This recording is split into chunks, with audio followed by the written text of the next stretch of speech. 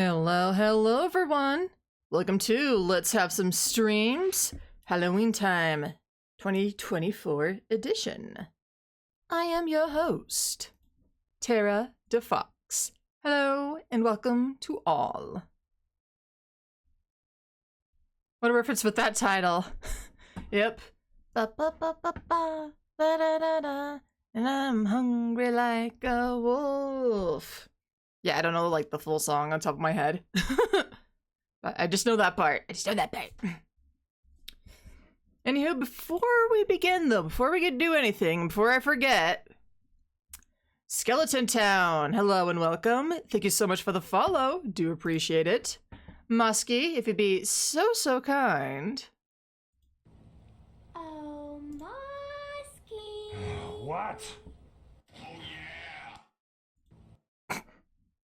Oh yeah!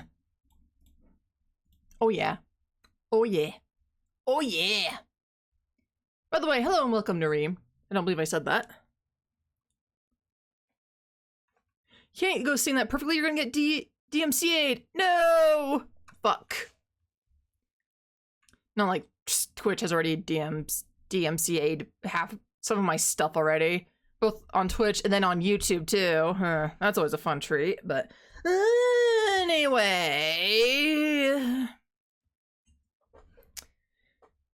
Nothing much happened. I just went to work last night and just did my job. But we are nearing the end of Halloween time, folks. It is the 30th, the day before Halloween. Why does OBS keep freaking out? What is happening? Will that help? Would you will you calm down, OBS? Thank you. Okay. Yeah, I don't know why OBS keeps like doing this weird flickering. Well, I'm assuming it's OBS, but it actually might be my web browser, actually.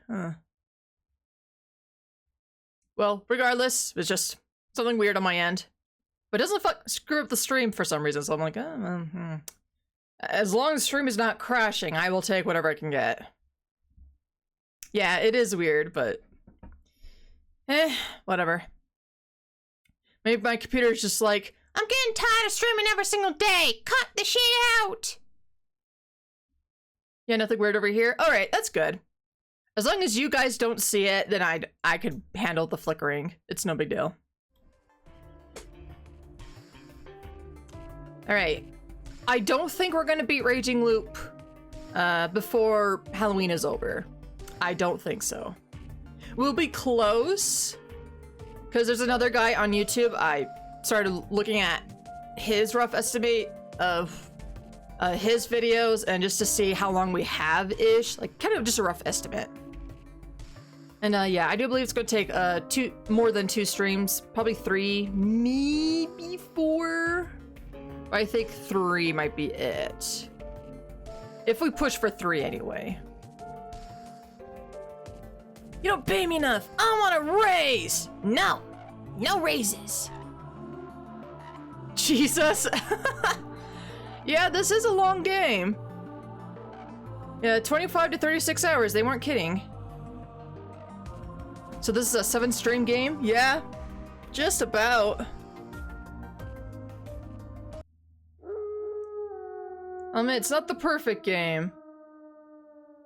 But again, I am curious how everything's gonna go down. Like, what's the big reveal? What is everything? What is what? Who is who? Like, I want the big reveal, but the big reveal better like pay off or something. Because I swear, if it's like something stupid or like a stupid plot twist or something, I'm just gonna. I might just yeet this game out of here. Just get out of here. Yee. You know, the go classic of yee.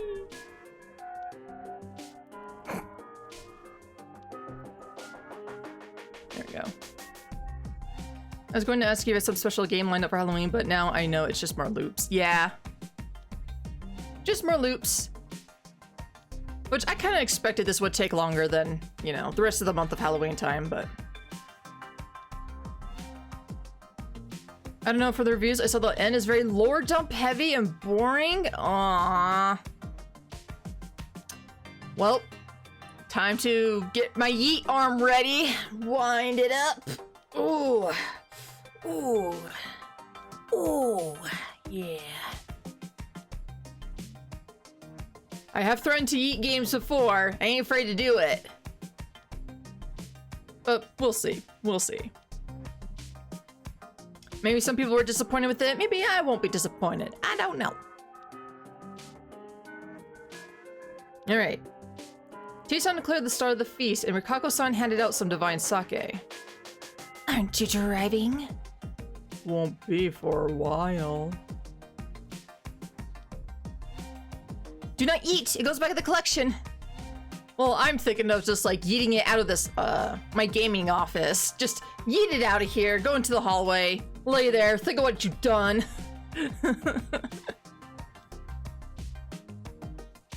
I mean, if people want to, I could actually do something different tomorrow, but I don't know what to do for Halloween itself. I mean, the only thing I could think of would be Dead by Daylight, and just kind of leave that open to whoever wants to join, but one, I don't know how many people have that game, or two, would be interested.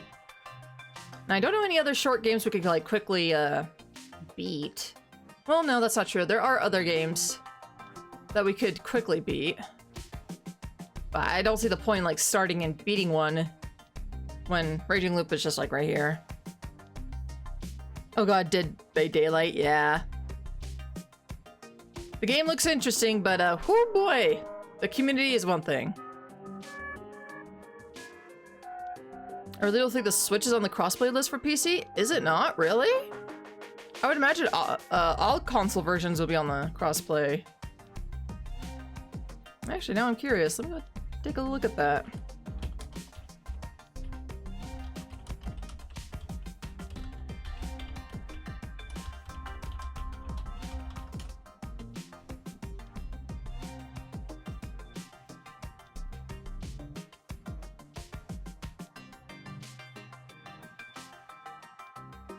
Oh, it is. It's just that mobile players are not currently compatible with crossplay.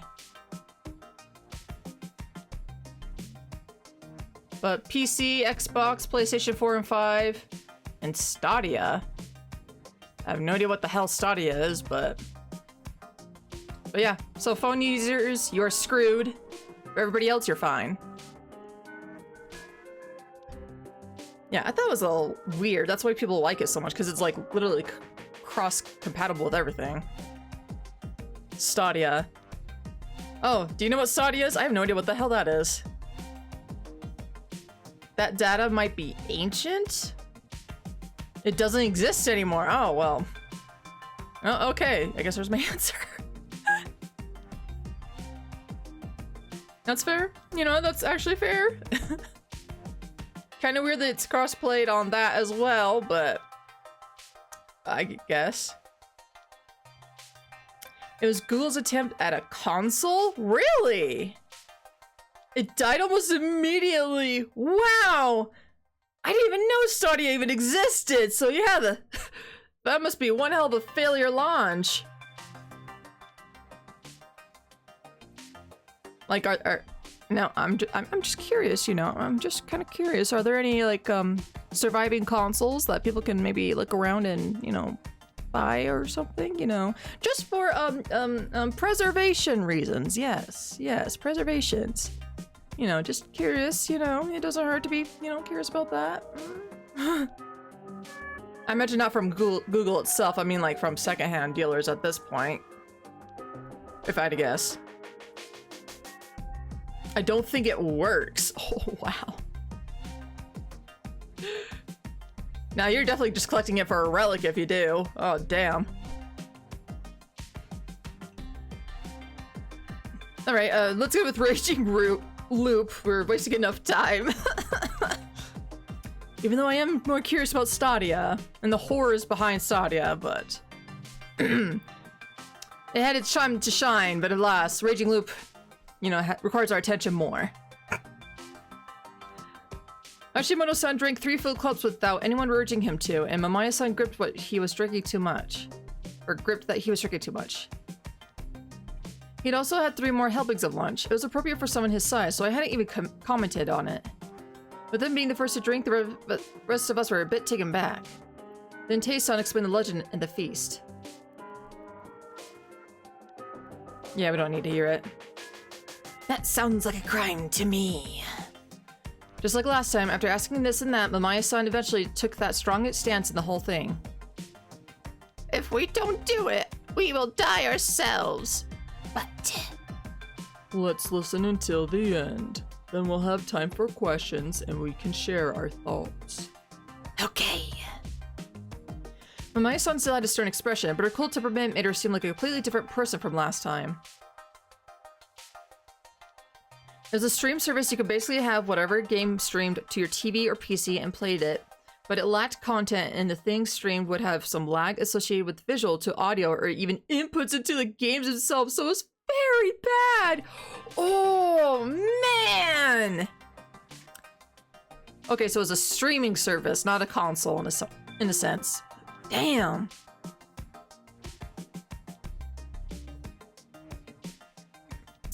Yeah. That's pretty bad. That should absolutely have been tested out. We gamers are very fickle with our games. And I'm saying this like in a polite way, you know. Like we don't like it when games are fucking busted or stupid. Cause you know that's a fair assessment, obviously. So we're very fickle, but oof. All that stuff. Ugh. Well, you also had to like pay just to use it, yeah. Now I bet those who did pay were pissed. Plus the games had to be purchased too, huh.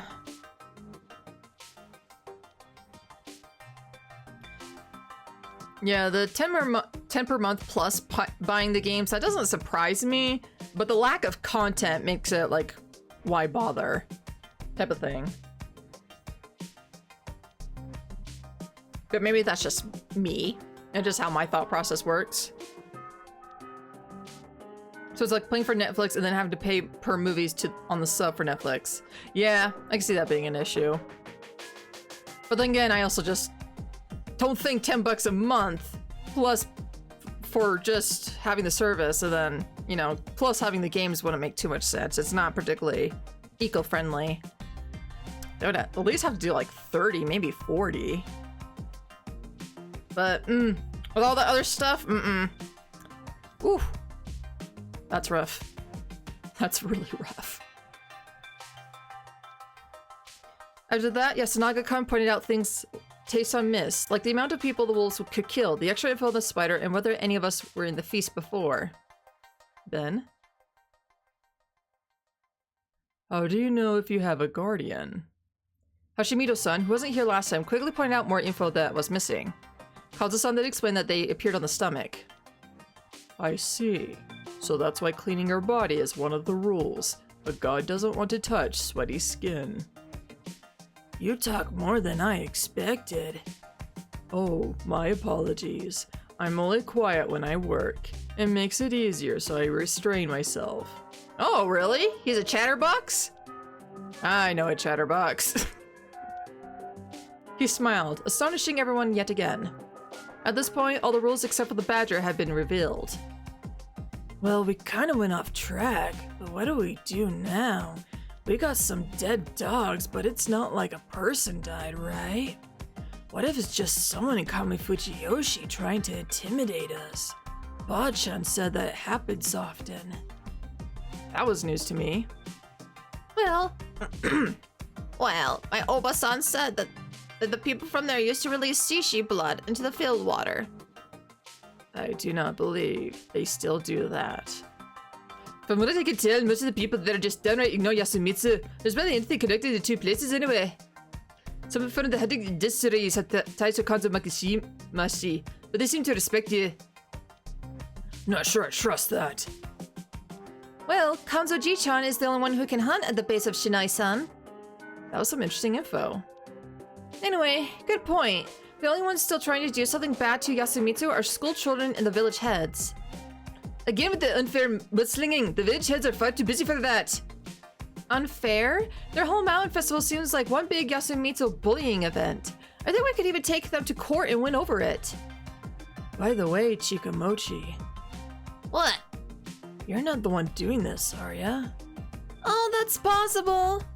It was? But too bad. I'm flattered that you thought of me, but I didn't do it. Have you seen that pile of dead dogs? How could I even do that? Good point. When I was still an Asado, I had them buy me a lot of guinea pigs for my birthday, and I played around by drowning them in a pond.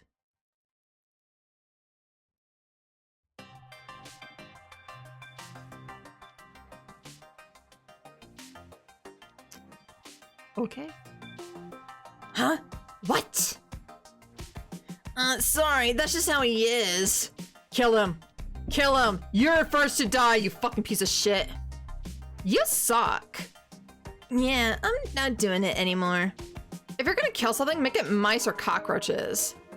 Yeah, I killed tons of mice. Sure, that's normal. Perfectly normal. Absolutely.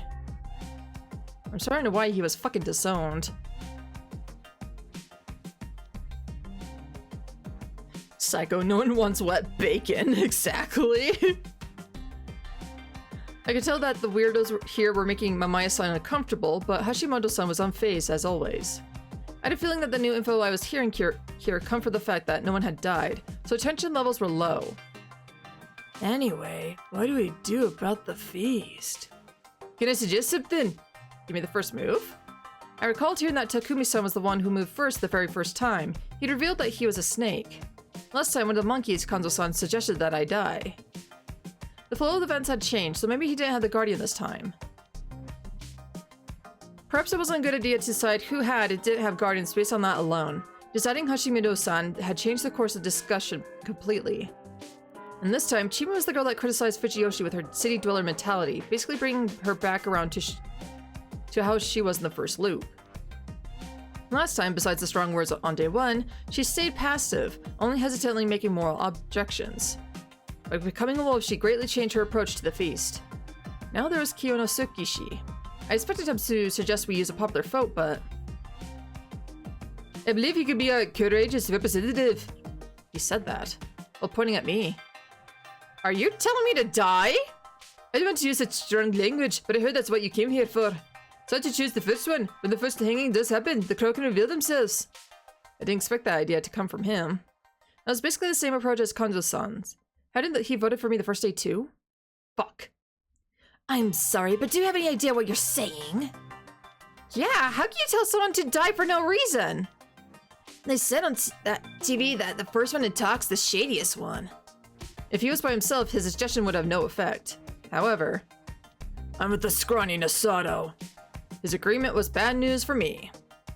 What are you talking about? A human could die for Yasumitsu's sake. I could do that too, but I need to watch the feast a bit longer. Why the hell would we need that? I've survived 2 feasts. He was telling us now? I know what we gotta do. We gotta hang, and if humans are afraid of hanging, humans will lose. Umatsu, pour him some more. Crap. Things were moving on just like last time. I played it off with some vague works bet then, but would it work now? Let's calm down. It's extremely dangerous to decide who dies based on only one side of the table. I understand some of what Kanzo-san is saying, but we can just as easily say that he's a wolf. Wolves can use logic too. Just because something makes sense doesn't mean we should accept it without question. Yasunaga, which is right in this What is right in this situation? Why must we hang anyone? According to Taba, we're not allowed to kill anyone outside the feast. Breaking this law means death. There's 16 of us here. 13 are humans, 3 are wolves. If we do the feast and randomly kill one every day, we can get rid of the wolves eventually, but if we don't, our chances are 0. If we skip out on the killings during the feast, the wolves would just kill one each night, and we would quickly die. However, not even I'm sure if there are wolves here. I really don't know if they could kill people. If this is just simple miss, the rest is just some sick joke. The wolf is really coming! Everyone was surprised that he suddenly began to speak. I was pretty used to it by now, though. Listen, wolves aren't as simple as they seem. Yomi is the mountain. I spread the corrupt cause the mountain said so. Yomi is the mountain? Well, what nonsense is that? Shouldn't I summons on the human side? A mountain doesn't take side. Mountains are what's it called cruel. If it's angry, it'll eat the people it raised. We got a feast. Know what she said came as a surprise to me, but I'm sure I didn't expect to hear it from him. I wasn't the only one. The weird way he presented it made most people here uneasy, maybe even scared. Old Fart's been in feast before. He might be senile, but he remembers it. The wolves gotta hang. Excuse me. Everyone looked at me with sharp eyes. How were the people you hanged chosen in the previous feast? We voted. I guess as much. Apparently the popular vote was tradition at this point. And you think we should do that this time too? What about everyone else? My question caused some whispers among the people. Can we really decide like that? I know what you mean. We've been condemning people to death by popular vote. It's too cruel. But there's no better way to choose. We can talk it out. If that doesn't work, we shouldn't hang anyone at all. You think we would reach a consensus like that? There's no way the potential victim would agree. Alright, anyone who volunteers to die for us, raise your hand. Chimi had used this to gain everyone's trust. Mikako-san had used this to convey to me that Mako had a guardian. Basically, it was just pure strategy. If they didn't need to take the risk this time, they simply wouldn't do it. That meant that it was likely that Mako didn't have a guardian this time. What was I to do here? I thought for a moment and concluded that if I raised my hand here, everyone would gladly hang me. No matter how kind-natured and reasonable they tried to appear, they actually didn't care much about me. Chimi and Rikako-san would value me more than most, but there was no arguing that they favored their own. I could totally imagine them prioritizing everyone else and tearfully voting for me. Otherwise, if my fate had already been decided at that point, they would vote for someone else to send them a message or keep them on their toes. It was definitely a dangerous situation for me. There's one way that might have been able to save me, though. I could do what I'd done last time. If I sound like I could be an asset to them, I'll buy time for myself, and finally reveal that I had a guardian. I'd have to make sure the real one with said guardian was gone at that point, though. That meant using the time I had to find and kill them. Could I really do that, though? We've got no one? You talk big! What about you, though? I can't die yet. Oh wait, here's a warning. Those with guardians should be especially careful. What do you mean? He went on to give the starting warning, that those with guardians should keep their status hidden.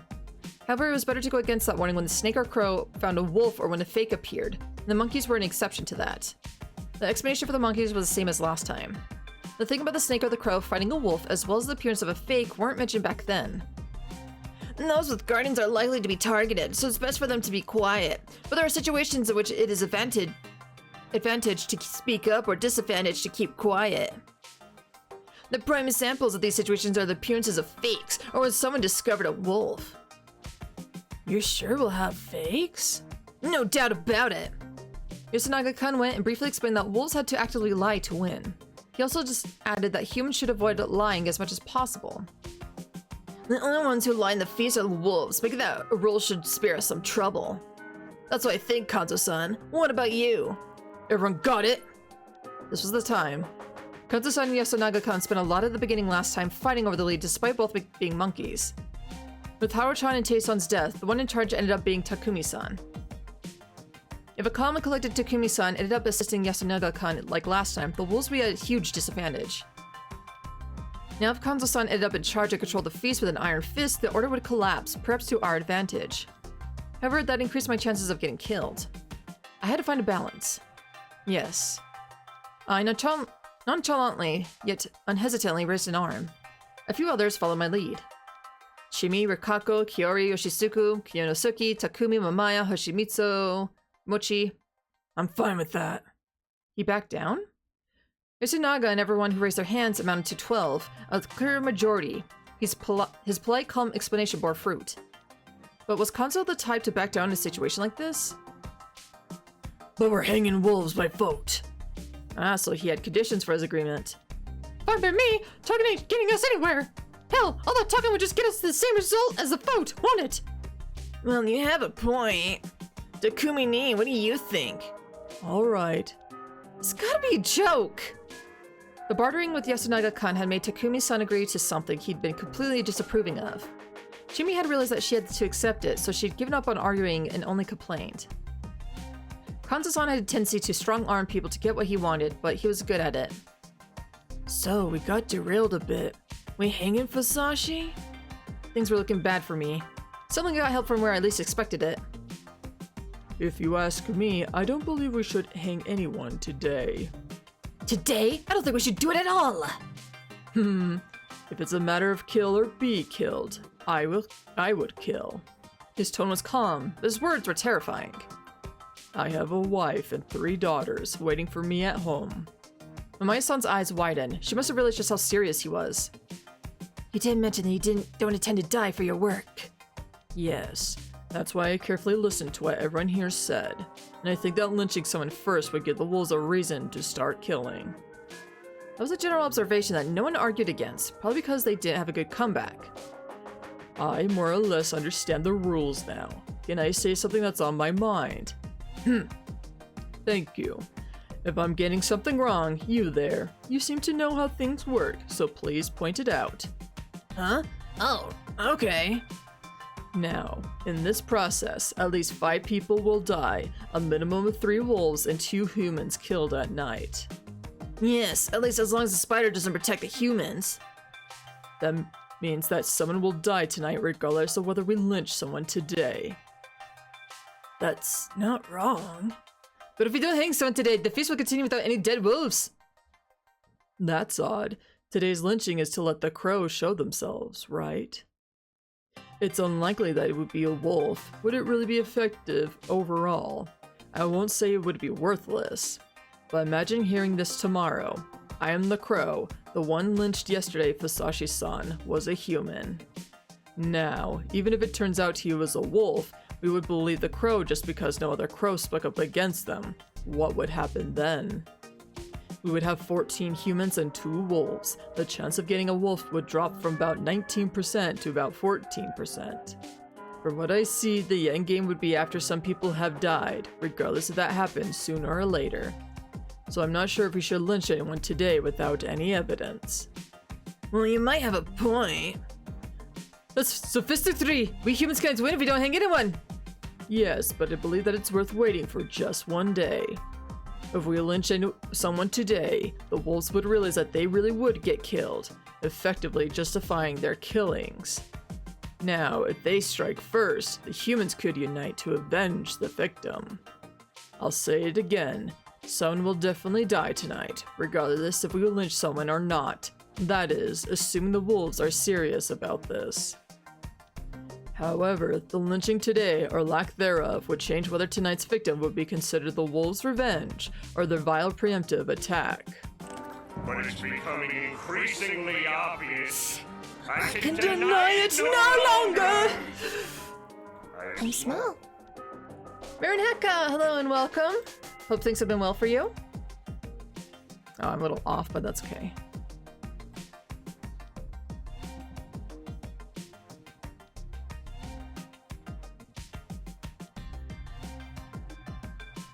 Oh, Desileo, moin! Hello and welcome and moin. Everybody's coming in right now. Cute. Thank you for that, pets. Thank you.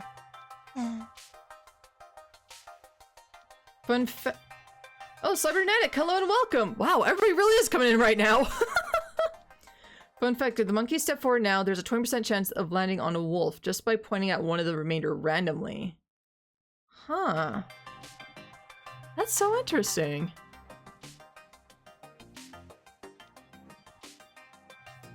Damn. Yeah, I'm not gonna lie though, pointing out the monkeys was advantageous at the beginning. Advantageous? Was a huge advantage to the humans, so...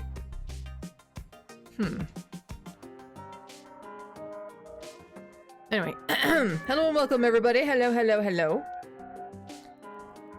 Basically, I believe that we can't be strong enough to lynch people until the wolves kill someone.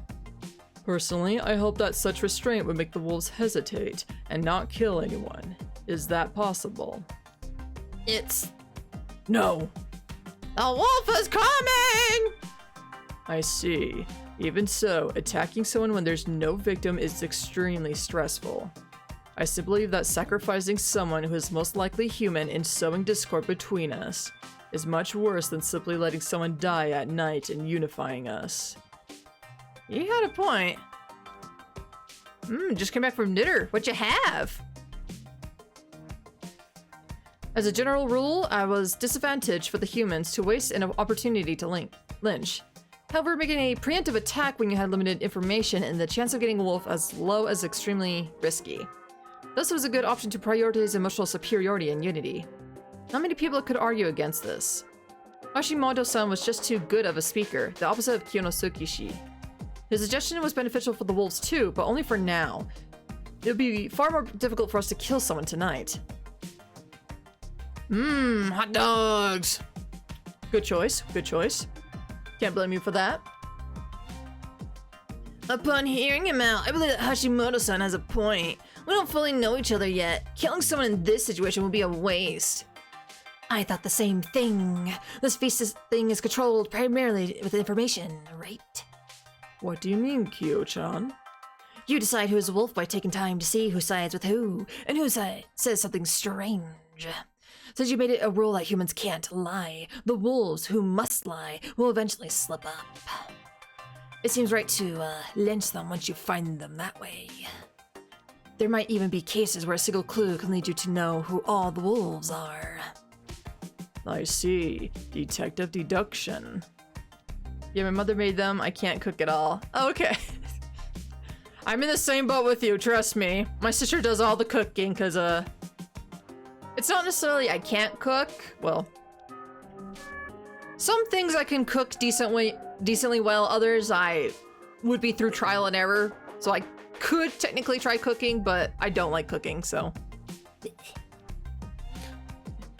Yeah, so I get it. But if it's a living in Hotel Mama, true, very true. I won't deny that. Won't deny that one bit. I don't know if it would go that well, but by observing what the wolves do and gathering information about them, you can pinpoint someone, and eventually even avoid having to lynch someone, letting us catch up to them.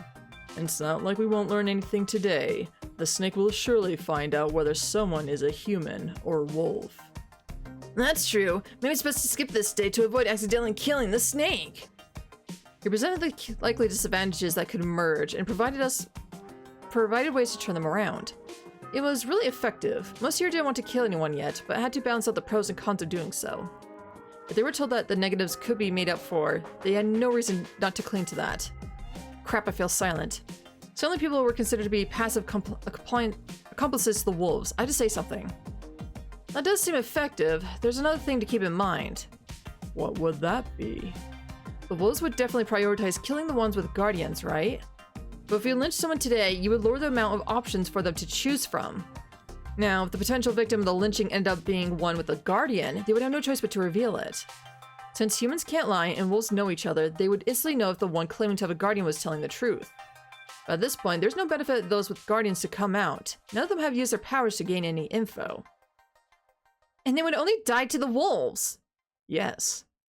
That is true. Of course, it's not likely you would land a guardian, but if you hang humans, you would also lower the number of targets for the wolves. There are currently 13 non-wolves, and taking one away would leave them 12. The wolves would choose one of them. And the lower the number, the higher the chance that they hit one with the guardian. I'm starting to think that hanging on the first day does more harm than good. I actually thought that this way of handling the wolves was good for humans. From what I could tell, Kyo-san and Haru-chan would be found out sooner or later. I had my looping and was generally a scumbag, so I wasn't as shaken by the situation as they were, but my situation wasn't exactly solid. I could fall into traps set by the humans too. What do you think, Takumini? I don't like that we're continuing on like the wolves will definitely kill someone. I can understand not killing if we're not getting killed ourselves. Old man. The wolves will kill. Maybe, but still. I get what the big guy's saying. What? Vote on whether we hang someone today. That'll do. Who wants to record? Very well. Oh, I forgot. Huh? You said that the monkeys don't have a reason not to reveal themselves, right? Yes, they can assure one another's legitimacy, which makes them hard to fake, and they have no powers, which makes them unpopular targets. I see. With that in mind, I am a monkey. Oh! So yes, but the stomach thing to throw people off!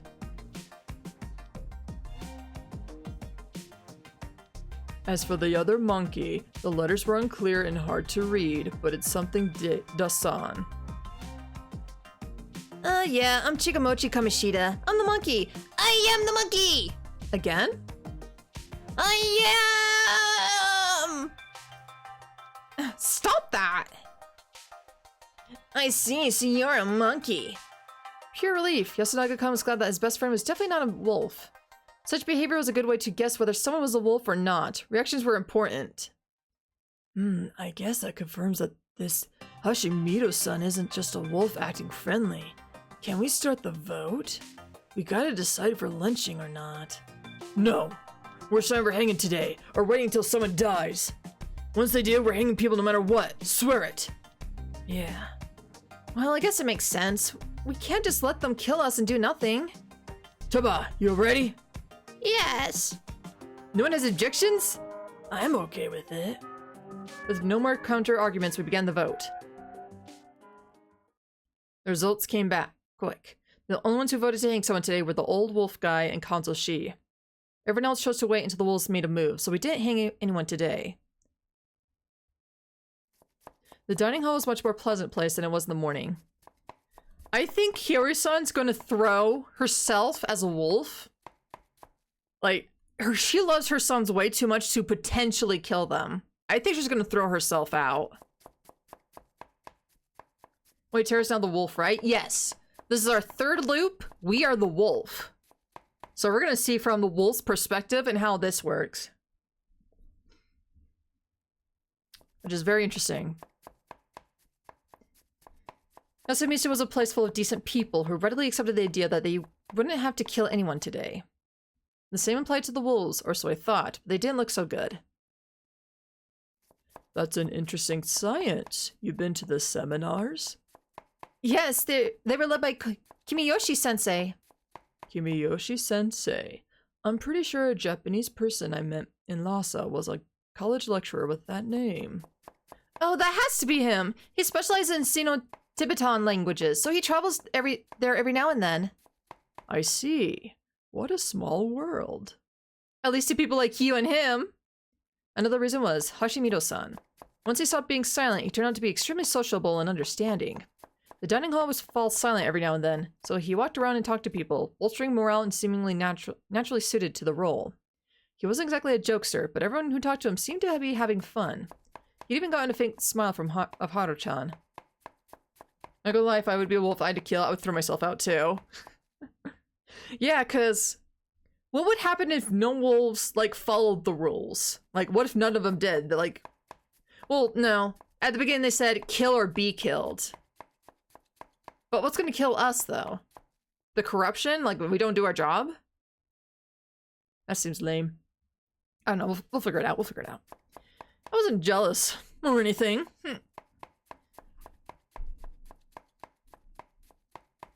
Over to Mamaya. In this loop, she's still around. In the last one, she was a wolf. But I thought she was trying to, like, escape the village, though.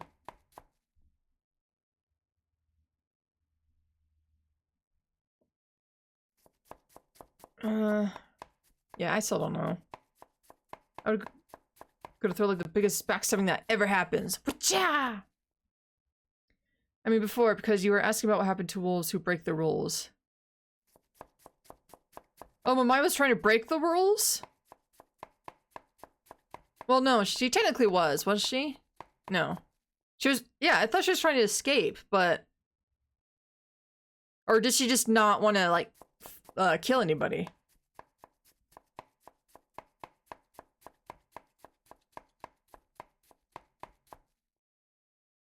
Collect all non-wolves in secret, tell them who are the wolves, and then try to connect the spider to protect the wolves. Once to kill first, wolf gone, and then try to get it done. Probably against the rules, but I don't know the rules to begin with. Yeah, the rules seem to kind of be different here and there, but I don't know. It's always weird for me, but we'll see. And again, it could be just a translation issue, again. I did wonder why Chimi hadn't told me much about her speciality. And honestly, I had no right to be jealous. I'd already used my loop to get together with 2 women! No shit, Sherlock! No, doing what I did back then seemed the best thing to do in those situations, and... Putting Haru-chan aside for a moment, both Chimi and Rikako-san were really charming. Chimi was a bit unhinged at her core, but Mitsuji wasn't all that different. Rikako-san was fun, and her two-faced nature was kinda attractive to me.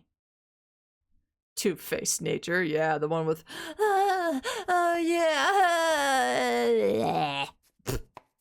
Yeah, definitely two-face. But well, I really wasn't in a position to think about what came after the mist cleared. I wish to talk to you, Hiroki-sama. Oh, sorry, I'm a bit busy here. I am sorry. My apologies. I was making dinner with Kiori-san. I'd invited her to do it so we would be well fed and ready for tomorrow. Of course, this was to distract her from reality. I didn't want her unpleasant nature to take over and make her throw in asinine into the food, so I took it upon myself to cut the veggies. As I watched what was going on at the dining hall. I could see most of their faces from the counter. Last time, the first day was relatively peaceful, but this day was even more relaxed. Taeson's incessant prayers and Kanzo-san's continual state of high alert made it a bit uncomfortable, but that was it. One reason for the good atmosphere here was the fact that no one had died yet, so it was still possible that it was just some sort of sick joke. Another reason was the presence of the one who died all the previous times, Hashimoto-san. He was a master of helping everyone lighten up. I could even include Mamaya-san as a reason. Hashimoto-san was alive, and she wasn't a wolf this time, so she wasn't as hysterical like in the previous loop. Though she was writing something with a troubled frown on her face. Gathering material, I assume? I'm not sure I'll turn this into an article, so I'll go with no for now. It was interesting though. The occult? Yes, I just thought that the local story didn't seem very Japanese. Oh, I'm a bit interested in that. Can I even talk about this? Won't my take on the local legends upset you? Who knows? I'm kind of interested. I don't give a damn. I don't have anything better to do. What about you, Richan? This is your thing, right? No. Work concerning the divine is the Magurama's responsibility, but I would be lying if I said I was not interested. Things were going just like they had last time. Everyone was interested in what she had to say, and she revealed her knowledge about god-slaying and servant worship. Susanoo's beating Orochi, Aesop's fables, Yamatsu Okami, also known as Izanami, then Taeson's became a set, just like last time. The only difference was that I wasn't involved in the conversation. Okay, let's leave it at that. Though there's something that has me curious. I want you to tell me about the songs that's sung here. Oh, she herself mentioned it, huh? It led to just about the same words as last time. When Mamaya-san pointed out how the lyrics had a lot to do with the feast, she began questioning the parts she didn't understand, such as the badger, and Kinosuke Shia among the others answered her. Interesting. But, it's strange that the badger disappeared. I wonder why. The thing I pointed out last time was now pointed out by Hashimoto-san. Even Mamaya-san continued examining the relationship between prayer and Shinai and the feast. Taeson mentioned that the badger was a servant of the Kami-sama, and that there was a statue in the Shinai shrine. She also talked about the late Gensan's words, the badger's waiting for the Kami-sama to return. I have a bad feeling about this. What if there's a badger among us? He raised the same suspicion as I had. If Makishima-san participated in the previous feast, then this Gensan must have been there too. They had a badger there, and he must have left that as an indirect warning. Come on, Hashimoto-san, that's just a guess, right? Well, I guess there's no conclusive evidence. Now it's time for something new. Okami, Yomotsu Okami, great god. Hashimoto-san, I think I realized something amazing. I'm listening. This might feel abrupt, but do any of you know the origin of the name Shinai? She's been curious about this in Fujiyoshi too. What of it though? I heard that Mount Shinai is officially Mount Tsuranashi. Saru probably became Saru, while Nashi became Nashi. Well, Nashi became Nashi, yes. Even though the kanjis are different, but still. That's wrong. Natsuno-sama. Shinai-sama has always been Shinai-sama from the start. The authorities just changed the kanji in the Meiji era period because it was hard to read. The other way around it. So it was always Shinai. Yamawaki-san, do you know where it comes from? I don't. It's probably a kanji trick. That's how wordplay works, yep. When Maya-san ripped out a page from her notepad and put it on the table. Shin, Nai, the Nai kanji is made of the kanji for big and show. She wrote down the relevant kanji. When you switch them around. She then wrote down the kanji for big, then show to the right of it and shin to the right. The result was To the left of the kanji for god, there's a radical for show, and it's even more obvious it's in its old form. This means that the result is Okami, great god. Shinai-sama equals Okami-sama. Isn't that the intention? what? Pure nonsense! Tae-san shouted hysterically. You could hear in her voice that she was shaken up. Of course she would be. According to Yasumitsu's legends, the humans and servants killed the wolves, the Okami-sama. However, it reinforced my theory. I had a lot of clues that led me to think that Okami and Great Lord Shinai were one and the same. His use of the corruption was one thing. Another thing was the fact that he was neutral in the battle between humans and wolves, or Yomibito and wolves. Yet another thing was the local outlook on life and death. If people went to Yomi upon death, they would go there regardless if they were hanged or killed by wolves. That was why they said, rise not. It meant go to Yomi and don't return. However, in the Shinai faith, the mountain was a place where corpses were buried, so it wasn't strange for it to be considered the same as the world of the dead. God damn it, to learn kanji. Good luck! If you do, good luck! Anyway, Izanami lost her life after birthing many gods, and after a lot of trouble ended up becoming the goddess in control of the Ni no Kuni. Ni no Kuni? Another name for Yomi, the underworld. There's also a Ni no Katasu Kuni. Some say it's somewhere beyond the sea, while others think that Ni no Kuni is just a place with that Yomi. Maybe I was reading into this too deeply, but Ni no Kuni, Country of the Roots, gave me an image of the underground of a tree-covered mountain. Wait. Let's not stretch. What's the point of hiding great god sight of Okami anyway?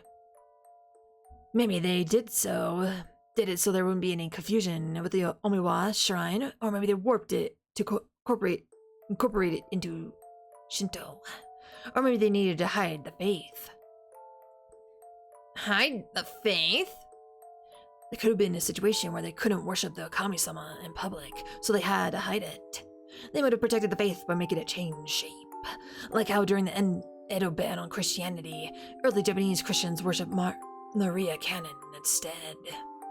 Also, it's not unusual for a god's main servant to be confused with the god himself. This might not sit well with some of you, but legends and myths can change, not just through borrowing aspects from other legends and myths, but also through political events. True. Very true. There was a time when myths and governments were closely tied, so myths had to change whenever the politics did. If settlements merged, their gods would marry, while the gods of places annexed through war would become the conquerors through gods' servants or demons.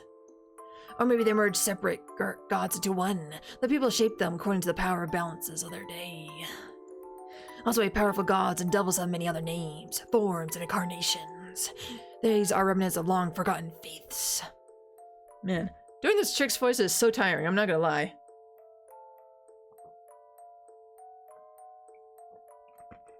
Out of all the voices I'm doing, hers, like, strains me the most.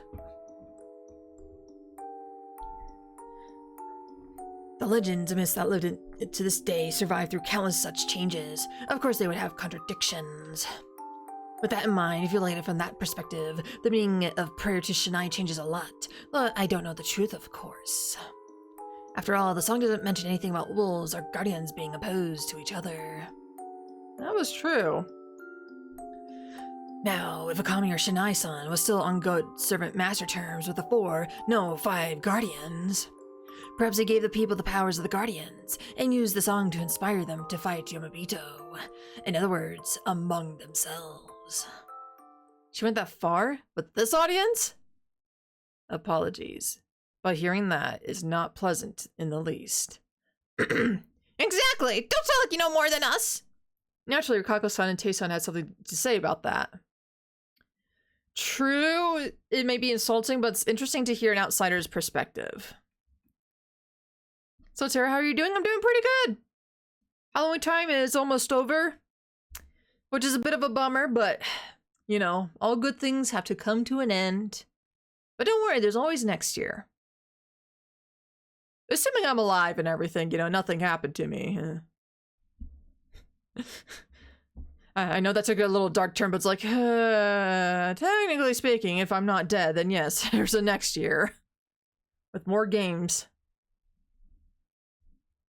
God, what would happen to my Nintendo Switch games, actually? That's a good question. I'm so happy every time Halloween is done because it means my birthday's around the corner! Yes! I don't blame you for thinking that. That's actually a good way to think of it. Can't get enough of this model? Aw, thank you! Someday we'll do something more with it throughout the year, but for now, just the Halloween, the specials, you know. Oh, yeah, it's its own time to shine. And look, oh, ever so nice and pretty.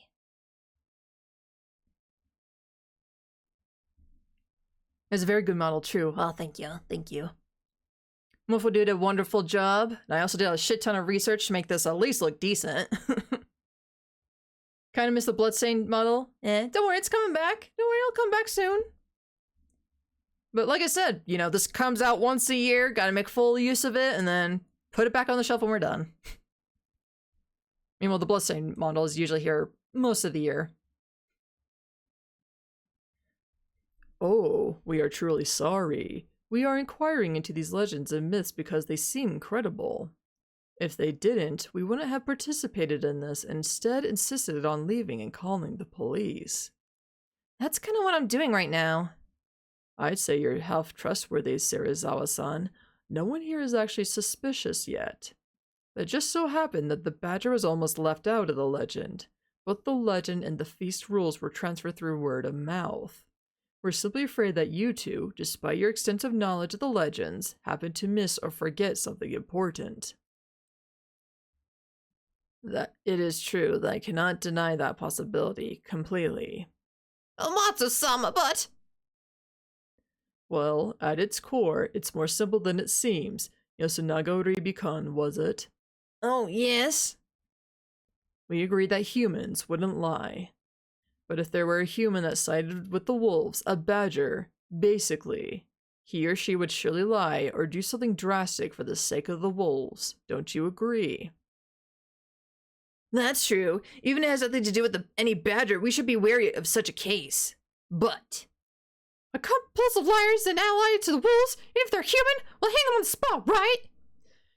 Yoshisiku-kun had been sitting on the corner of the room and staring at the wall in boredom, suddenly spoke up. He wasn't wrong in the least, which was probably intended. By Hashimiro-san. It appears we will have to avoid doing something we would regret. That's true. You don't have to tell us. We live honest lives. Shinai-sama's watching over us always. I like that. The simplistic faith that brings out the best of humanity. With that, I finally understood something. Yudai Hashimoto was the same type of person as me.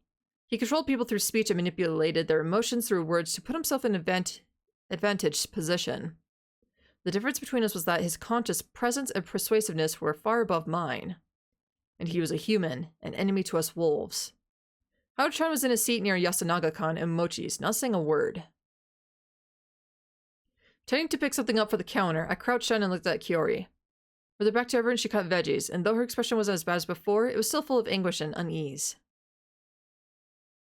Time passed by as everyone chatted, ate a larger dinner than ever before, chatted a bit more, then split up.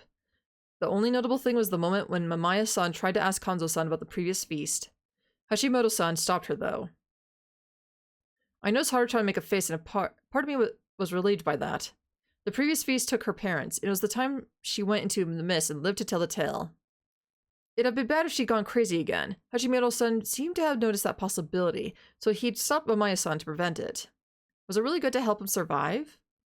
Part of me actually believed that. Sure, without him, I'd been a human and survived the feast, but it didn't solve anything.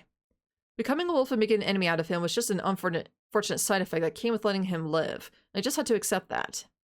After dinner, right when everything was prepared to split up, Hashimoto-san whispered something to Takumi-san. Takumi-san's expression suddenly turned serious. Hey guys, listen up. Apparently Hashimoto-san had told him should say something, and Takumi-san did exactly that.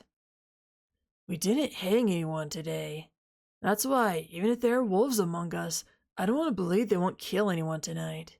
If that happens, we won't hang anyone tomorrow either. That ain't happening. Maybe you're right. But if it does happen, it means that one of us here will be gone for good. These will be your final moments together. Keep that in mind and tell them everything you have to. You'll have less regrets that way. The right mood suddenly changed us. Among Us? The mood turned heavy as everyone exchanged handshakes and gave their thanks to each other. Chimi, Haru-chan, even Yoshisuku-kan became teary-eyed as Kuroi-san said these words to her sons. If I'm gone tomorrow, live strong, you two. She was a wolf, but her words were so honest that they both listened without a word. The village heads seemed lonely, giving Tei-san and Takumi-san fuel for doubt when Mochi talked to the old wolf guy. It was a moment when their relationships became very clear. Oji-chan. One particularly impactful moment was when Haru-chan approached her lonely-looking grandfather. Her eyes were still red from her goodbyes to Yasunaga-kan and Mochi. Oji-chan, if I don't wake up tomorrow... Ain't happening. For a moment, it looked like he knew what she was, but then... No way. You yourself said that wolves would kill. Are you trying to be nice to me by lying to me alone? Kanzo-san didn't know how to respond, a rarity for him. I don't need that, so just listen. If I die, try not to drink too much, even if I'm not here. Haru. Kanzo-san slowly extended his hand to her, but it was too late. Haru-chan had already turned around. A grandfather and granddaughter, both awkward beyond belief. After watching their exchange, I was actually relieved that Haru-chan didn't say anything she wouldn't have, which made me question my own humanity again. Yasunaga-kan must have been in a similar state of mind the first time. Feeling sympathy for the first wolf I'd encountered, I gave Chimi, who'd approached to give her goodbyes to me, some half-hearted nice words. I'd done the same for Akako-san, who'd finished the exchange with a silent but resolute farewell. I'll forgive you for what happened during the day. Don't want to leave any regrets floating around if we don't meet tomorrow, huh? Yeah. That was that with Haru-chan. The disgrace on my name was cleared, and she now neither disliked or liked me. I was no longer Undie Man! Even though it would have been funny as hell, though. Sorry for taking your time. Good night, people. Takumi nonchalantly concluded the event. Everyone suddenly began leaving the dining hall. I hope you come back too, Fasashi-san. We were done with the after-dinner cleanup, but I had no reason to stay behind. I didn't sense anyone in the mist, but that was because I just couldn't, not because there was no one there. Everyone was probably using this as a chance to have the secret talks they couldn't, or just silently listening for those. It was probably a good idea to thank him. I heard someone's voices near the stairs to the dorm. Mamaya-san was talking to Hashimoto-san, right where she died last time. How serious are they? Completely, I would say. That means we'll be killed if we act suspicious. Like every journalist knows, the scariest things in the world are humans. Yes, even in cult matters, when someone dies, then there's proof. It's always done by humans. Excuse me? Hello? Hello? Hello? Sorry, I had to. Opportunity arise, I had to take it. I considered eavesdropping, but it had been bad if they noticed, so I called out. Fusashi-kun, you scared me. I'm sorry. Hashimoto-san, thank you for what you did today. I did something? If things continued like they did, I would have been killed. Oh. Well, if that happened, we would have surely been next. That's true, but really, thank you. No need for that. You helped us when the mist came, so let's consider it even. Okay, but is it really bad to walk around at night? It seems like a good time to escape. I suggested that too. I don't think it's a good idea. I've never seen a mist so dense. You get lost if you went to the mountain at night. It might be small, but it's still dangerous. Also, the residents here consider that a taboo, and they're probably the bigger danger. You think they'd attack us? Oh no! I don't think so. It's just that belief can sometimes make people see illusions. If we're talking about those who believe, we will eventually join their ranks. From my experience, the best thing to do in these situations is to distract yourself by trying to think about something else. Those are some meaningful words. You don't believe in any legends, do you? I don't think about whether I believe or not. That's something for the specialist to think about once they've assured their safety, right, Kyo-chan? I don't know. I'm not sure if I can make an article out of this. Personally, I just want to leave this place in peace. I see. I hope that happens. That was the end. I bid them good night and went on my way. I hadn't met anyone else on my way back to the prefab. Yoshitsugu-kun didn't invite me to go out at night, and neither Chimi nor Rikako-san visited to have a talk. They were probably satisfied with the goodbyes in the dining hall. Everyone used to struggle at this time because they hadn't felt like they'd done everything they had to. This time was different, though. Everyone was calmly waiting for the wolves to strike, fully ready for it. The humans were in a perfect mental state. There's nothing for them to worry about. It was all because of Hashimoto-san. Then there was the exchange just now. Oh, well, if that happened, we would have surely been next. To me, that sounded like I didn't do it for your sake. No need for that. You helped us when the mist came, so let's consider it even. And I was like, you sure helped us at a strange time, huh? He seemed reasonably suspicious of me. Was I just overthinking it? No, that would be overly optimistic. It's clear to me that he made it past the first day better than anyone so far, even myself. If he was that talented, he must have already analyzed the situation and noticed that something was strange. They happened to have their tires burst, they'd be given rooms, and gotten caught up in the feast. It was clearly orchestrated, and I was the only one who stood out as a suspect. I had been chosen by a village head, joined them on their van, and actively gave them a place to sleep. The situation was made even worse by the fact that they were right and that I was a wolf. Since I couldn't mention the looping, I couldn't really say that I was their savior. Not only that, but he was the monkey. He had secured a good role in relationship with the others and had a surprisingly keen eye in mind. He had been an extremely reliable ally. I'd really appreciated when he presented the idea that we shouldn't hang anyone today. After all, at that moment, just like Kanzo said, I thought that not hanging anyone's foolish. Thus, I thought that he was foolish too. But now, because of his idea, everyone became somewhat ready to accept someone's death, and to unify to defeat the wolves reasonably. He had also succeeded in preventing the lynching way smoother than I. I could only create a stalemate while he actually talked to people into voting for or against hanging. Kanzo-san didn't want to look like he broke, so he hadn't changed his opinion, but he was still pretty accepting of the idea to not hang anyone. Hashimoto-san did it with a great finesse, and it was something I couldn't do. We'd eventually find out if it was a good thing or not, or whether they'd decide based on what we wolves did today. However, I'd already felt like I was falling behind him. Would I really have to defeat him? There was Mamae-san too. She was way more stable and smart than last time. The way she pointed out that Shinai was probably Okami, or Great God, showed that she would be extremely useful in finding out the truth. She'd also noticed and mentioned the badgers without my help. She'd probably noticed it last time too, but had to mention it because she was a wolf. This time, with Hashimoto-san's suggestion, they decided that they would hang all liars, regardless if they were wolves or the badger. That was a smart move. It kept the humans from lying just for the sake of it, and counted the badger whether it existed or not.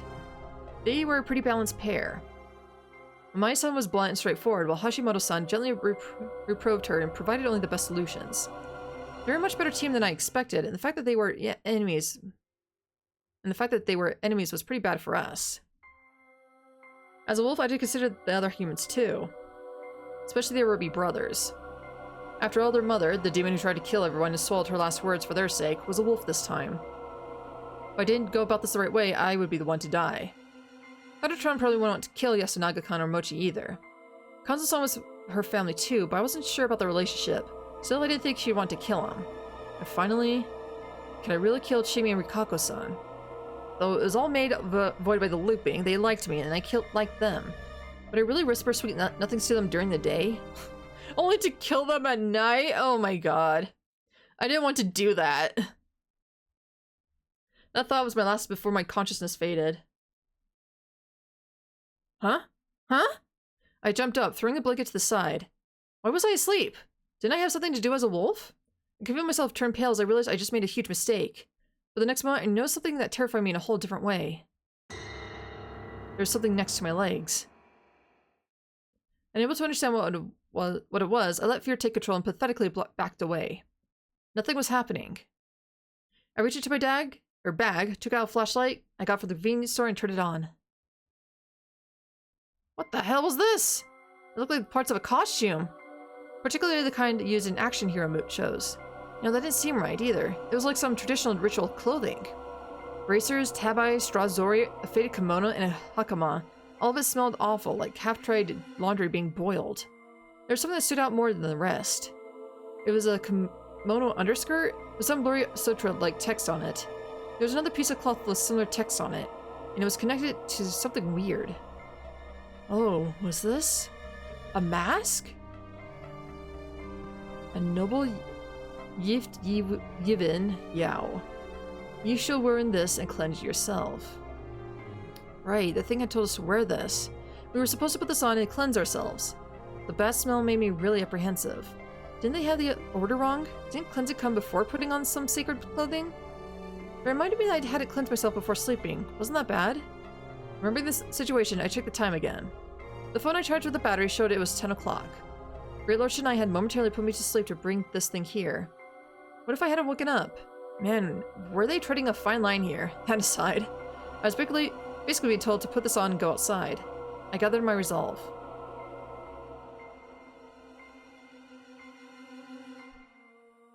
Was this good enough? Oh man. Though the lighting here was poor, there were fewer pieces than I thought, so I could put it on without much trouble. It was unexpectedly well designed, and from what I could tell, it was hand-sewn. The mane, did wolves even have those, seemed to be made of rice straw. It didn't seem cheap at all, and though I couldn't be sure, it seemed to be designed to look divinely imposing. The mask seemed to be a wooden carving with insane amounts of detailed work put into it, a true masterpiece. By the time I put it on, I didn't care much about the smell. It wasn't hard to move or in or anything. The inscribed cloth on the bottom was connected to the belt. I put it on like it was a traditional grass skirt, and it wasn't a big hindrance for running or anything else. The cloth connected to the mask hid the face with some kind of stagehand's clothing. I could only see a head through the gaps between them. The wolf-like mask itself was simply resting on my forehead. As I put it all on, I found a bucket and ladle among the items. It was full of water, and I knew I had to cleanse myself with this. I was a bit apprehensive about this, but I took out some water and poured it on my head. It jumped off the rice straws, making my shoulders wet or spreading across the area. Was I doing it wrong? Probably. I was still worried, but just putting it on was meaningless, so I put my hand in the door and sensed something bad outside. It wasn't anything vague, like bloodlust or evil mojo. It was sounds I could only actually hear. I heard grass being parted. I heard the sounds of something walking through the sand. Shallow breathing, low growls, distant roars full of malice. It reminded me of the time I was locked in the outhouse, and I sensed something bestial outside. This was exactly the same as last time. There was something outside. Lots of them, in fact. Last time I'd only survived because I held the door shut when something was about to open it. I had to go outside this time. I'd be okay just because I was wearing this? No way. It seemed like a sick joke. Oh, but I really wanted to see it. What a familiar sensation. Just then the doorknob clattered. Fusashi-san, are you awake? I still heard beats outside, but the voice clearly belonged to a girl, Haru Makishima. Oh. It was 50-50. Oh, cool! This is kind of a cool detail. Here, I'll move. He's, like, partially wearing the mask right there to show that he's under the mask. That's kind of cool. Nice little touch. Haru-chan? Don't call me that. Is it safe? If you wear the mask and cleanse... Was she telling the truth? Was it really her outside? Even if it was some sort of illusion, if I didn't open, my presence in this flow of events would be pointless. I fired myself up and unlocked the door. Whoa. The moment I opened the door, I saw a short wolf that scared me like hell. You're too loud! Are you really Haru-chan? Yeah, look! She moved the cloth covering her face, and sure enough, it was Haru-chan. She was clad in a wolf outfit and had the bucket and ladle in her hands. You need to take yours too. We're bringing these? Yeah, we need to spread water as we go. She took some from her bucket and spread it behind her. That action was followed by squealing sounds. I felt something squirm and run off. What is that? The bringers of the corruption. She spread some more water. This time on me. But it's cold! Hey, what are you doing? She repeated it a couple times with great intensity to boot. It's because you haven't cleansed yourself at all. I was supposed to be completely drenched? As if she felt that explaining it was pointless, she just touched the cloth near her waist. Sure enough, it was completely wet. Can I ask something? What? Assuming that's how you're supposed to do it, how did you know that? I'm not sure why, but I just know. Are you hiding something? I'm not. We're both wolves. You shouldn't hide any... What are you worried about? Those words shut me up. Well, I get you how you feel. I've calmed down already, so you'll soon be used to this, too. I think. Alright. I wasn't satisfied, but I backed down anyway. By the way, if you're not used to talking polite, you don't have to. Please don't act like we're close. Let's go. Kiori-san is waiting. Yeah, the chasm between us was wide. Or maybe Chimi and Rikago-san were just too easy. I swear to God!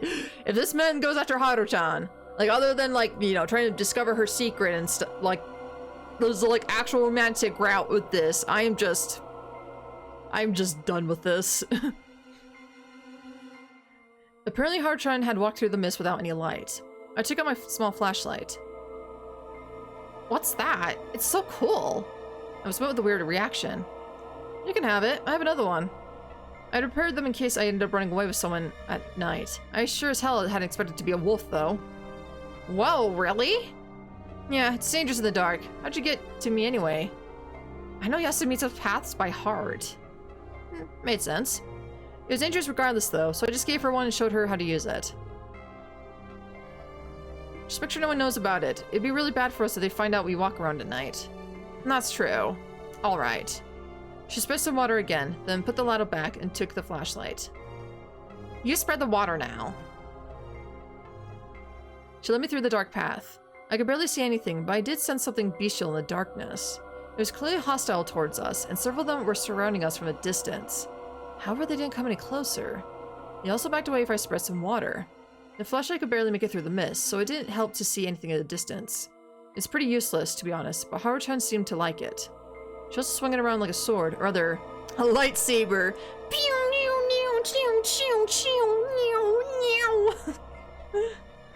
Yes, I too have done that with flashlights. What were these bringers of the corruption anyway? Actual Japanese wolves, perhaps? Every now and then I saw eyes light up in the mist. Besides that, I also heard growls and the sound of something stepping in the sand. Dogs, right? That had to be it. Yasumitsu was completely full of dogs right now. The expression made it seem adorable, but seriously? No way. If my assumption was right, the situation was way scarier than some simple supernatural phenomenon. I continued spreading water, too much of it, all the way there. Masashi-san! A wolf the same stature as Kiori-san stood up from the chair in the dining hall. It was very surreal. Yes, I'm Fusashi. You're Kiori-san, right? Yes, I was a bit worried. By the time I came, he'd already changed and was about to leave. You didn't have any problems? Not really. Did you also know how all this works? Yes, I have no idea why, but I just knew it. It's strange, but it probably had something to do with what Shinai-sama said.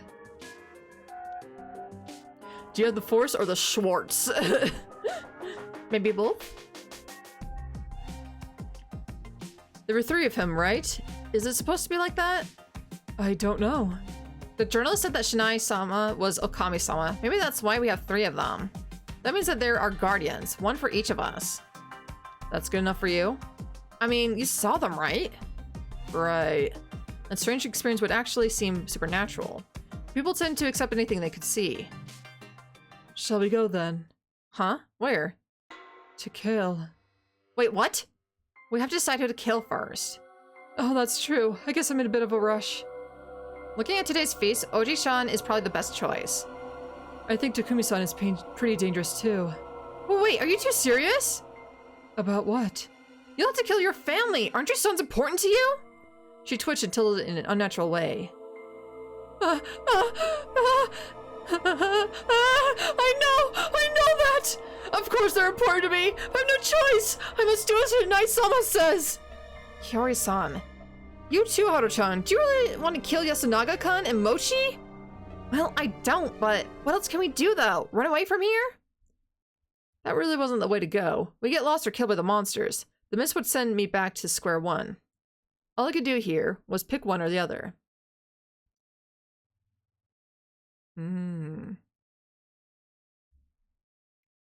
I am curious what happens if we kill no one. I'm super curious.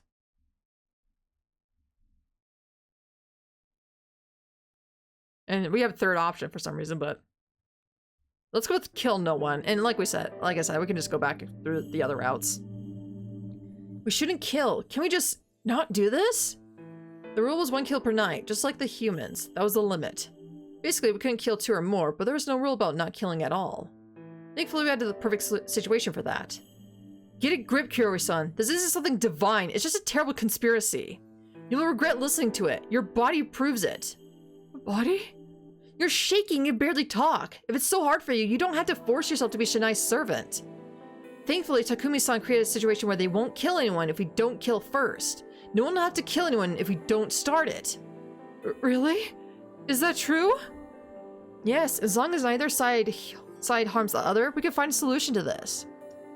Of course, it's hard to maintain mutual trust in this situation, but isn't this much better for you than killing your own sons? You're right, of course. I did it. Yasumitsu's laws weren't absolute. It just proved it. Or so I thought.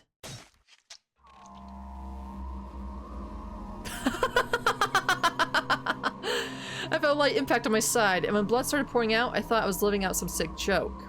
A moment later, my consciousness quickly began to fade, making me once again realize that death would come out of nowhere. As I collapsed on my back, my eyes met those of the smallish wolf, Haru-chan.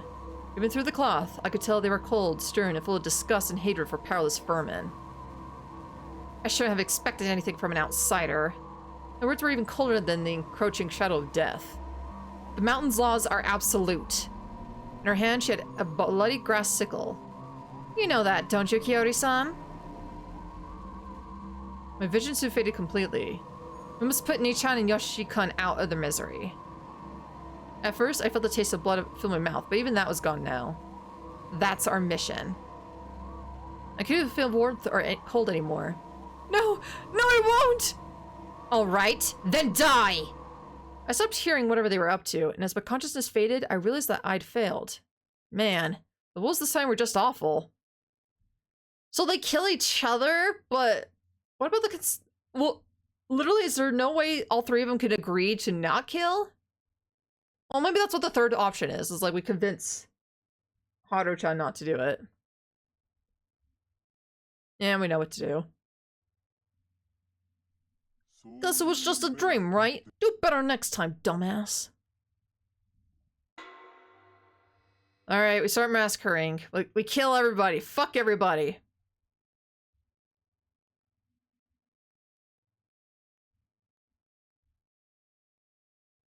Alright. Murder! Murder everybody! Grab the guns, your swords, everything else, and murder everybody! We're wolves. Wolves must kill the Yomobito. Yeah, that's what I've been saying. I'm fine with it. I'm just wondering if you are. You're not gonna stab me in the back if I'm about to kill someone important to you, are you? I don't question your faith in Great Lord Shinai, but I don't think you're inhuman enough to throw away your humanity just because God told you to. I'll ask again. We're killing them for real. Are you sure you want to do this? Alright, I'm fine. She went and said it. What about you? Alright. Then, my words were cut off, and so was my breathing. What? We have to kill ourselves! An intense heat or cold in my back. Then we would rise from Yomi, and I get to see them again!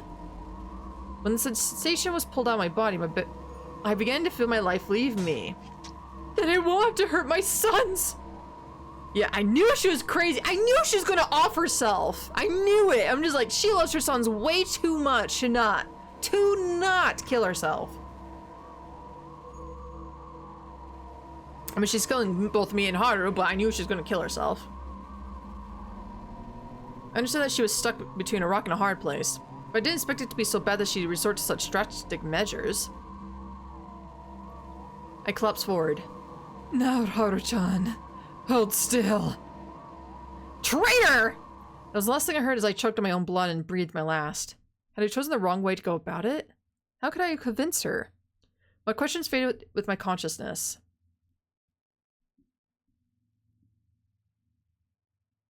Hariti?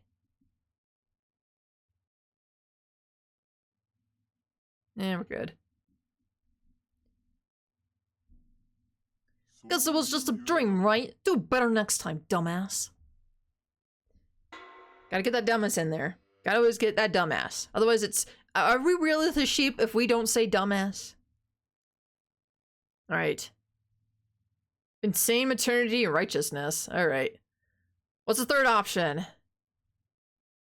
Trick them! Oh. Interesting.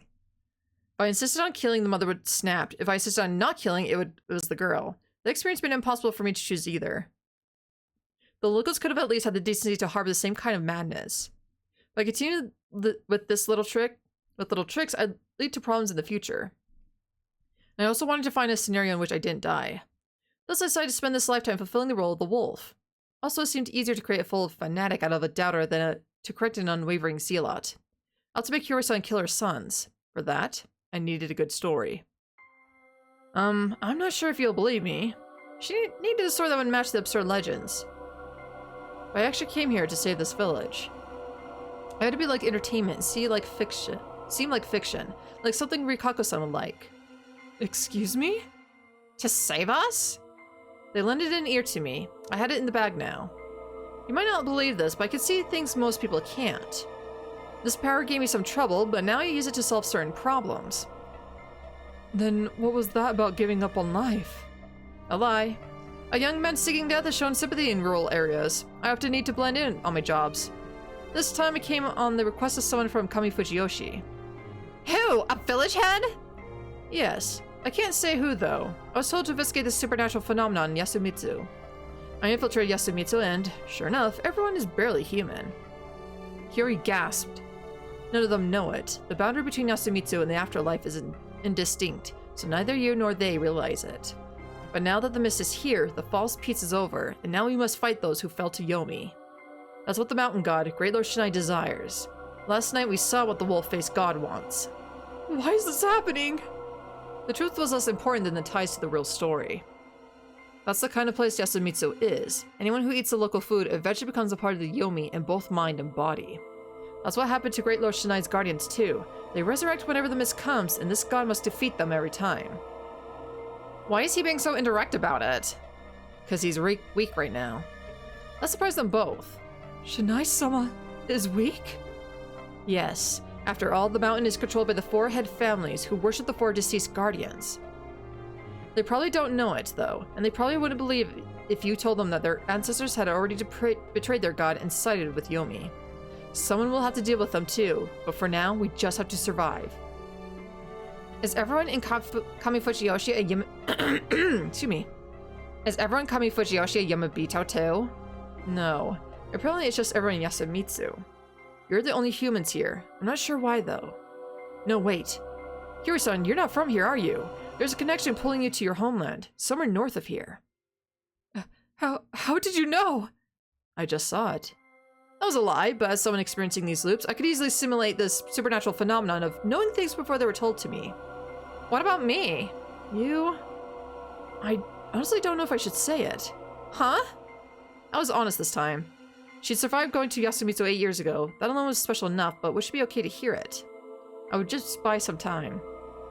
I'll take this, thank you. I took a small, sharp grass sickle from her hand. It didn't seem like a supernatural power exactly, but I just needed to look skilled.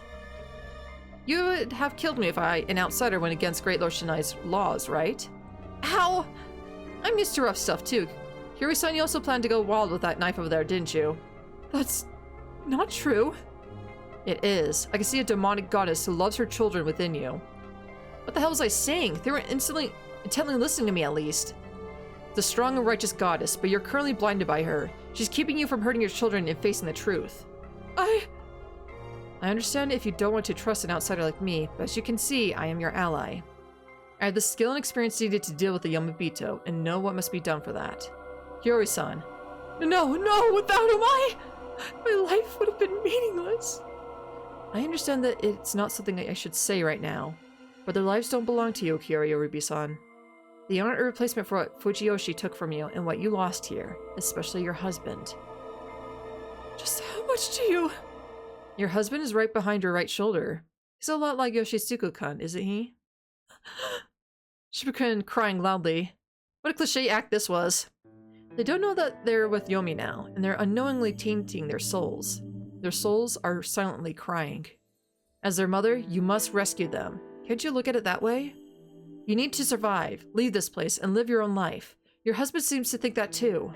I haven't done anything motherly my whole life. No one will blame you. I knew that I was only raising them and tying them down out of selfishness. How Yoshitsugu protect me, and wish for Yasunaga to take me away from here. I have no talents and can't leave this place on my own. I looked at Haru-chan, worried she might pull something, but she just shrugged a bit. It's my fault I don't get along well. I know, but what can I do about it? I had no idea what Kyoryu-san was hiding, such weakness under her motherly strength. I had to ignore my guilt over taking advantage of it. It's not your fault either. The peace in Yasumitsu was brief, but they survived and grew up to be great boys. But that's over now. We must end all this before the dream becomes a nightmare. No one's at fault. No one will hold a grudge against anyone. This is more like a natural disaster than anything else. It'd be horrible if that was true, honestly. I suddenly hoped that my lie wouldn't become reality. I also felt that the root of all evil for her in my story were the Higuchi. They sent her here, after all, but I kept quiet about it. Anyway, my story seemed to have captured her completely. One thing. Can I ask just one thing? What is it? I have to give her something to help her gather her resolve. If I will have to kill them, let me do it early. Let me put them out of their misery. That wouldn't be good for us. If we made the killings personal, someone would notice. Taking out Yasunaga-kun at the start was one thing, but following up with Yoshitsugu-kun? Would she even stay sane with them gone? But that's... I'm fine with that. Haru-chan had just silently listened for most of my story, but now she'd made herself an obstacle?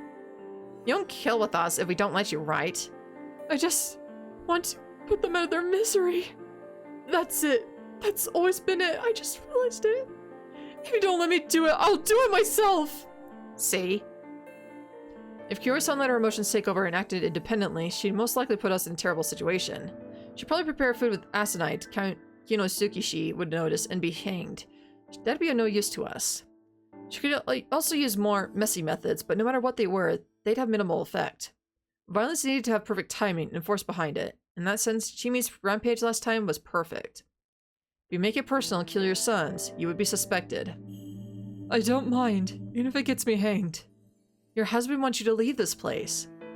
Even if my sons or husband want it, I don't think I can bear killing them with my own hands. It'd trouble us. A single wolf's death means that the third of us would be gone. But, however, if you leave your death to us, then we will help you. This was awful. Yes, all right. It was awful. I was awful. This team was awful. This whole team fucking sucks. I don't see your husband anymore. Dear, I'm so sorry. Crept to Kyoryu-san, her sons were basically a replacement for her husband. What she wanted to know was basically a forced group suicide alongside her sons. That was the compromise. The overlap between the laws of the mountain and her ego. Why were humans so hard to manipulate? Then let's start with Yasunaga-kun today. Yes. Haru-chan, are you okay with it? Doesn't matter. Nii-chan is a Yamabito. You liked him, didn't you? Like a brother. That's it. If you want to slay him tonight, I won't be selfish about it. What a good girl. Thank you. Everyone in Yasumitsu was a good person. I wasn't, and to me they seemed completely insane. Mamae-san had probably felt something similar this time. Or last time. That's why she died like that. I had no intention to follow her footsteps. I decided that I would survive, and that required me to become the best wolf, so be it. The three of us went through the mist. The wolves parted the gray, cloudy air. It felt like I was in a plane that had flown into a cloud at night. We were careful, spreading water to keep the beasts at bay, trying not to trip or fall into the fields. Haru-chan and Kiyori-san were probably just being considerate of me, though. Telling me they might have gone ahead quickly and without hesitation. Not just because they were familiar with the land, but also because they seemed just about dangerous enough. They seemed like if they decided on it, they could march straight to their grave. We were heading to the dorm. The disgusting deal with Kiyori-san left us a few options to choose from. Though getting rid of Yasunaga-kan wasn't a bad choice, he was extremely supportive of Hashimoto-san, so without him, the cameraman would lose some of his influence. And by shutting Hashimoto-san up, we would damage Mamae-san too. I already knew Takumi-san and Kanzo-san's weaknesses. I had to worry about Chimi's hidden true nature. As for Kago-san, honestly, I felt that if I did the same things as last time, she would side with me again. The rest weren't even very influential, though. I just had to be careful that they didn't go hysterical or on a rampage. My biggest concern right now is Mochi. It seemed entirely likely that he would know about who the wolves were on gut instinct alone. Wouldn't he do something weird if he found out that Haru-chan was a wolf? Though right now, it was merely considering the kind of people they were, not the guardians they might have had. I could only hope that they went to Mako or the wolf guy. That'd have made him harder to control. So the thing about Takumi-san was bugging me too. I can't die yet. Oh wait, here's a warning. Those guardians should be especially careful. I can't die yet. He was attached to Yasumitsu because of Tei-san and Kaori-san, and he has his sense of responsibility as a local young leader. When you consider that, him saying that he couldn't die right now, it didn't really make sense. That meant he had a guardian. Yasunaga-kan had realized it too, so he jumped into the conversation just like he had done for me last time. On the first loop, Takumi-san had revealed that he was the snake on the very first day. What if that was about to happen again? Mochi was a monkey back then, and he was one now too. Though everything else is different, back then the other monkey had been Mako. However, if there was some sort of rules for deciding who would get guardians, it wasn't unlikely that they would get the same ones. If he were the snake, I'd kill him and pass myself off as his guardian. It would gain a huge advantage. It was worth considering at least. We're here, Fasashi-san. As I thought to myself, we arrived at the front of the dorm. I could see the misty moonlight accentuating the building's outline. For whatever reason, I already smelled blood. It reminded me of Haru-chan and Kiyori-san's brutalized bodies. That sure was terrible. Those murderers were ridiculed and laughed at humanity to the fullest extent. I wanted to have my boundaries when it came to that, at least. That sentiment came to mind. Blood. And faded as soon as Kiyori-san said it. She was pointing at the stairs to the dorm. There was blood all over the rusty metal stairs. Why? Why was this here? Whose blood was this? Did someone forget to shelter? Where was their corpse then? Visibility was as poor as ever, but I looked around for something humanoid on the ground. A few seconds later, I finally noticed that someone was standing just a few meters ahead. I gasped, and the other wolves only noticed it a few seconds later. Quickly realized that the person there was Chimi Shirazawa. She had something in hand. It was a sawed-off, double-barreled shotgun. When you considered her madness, it made sense. She could totally underestimate the corruption and put herself on the line to kill all the wolves by herself. It was also worth mentioning that she had a gun, a rarity here in Japan. Shouldn't she be asleep, though? Like, don't they all fall asleep, though? She stood a way better chance than Yasuhiko Oribi, whose courage only got him torn to pieces. We're only human, and that gun could instantly kill us. I hadn't predicted this. I was off guard. Right as Haru-chan and Kuri-san squealed, she raised her arm. Honestly, I was impressed. She managed to stay unpredictable every single loop. I wouldn't have stood a chance against her if I didn't have my looping. She was a joker to me. A bloody, merciless joker. Alright, I had clearly lost this time. I'd bet to do better next time. At that moment, her lips moved. A flash. What I saw wasn't the Reaper, but a smile lost to a crimson explosion. At that moment, I wasn't able to do anything but stand in place, completely unfrozen. The two behind me shrieked and clutched my shoulders, but ignored them. Chimi Jimmy had just committed suicide. With a mischievous smile, she put the sawed-off gun into her mouth and blew her head off from the jaw up. It was insanity. This time she'd gone way beyond whatever I could imagine. What was this? What was this feeling of loss? Was I feeling it because I wouldn't see her ever again in this loop? Was it the despair of the fact that a part of my brain was actually thinking, crap, we wasted one night's worth of murders? Or, Haruki-san. Was it the fact that, don't come? I never been able to ask her what she said. What's going on? Hey, Fusashi-san! Chini! She just... We can't kill today. Huh? The law says that we can only kill one per night. She probably didn't have a guardian. By sacrificing herself, she protected the humans from losing anyone more valuable. She was probably just a human, and she decided that this was the best way for her to contribute to her side. Then, we can't kill Yasunaga-kun today. Oh no. We have no choice, Kiori-san. If we kill more than one, you won't be able to fulfill your desire either. She outplayed us, completely. Or did she really? I felt like I still couldn't match her in cunning no matter how hard I tried. I stayed still for a decent bit, just looked at her immobile remains with the mist.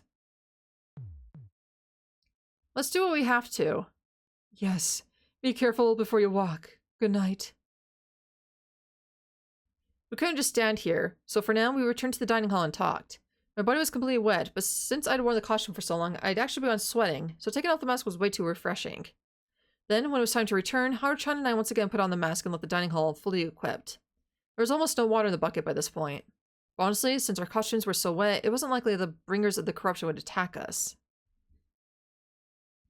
Here's enough. The construction site is right up that hill. Haru-chan said that right in front of the dorm. Her tone was as uncaring as always, but her words seemed to express some consideration. You okay? You're gonna walk by Chenny's body. Yeah. You sure you can handle it? I don't think I can. It'd probably be worse if I could, though. But it's night, so... So... what? I didn't get her reasoning. Though I could kind of relate to her. Then let's stick with a plan. Alright. Thank you. Think you could trust me? Well, yeah, maybe. Was that enough to ensure that all went fine from tomorrow's onwards? I was worried. I had no choice but to keep on going. Goodbye, then. Turned around. Ah! A voice from behind stopped me. I turned back to her. She was standing there, so clad in her smallish wolf outfit. Like before, I couldn't see her face, but I felt that something was off. At the core of it was the fact that she was laughing.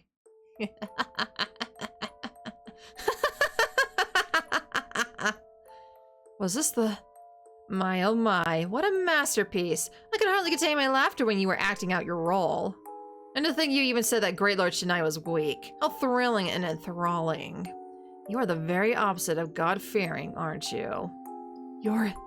What? Why not use the special powers you mentioned to see what I am? If you stay true to the lie, it might even become true. Are you Haru-chan? If not, then... The wolf possession? My oh my, what a boring thing to hear from someone like you. You saw Great Lord Shinai with the red mist, did you not? That was just an illusion! An illusion you could see. What have you seen so far? You have breathed so much of the mountain's energy, yet you still cannot comprehend it, city dweller. You still do not understand what God is. God? Perhaps you will when you fall, rise and see this hell many more times. Please tell me! Throwing away my shame and honor, I grabbed her by the shoulders and shook her. What are you? What's happening to me? What's causing this weird phenomenon? I do enjoy having a gentleman rely on me so intensely, but this girl might start to hate you. You're not the same person? Being questioned this much is tiring, so I'll give you only a single answer. There are 3 gods. Huh? I know that. The Kami-sama were the 3 wolves, the parents and a child, right? You do not understand. Great Lord Shinai is a warped god made by smashing the 3 with a mallet and mixing them together. There are 2 more gods besides him. Though one of them is a worthless god that is as good as dead. And the last one is your enemy. With that, she shoved my hands away. Looks like a fine gentleman has joined us on this dark, long evening party. Let's meet again tomorrow, city dweller. The girl dashed away. Oh. So the wolves are actually just 1, technically. And there's 2 other gods. Interesting. So what Maya was implying is that, you know, the legends got mixed around because of politics and stuff. So I guess we're seeing that right now. Wait, what was it at first? The girl dashed away and disappeared into the dark mist. I didn't hear a single sound after that.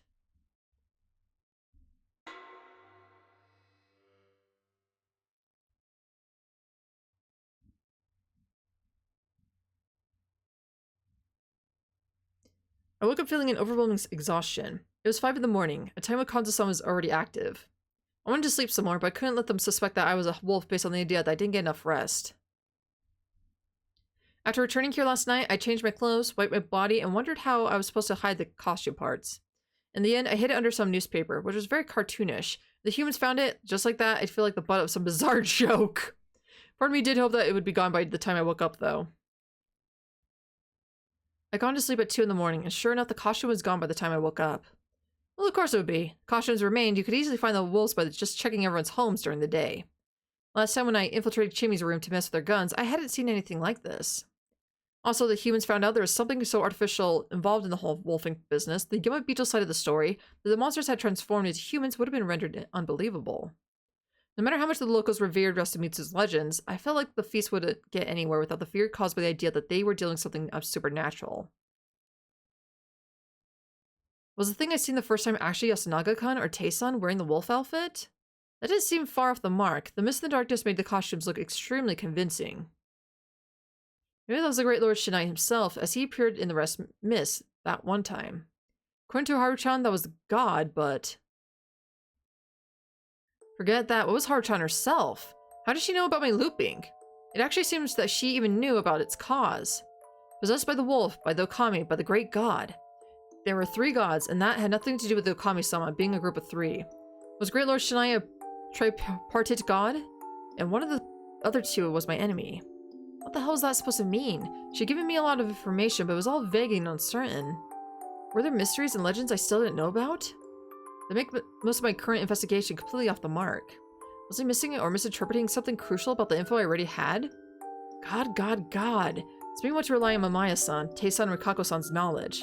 But this time I was their enemy and I had to kill them all. Though this time Mamaya-san was in a decent state, so I would ask her before I got rid of Hashimoto-san. She wouldn't know the true motives behind that. I wish Chimi's face flashing through my mind every now and then. I went outside, intentionally avoiding looking at the dorm, and headed to the plaza.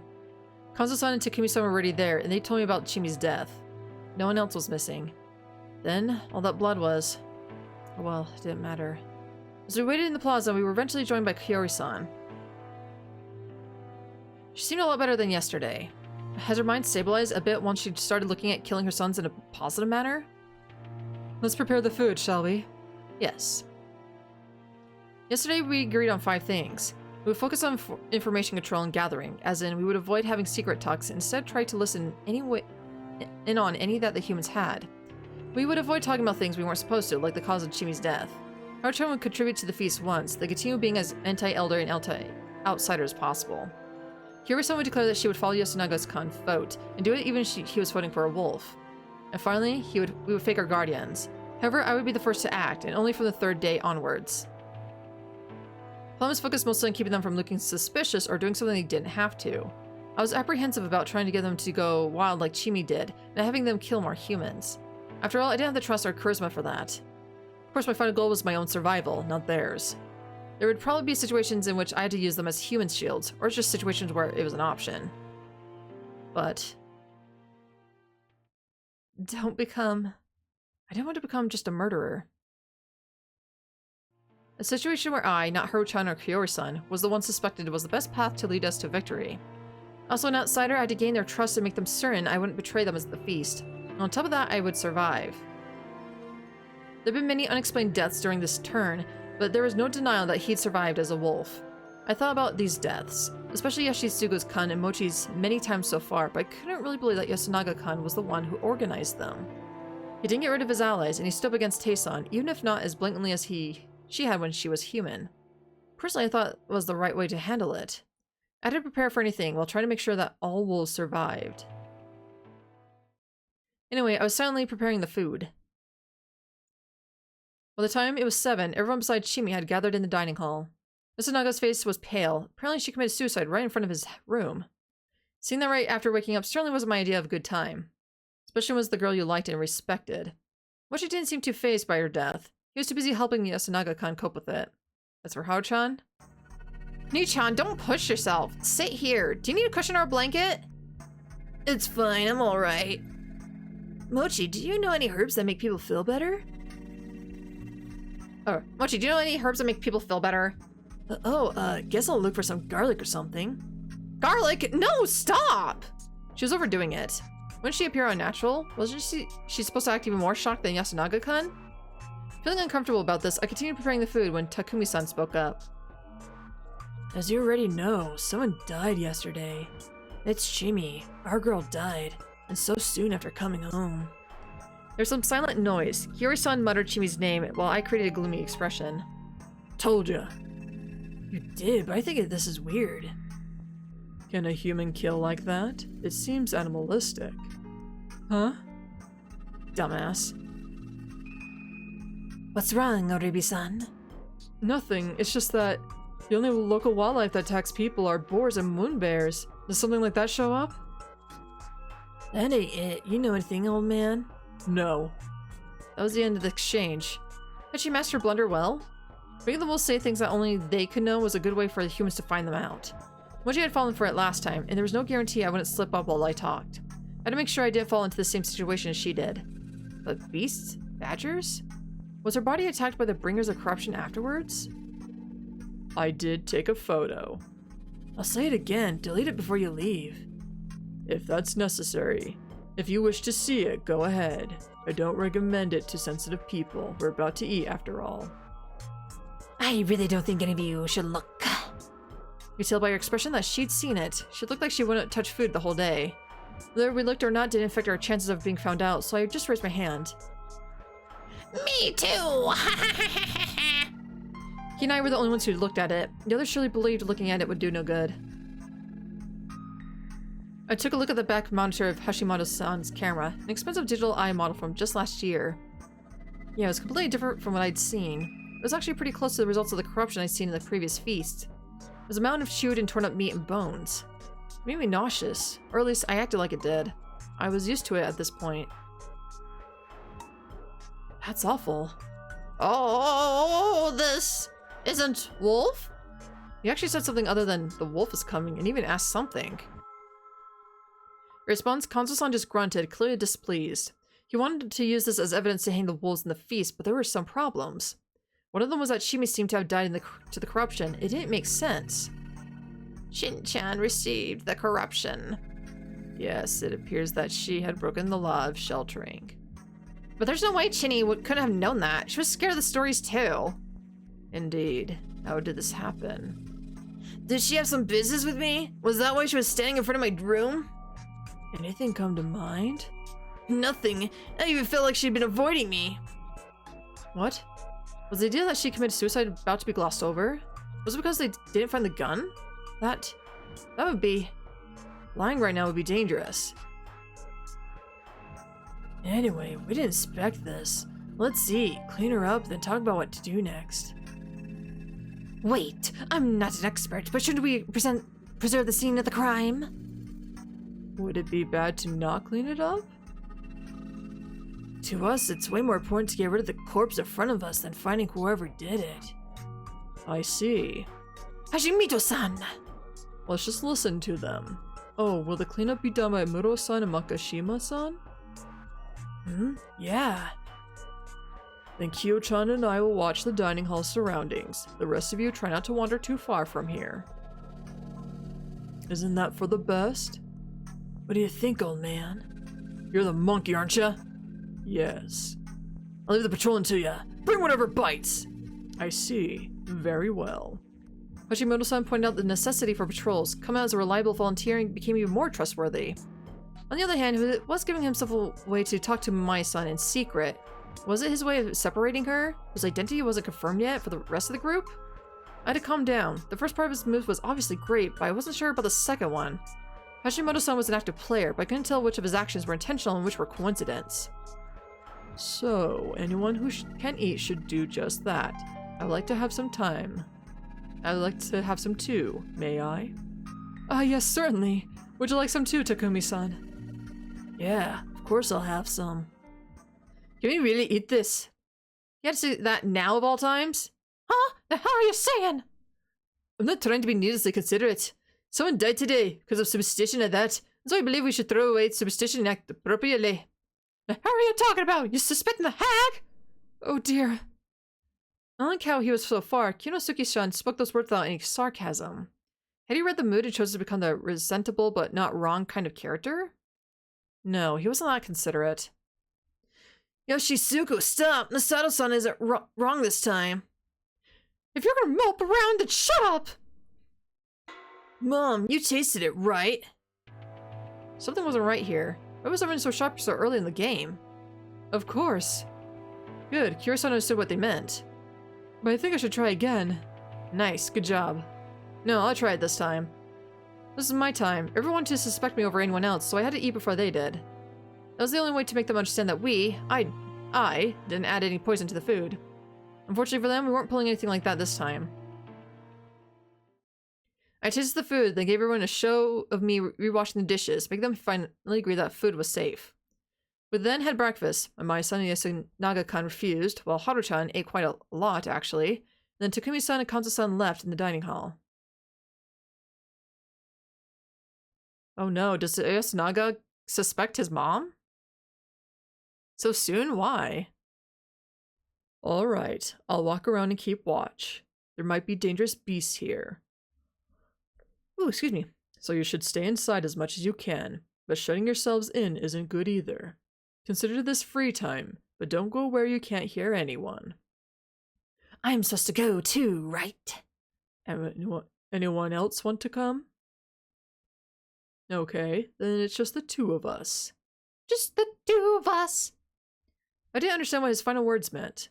What if accepting the offer was the right choice? Let's clean up. Okay. This is my job, so this was the right thing for me to do, right? By the time we finished cleaning up, only 5 people were left in the dining hall.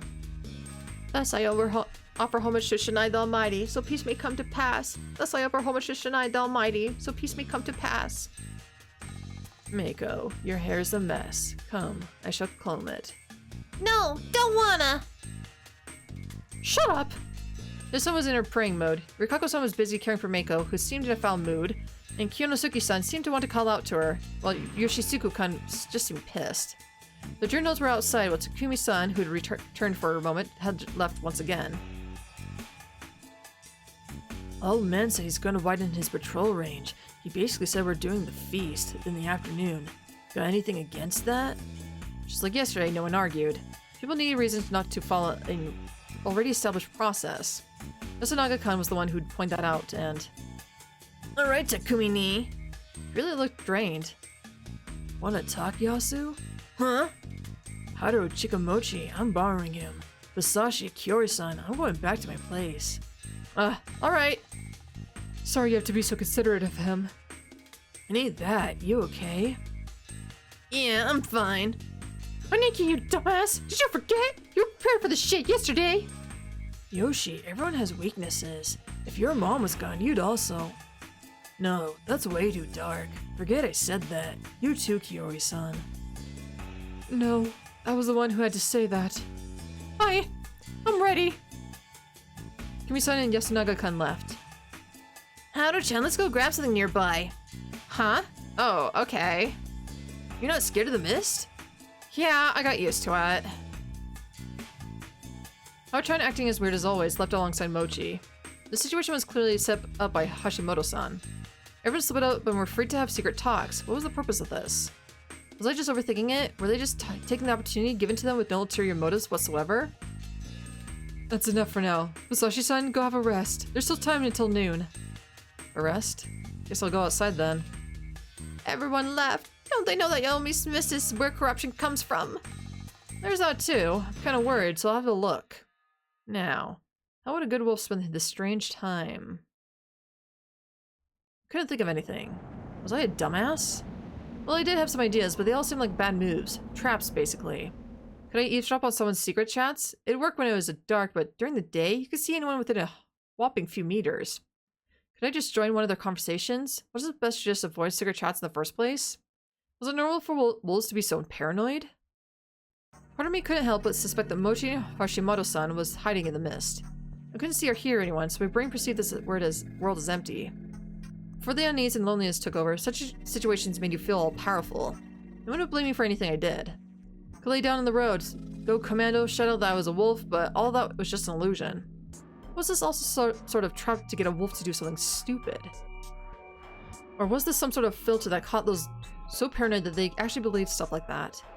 Oh, crap, I just want to scream and run around. I want to do something no one could predict. I looked up to the sky. And suddenly the ground vanished beneath my feet. Ah! Ow! Basically, I walked over a small cliff.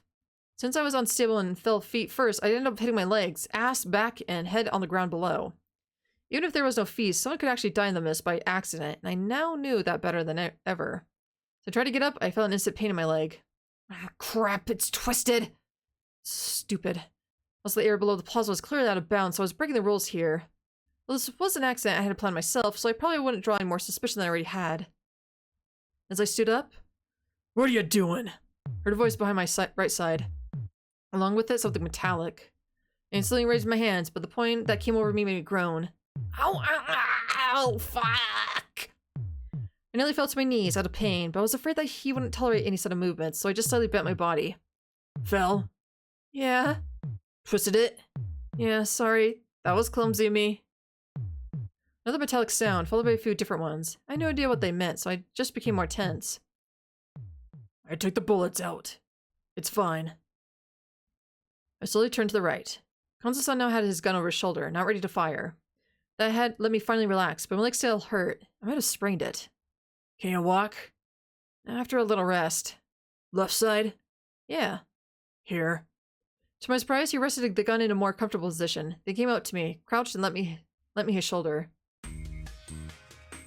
He seemed much shorter than me, but that was probably an illusion caused by his posture. We were probably about equal in height. Also, his body was a whole lot more solid than mine. Every part touching me seemed to be covered in hard muscle. I wasn't too fond of the idea of being punched by this beast. Now I thought about it, all the wolves so far were physically weaklings. They even needed guns to make it through a direct confrontation during the day. Sorry for the trouble. If you're not used to it, don't do it. Okay. What do you think are the wolves? This wasn't like him either. Really didn't seem like the type of person to ask what that kind of thing here, of all places, and for the person he trusted least.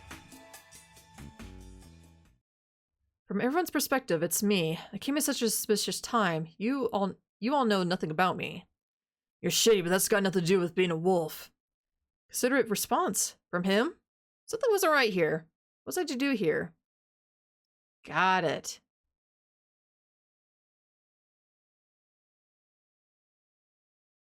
Do we not have 3 or 20? I know we don't have 20 for sure, but we don't have 3? Or is that an ending, I think? Yeah, that looks like an ending. Well, maybe. Anyway, I don't know. Okay, 1, 2, 3, 4, 5, 6. Alright, 6 more keys. Talk about Haru's love life. Oh, Haru-chan. The moment I said that, he stopped walking. It made me put more weight over my left leg, making me groan in pain. What about her? His grip seemed to become unnaturally stronger. Well, she was really afraid of the mist yesterday, but now she's not. It doesn't seem like her. Nonsense. So it is like her? If it's for men and children, women throw away their hang-ups. For a moment that sounded like sexism, but then I realized it could be interpreted as criticism of men who often clung to their biases no matter what. That aside, analyzing his words made it clear that Haru-chan's change was because of a man. Oh, Yasunaga-kun. Does she like him? Everyone's saying that. Everyone, huh? That was the countryside for you. Love stories had nowhere to hide, poor Haru-chan. But Yasunaga-kun was very shocked that Shimi-chan died. Youngins hate and loves are a bunch of trouble. That never changed. He resumed walking. Basically, he was weary of any suspicions directed to his granddaughter because of some worthless childish soap opera stuff. I can totally understand. The truth was that he was actually a wolf, and she was acting like that because she was overdoing the plan I'd set up, so the suspicions were completely right. In other words, those suspicions would fade even quicker if someone presented an even simpler story as an alternative. I actually was kind of falling for Chimi-chan too. Before the mist came, I asked her if she was seeing someone, and she said that she was. I then asked if he was in some other town, but her answer wasn't clear. But she also said that he was cheating on her, so she was thinking of breaking up with him. What a sudden change. That true? He gripped my arm really hard, and I grimaced at the pain in my leg, looking straight into his wrinkly face. Hey! It's true that she told me that, but I don't know if she was telling the truth. Also, I don't know who the boyfriend is. Could be someone else. After looking at nothing in particular, he turned away from me. Do you think Yasunaga-kun is a good kid? He didn't give any sort of response. Alright. I just sown the seeds of malice. Once I returned to the dining hall, Tae-san took a look at my injury. We told you not to go outside, you foolish child! I'm sorry, it really is dangerous. I'll just stay put for now. As you should. Tae-san brought a hand towel from the counter and skillfully bandaged my leg. She'd even put some weird leaves on my skin. Apparently they helped with sprains like this. She then took a wet towel and a plastic bag and applied it to the wound. It was a substitute for ice and it worked better than you'd think. Despite this being a medical matter, Kinosuke Ishii refused to get involved. Orthopedics weren't his specialty, apparently. Some doctor he is, apparently. The empty pride he displayed when saying that actually calmed me down. It was very much like him. Oh, the empty pride. Huh. It pains me to see you injured like this, but I am glad that it does not seem so bad. Sorry for worrying you. Did you break your leg? So you know what broken bones are, huh? Anyway, no, I sprained it. Sprained? Sprained! Strained? Was this bad? Was I that bad at talking? Does it hurt? Yeah, a lot. It's a punishment. Punishment? Did I hear that right? It's a punishment. You did something very bad. No, I didn't. What's gotten into you today? I am sorry. I do not know why, but she's been like this all day long. She really did seem like she was in a bad mood, which is kind of weird. Has she seen something? I was worried for a moment, but Mako didn't say anything more. She just continued being sulky. What was her deal? Eventually, everyone returned, and this ended up being nothing major. My injury was actually the biggest event. Some were worried, some picked on me, some scolded me for not being careful. Their reactions were varied, but it didn't look like anyone suspected me because of it. Yasunaga-kun was in a better mood today. When Haruchan and Mochi brought some forage goods, he thanked them with a smile. There was debate whether we'd actually eat the stuff. Tae-san said something about the corrupt mist. Kinosuke Ishii considered the possibility of there being poisoned plants, etc., etc. We chopped it all up, put some sauce on it, and the volunteers, the children, Hashimoto-san, and the industrious food critics, Mamaya-san, ate up. Nothing happened, of course. Because of my injury, no one wanted to go outside anymore. An hour after lunch, Kanzo-san said it was time and began the feast. Drink more, it'll hurt less. Half grinning in response, I drank more of the divine sake than usual. As far as I knew, though, alcohol wasn't good for you when you were injured. Thus the feast started. First of all, let's talk about Chimi. What happened to her? Got anything, Yasunaga? Takumi-san started out by giving the head of Yasunaga-kun, who readily accepted it. They probably decided on this during their secret talk. He gave several ideas. Chimi could have accidentally wandered outside on some errand. She also could have not returned home for some reason. And lastly, Chimi could have been killed by the wolves who wanted to make it look like the corruption did it. That's when Takumi-san mentioned that you couldn't stay awake even if you wanted to, and Yoshisuku-kun vouched for that. With that, everyone agreed that it was unlikely that she'd accidentally gone outside. Their talk was similar to the one we'd had when talking about Mamaya-san's death last time.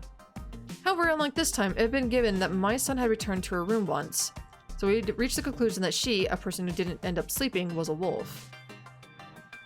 The idea that Chimi didn't return back home to begin with had me forming a certain theory. According to Chimi from the first loop, you can be outside until 8 in the evening. Yesterday, I woke up around 10 p.m., meaning that anyone in their rooms between 8 to 10 p.m. would go to sleep, or they'd be forced into sleep. That was when the wolves would be woken up, get into the wolf outfit they were given during the night, and do their deeds. From what I could tell, the humans would stay asleep. That was why they were always killed without putting up a fight. After that, the wolves would return to their homes and being forced to sleep again. Then the wolf outfit would be picked up and then we'd wake up the following morning. The Feast of the Omi Purge wouldn't work without sleep function. However, I knew for a fact that people could die just by being outside their rooms. The first time it happened to Mamaya-san and Hashimoto-san, who had wanted to spend the night in their van, while Yoshizuku-kan was torn apart because of his own recklessness. Last time, if you excluded Mamaya-san, a wolf, Yoshizuku-kan suggested going outside right after everyone went to bed. The first time, he'd probably gone outside long before everyone was forced to sleep. Basically, if you were in a room at a certain point, you would be forced to go to sleep. That was probably the true meaning behind the shelter taboo. It's just a prerequisition for the main factor in controlling the feast, dreaming, or in other words, sleeping. That was why those who didn't shelter would be eliminated by the bringers of corruption. Looking at it that way, I feel I could see the cunning logical truth behind Great Lord Shinai. Anyway, the main matter right now was Chimi. I had no idea how she could survive outside until she committed suicide, but I would just assume she did. I also didn't know she was waiting for the wolves, or just happened to encounter us when she went to the dorm. However, it was clear that she had been outside the whole time.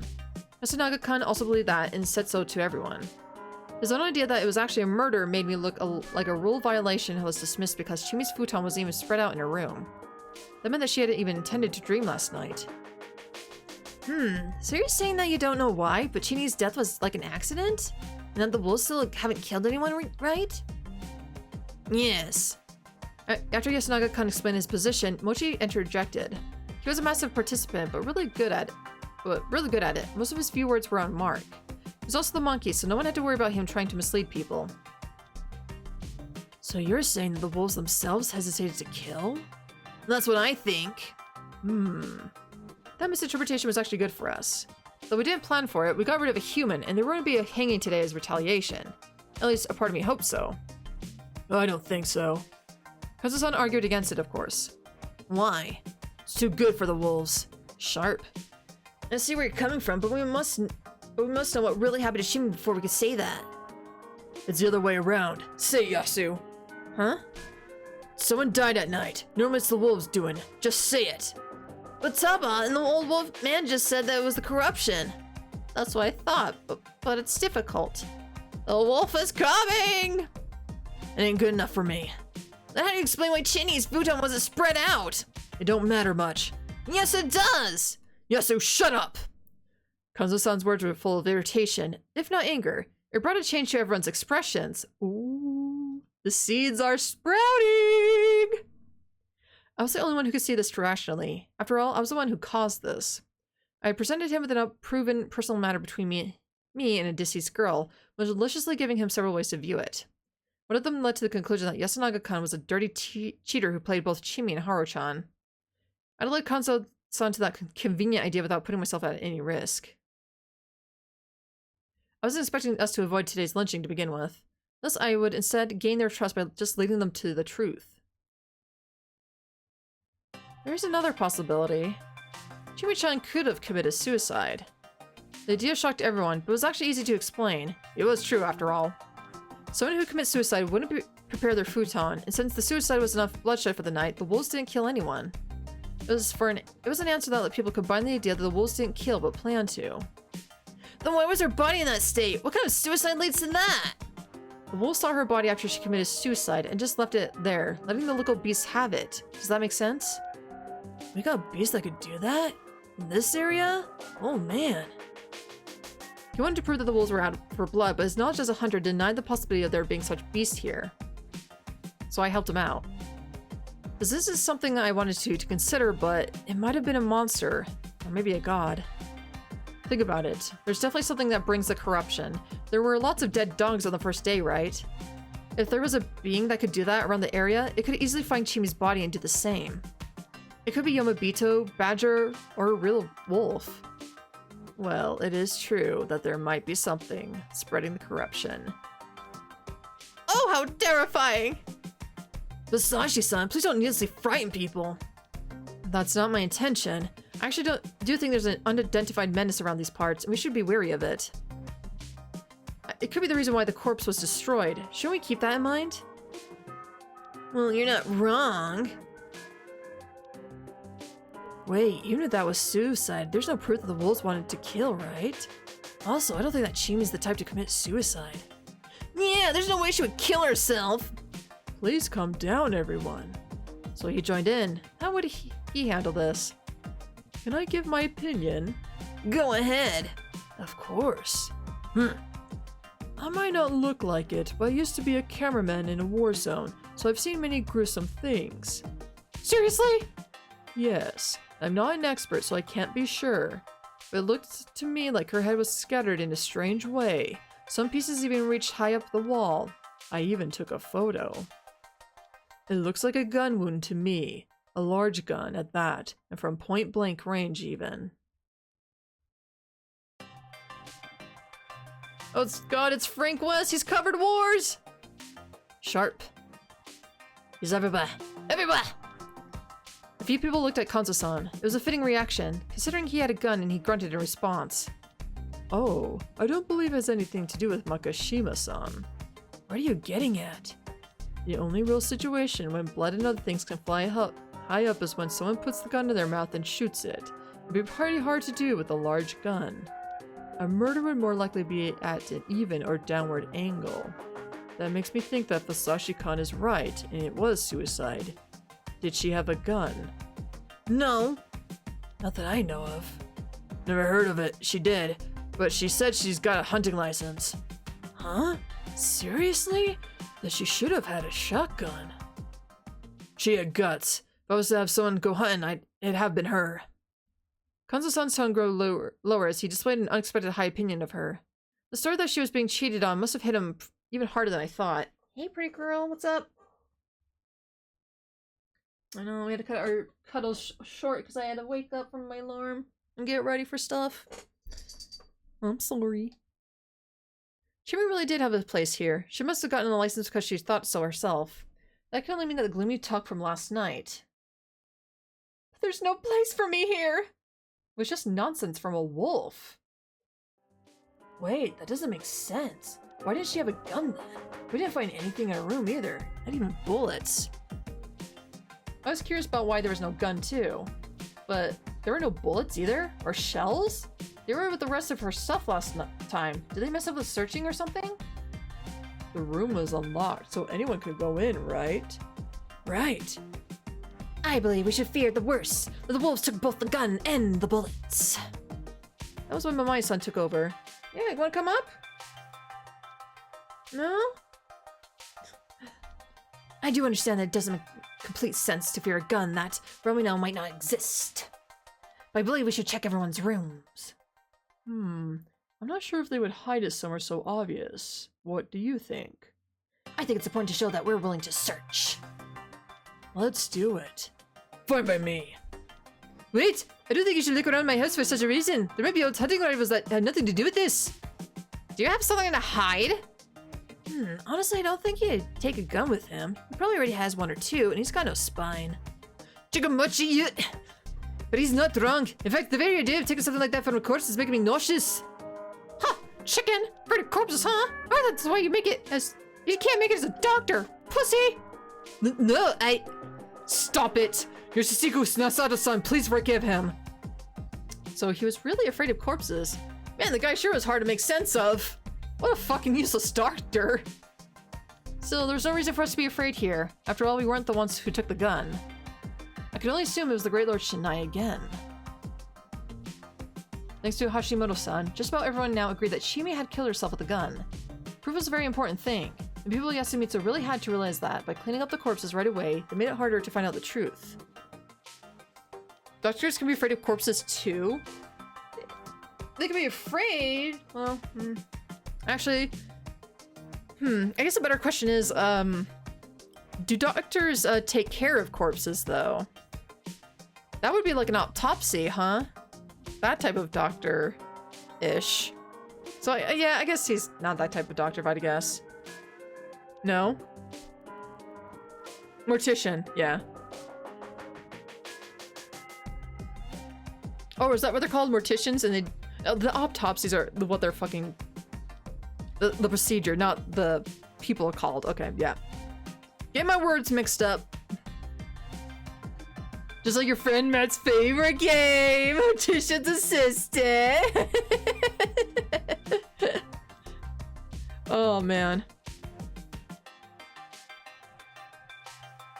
Even Yasunaga-kun accepted that Chimi had committed suicide. He was now muttering something like, Chini, why? Kanzo-san looked at him with extremely tense eyes. If you connect the story from before with the suicide, you could assume that it was a result of the love triangle drama. After all, she committed suicide in front of Yasunaga-kun's room. With that settled, Takumi-san spoke up again. So what do we do today? We hanging or not? After a moment of silence, She wasn't killed by the wolves. That's why we shouldn't lynch anyone. we said we hang if someone died. It wasn't the wolves. May I say something? What is it? I believe that Sarasawa-sama was acting on the spider's mentality. Huh? What do you mean? She took the corruption in herself. She protected us by acting like the spider. Wise and brave as she is, Sarasawa-sama could easily do something like that. Tell us more. Last night, she might have drawn her own blood and protect those with guardians among us. She might have committed suicide after witnessing the arrival of the wolves. Chid-chan, she might have been violent, but she was an honest and gentle too. It ain't that. She just had guts. Then, were the wolves really planning to kill her? Sure you're not overthinking it? But honestly, I can't think of any other case in which Chini would commit suicide. Harmony, Chini didn't know what to do. She chose someone else before herself. She knew exactly what she was doing here. And she always stood up to protect us in school, didn't she? Chini. What do we do? It's looking like they'll want to hang someone today. I would want to vote on it at least. Hashimoto-san! We must survive. This might be necessary to accomplish that. But... If that was really her reason, then Sarasawa-san didn't have a guardian. The snake must still be alive, and he or she has information for us. If everyone here can band together against the wolves, then the situation is very different from how it was yesterday. I'll still listen to my conscience and vote against killing, but I'll accept the results. Alright, we'll raise hands for it. Anyone who's voting on who to hang, raise your hands. The old wolf guy, Yamawazi, Kanzo, Kinosuke, Takumi, Rikako, Mochi, Yoshisugu, and I raised our hands. The only ones who didn't were Kaori, Yasunaga, Haru, Meiko, and Journos.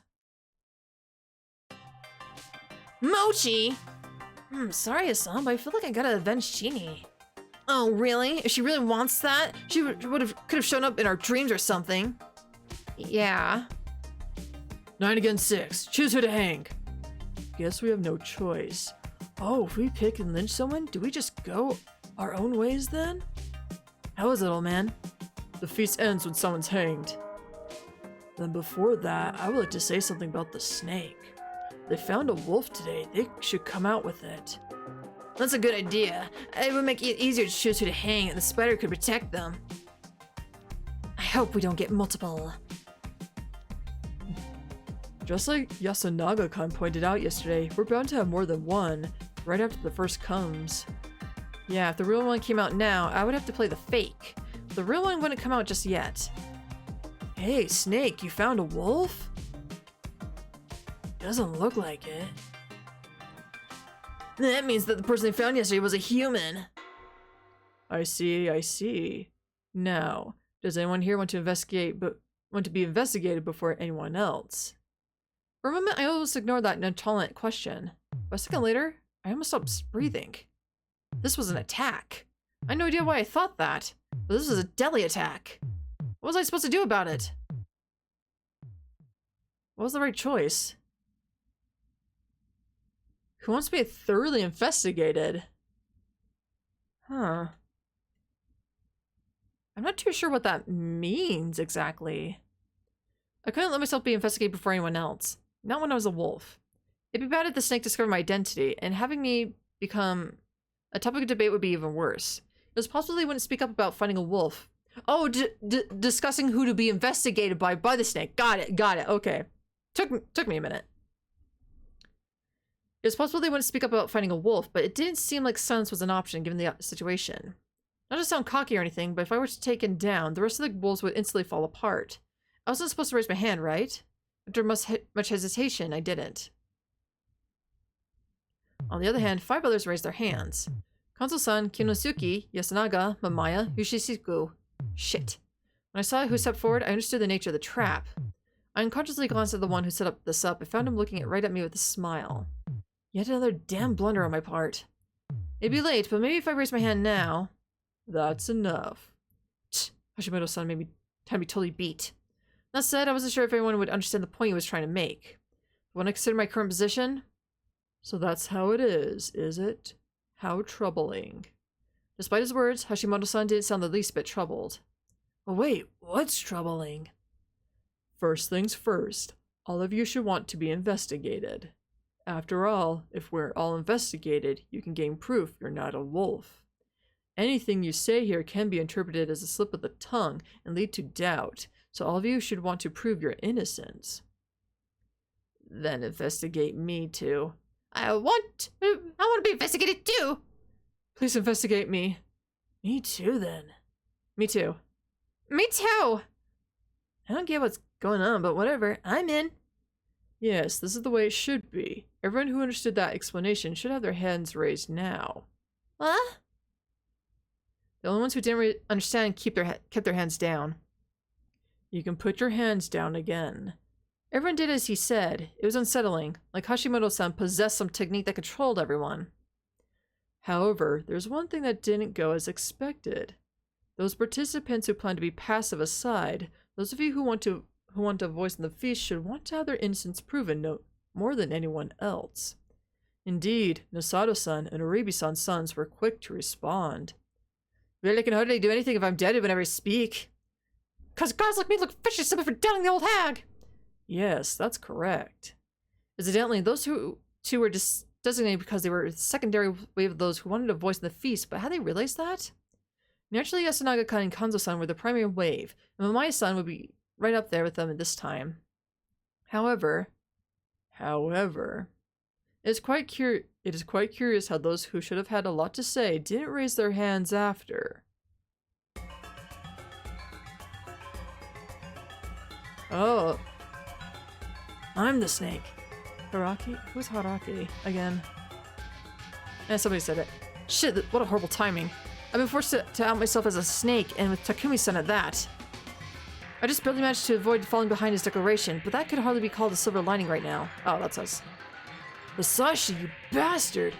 So you're a wolf, huh? Now, calm down. Oh boy, the snake's already come out. Please, wait. What's going on right now? I didn't raise my hand because I never considered investigating myself. I'm the snake, so I was worried about that announcing I wanted to be investigated by the snake would seem like a lie. I was simply worried how to act in a place where even the smallest lie is forbidden. You son of a bitch! You want me to slug you right here and now? Calm down. Hashimoto-san rose partially to his feet, exuding a presence that intimidated even a man as sturdy built as Takumi. I see. So you didn't raise your hands for those reasons, not because you're wolves and didn't want to be investigated. Of course. Damn right. Who did the two of you investigate? You, Yasu. Huh? I'm grateful for that, but I'm a human, right? Yeah.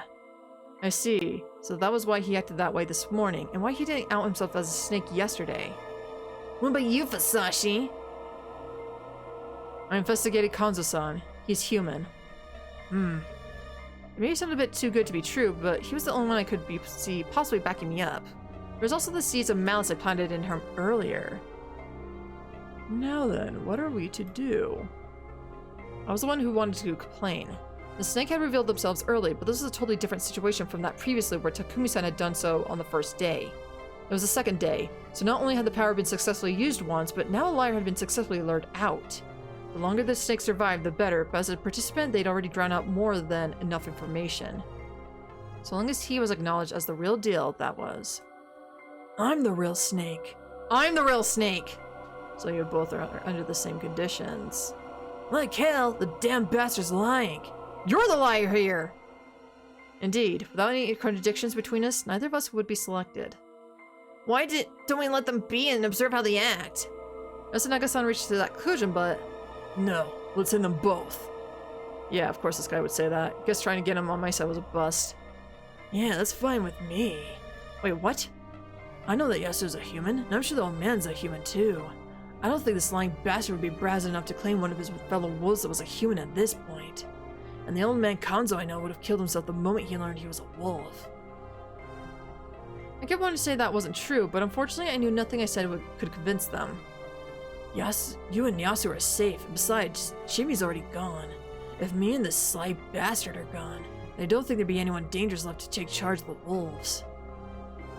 The madness of the people of Yasumitsu.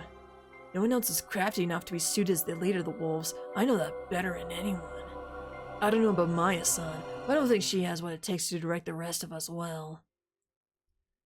Are you saying I'm not clever enough? Maybe being seen that way is a good thing in this situation, but it ticks me off.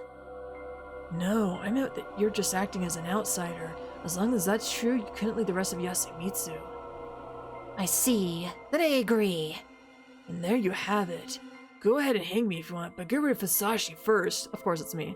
Like hell they fall for that bull. The real snake should survive while the faked one dies. Anyone who don't have the guts to die for humans is a wolf. That makes no sense. Any further bickering is pointless. Can we start the vote now? Go ahead. Damn it! It wasn't even a contest. The vote was 13-2 in favor of lynching me, a crushing defeat. There we go. I am sorry, Hiraki-sama. Kago-san, the only one who voted in my favor on the grounds that those who claim to have guardians shouldn't be taken lightly, was the one pushing me. Please don't worry about it. In fact, you shouldn't be nice to me at all. People might think you're my ally, too. And what do you mean by two, Fusashi-kun? Remember this, Hashimoto-san. Your stupid trap that relied on pouncing when people said it would cost the humans the real snake. Yes, that may indeed be possible. This man was insane too. His words lacked substance. Perhaps he'd gotten too used to insane situations and taken up a relaxed attitude to handle any gruesome circumstances. It made sense. I've been a sore loser and slipped up this time. He'd won. Rise not. So I just say rise not? I would return. I was hanged and died. I swore I'd return. When I did, I wouldn't let these people kill me. That thought repeated in my mind until my consciousness swiftly faded into the mist. Imagine if you didn't come back from this, like this was actually legit the end. Guess it was just a dream, right? Do better next time, dumbass.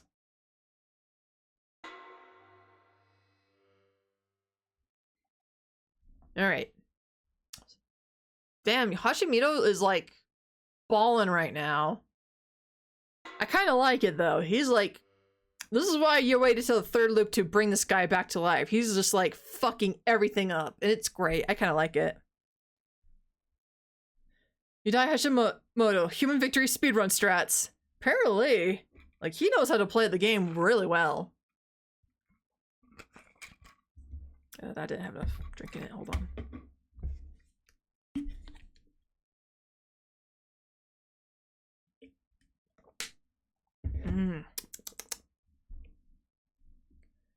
I see, I see. Now, does anyone here want to be investigated before anyone else?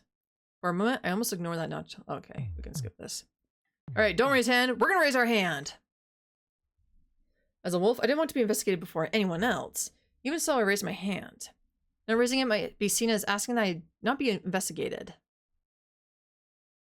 Total 6 people raised their hands. Kanzo, Kinosuke, Yasunaga, Mamaya, Yoshihiko, and me. Upon seeing who raised their hands, I instantly understood the nature of the trap.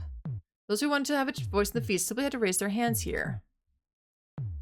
Being a proven human was necessary if you want to have influence and a voice here. The feast was a game of politics disguised as a game of logic. Since the murders couldn't be scientifically investigated, you had to present possible suspects purely on circumstantial evidence. However, whether the others believed that or not was up to them to decide. And since circumstantial evidence, no matter how much of it remained circumstantial, it was entirely possible to make a fool of yourself by treating it like direct proof. There was also the fear of death, as well as religious faith. Now, many people are capable of deciding everything for themselves in this situation. Those who didn't have confidence in their own decisions left the choice to others, specifically the popular, capable leaders. They were the ones who didn't raise their hands. They were too slow to realize how to react to this because they needed explanations and guidance from their leaders. Those who wanted to be leaders, on the other hand, were constantly waiting for opportunities to consolidate power by proving themselves right. Wait, what are you getting at? Imagine that we all agree that the snake would investigate you today. And tomorrow we would ask them to reveal themselves if they found a wolf. If they don't reveal themselves, it would mean you are safe. You wouldn't be needlessly suspected. Oh, I get it. The snake found a human today, too. But until they reveal themselves, that won't be of any use to us. I approve of this too. Then please investigate me as well. Can you investigate me too? I would like that too. Me too. Everyone else now raised their hands like the followers they were. Huh? Besides the monkeys, the ones who weren't raising their hands either didn't understand the situation at all, or missed the right time to hide their hope that they would be investigated. But we didn't have any of those. Both Haruchan and Kyoroi-san knew what they had to do. However, my only option in this situation was to raise my hand at the first opportunity. I've already done something to assert my wish to take a political lead. Besides that, I was a newbie who no one trusted, so I was likely a lynch target. Everyone probably assumed I knew my situation. That's why I had to put myself ahead before anyone else. Otherwise, it would have seemed extremely likely that I was a wolf. As we could tell from last time. Ooh, tense shot here. Hashimoto-san slowly looked at everyone. He stopped the moment his gaze was directed at me. It wasn't stern or cold, it was calm and gentle as always. But I couldn't help sensing a powerful will behind it. The will of a cameraman, an observer, who wanted to know the true nature of his object. This wasn't a battlefield, the wilderness, or some restaurant selling unusual cuisine. But he was, as always, remaining an observer. He stayed at an appropriate distance, blended with the environment, and focused solely on observation. And if he noticed something crucial, he would simply call it out. It wouldn't be that his words would prompt some other event, his attack would be over the moment he spoke. It was just how precise his observations were. Was I being paranoid? No. He was the real deal. A true threat to me. He tested me just now. Suspected me. In that case, what came next would be... sorry about that. Please put your hands down. Of course you would raise your hands. If you have nothing to hide, you would obviously want to be investigated and prove your innocence. So who do we investigate? Personally, I'd be more at ease if you were first. We outsiders are easy to suspect, after all. But that's just what I want. Otherwise... What about Fusashi-kun? He seems pretty smart, so it'd be good to know if he's human, right? Terranetta. Someday, Marinheka, someday. I'll get the funds to get that Terranetta outfit. But for now, till next time, do appreciate you coming in. Have a good night, and of course, hope to catch you next time. I actually had to avoid being investigated by the snake. I see. Would that mean that he wouldn't be an option in today's lynching? Yes. If I wasn't a wolf, that would be nothing but a kindness from a fellow outsider. I wasn't certain he was doing this on purpose. However, I was certain of one thing. Yudai Hashimoto was my enemy. The most formidable among everyone here, in fact. All the hard work to save him, and now I had to kill him. I had to do it to survive. I wish I could say that's a good idea, but there's someone who should be investigated before me.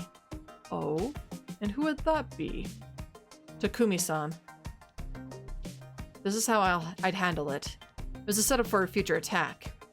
Takumi-san will continue to be an important figure for the entire feast. It'll be harder for everyone to decide on what to do if we don't know whether he's human or wolf. That's... But he's not wrong. The outspoken ones often stand out, which draws suspicion. In terms of importance, Takumi-san is roughly at the same level as Kanzo Makishima-san. I do want to feel secure, but I don't want to be criticized for prioritizing myself over the group as a whole. I don't mind if you're going to investigate me regardless. Do it, I say. Or if I seem suspicious to you right now, you can even vote for me. I don't mind getting hanged for the sake of your victory. I prepared for that possibility last night. Chimi-chan displayed impressive courage in what she did, and I would like to follow her example, even if I wouldn't be nearly as cool. Araki-sama. What do you think, Mochi? Takumi ni, huh? Well, he's not wrong. Hey, can we just not hang him? I also don't think he's a wolf. That went... well? Haruchan was kind of overdoing it, but as long as she didn't take it any further, it'd be consistent with her act so far. I see. Then let's have the snake investigate Takumi Muro-san. Any objections? Silence. Are you okay with it yourself? Yeah, I don't mind. Wait, why was he so quick to say he wasn't the snake last time? Or he was the snake. But this time he's like fucking silent. After what Hashimoto said. Like, I kind of wish there was some consistency as to why some things are reacting differently. Even though this, like, literally the same thing is the only thing that's different is that I raised my hand. Like, what? How does that, like, make a huge world of a difference? Oh well, anyway. Then it's decided. We couldn't push any further. Now it's time to vote. What a waste of time. Matsu, we're voting. Yes, I shall write them down. How dare you raise your hand? I know, apparently... How dare you raise my hand and just change everything that fucks everything up, and I'm just like... You faltered the entire timeline! Yeah, eat your heart out. Murdering people? Nah. Stopping the end of the world? Nah. Just raise your hand. That changes everything of the world and timelines and everything. I mean, Hashimoto and Haruaki both explained. Well, still, I mean, Hashimoto said why he asked everybody to raise their hand, or those who raised a hand, and then both of us said we were the snake.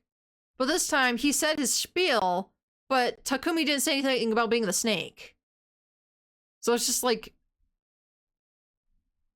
okay, why is there a difference now? Wasn't the meme like time traveler moves a chair? Oh, I have no idea what meme you're referring to, actually.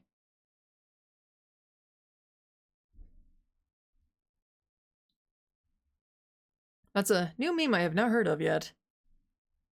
We continued talking for a short while after that, but it was mostly pointless chatter about what we should do and if anyone had any ideas. The butterfly effect, yeah. Hey, can't we find out who the wolves are by setting up some cameras? You can say that here, the wolves will hear it too. It'd be pointless.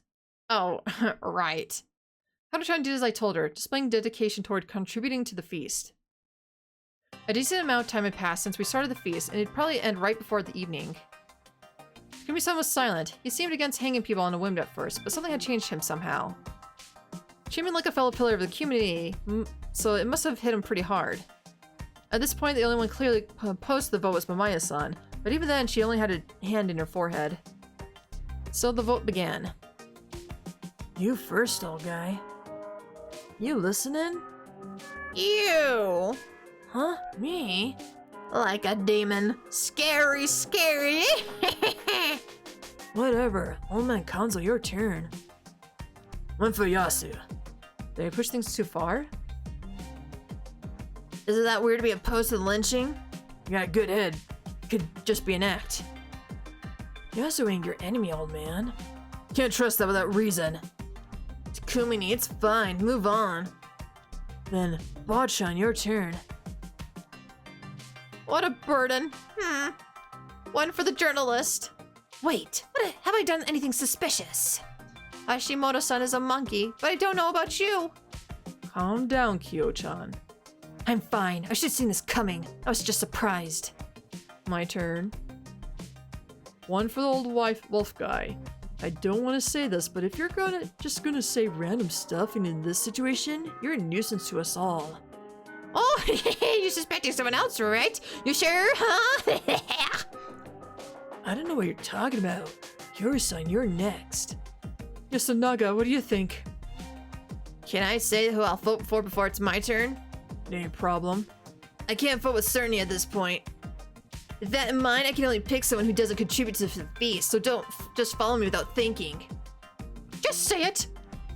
I'm voting for the old man, but Mom, I want you to decide for yourself how to vote. Okay, so I will. One for Rikako Umatsu. I do not mind, but may I have a reason? I have a problem with how you presented Shimi-chan's death. After all, it's possible that she was a wolf, right?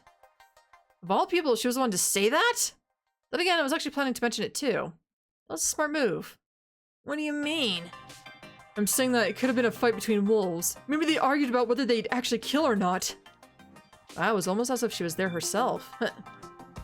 Kanzushi was nodding. After all, in the feast, it was common sense that humans weren't the only ones who could die at night. By creating the possibility that Shima was a wolf, we would mess up their assumptions about how many wolves there were left. Maybe Chimi-chan killed herself because she didn't want to kill. Wait, does that really count as a murder for the night? We actually can't be sure, but it's entirely possible that death due to discord between wolves counts. They then left the corpse there, and then the beast or something else came and made a mess of it, just like Vasashi-san suggested. In that situation, any capable wolf would want to insist that Chimi-chan was human, right? She said that while looking at Rikako-san, who'd appraised Chimi's actions on the basis that she was a human. But no, I simply wanted to beautify Chimi-chan's actions. Fully aware that my comment was unnecessary, I took the stage. Suicide is sad no matter what. It's hard for everyone left behind. If you look at it in a positive way, we can stay positive too. I imagine that Rikako-san was just showing consideration for us all. I took her side this time. She was an important person with special powers. It was better for her to die later. I couldn't deny that part of me didn't want to kill her, but I ignored it. After all, following the betrayal, the only one suffering would be me. Right now, the important thing was to pretend to be human fighting the good fight against the wolves. Kira-san was a wolf and would probably be outed eventually. I had to make sure I wouldn't be suspected based on acting in support of her beforehand. I did think that, but most of all, I simply thought that Serizawa-sama displaying amazing bravery by trying to protect us. I didn't doubt that. Kako-san might have been more traditional than anyone else in Fujiyoshi, but her heart remained good-natured. Alright, I'll let the rest decide for themselves. You're next, Kyo. Manfu Haraki Fusashi-kun! Just like last time, you voted for me on the first day. Can I have a reason? Did you say it yourself? I knew I'd vote for you the moment you took the initiative, but it refused to be investigated by the snake? I understand. I don't think I should have been more selfish there. Next, like I said, I'm voting for the old wolf guy. He was the first one to get 2 votes. Chikamochi, you're next. Hassan, I guess. Why? He's acting too serious. What do you mean? Nothing really. Hassan's usually more relaxed, that's it. The scary thing was that such random thoughts of his often hit the mark. Yoshi, who are you voting for? Wamatsu, my reasons I think the hack's got a point. You should think of yourself too. I did! I'm sticking to what I said! Also don't like how a village head's using one of her deaths to her advantage!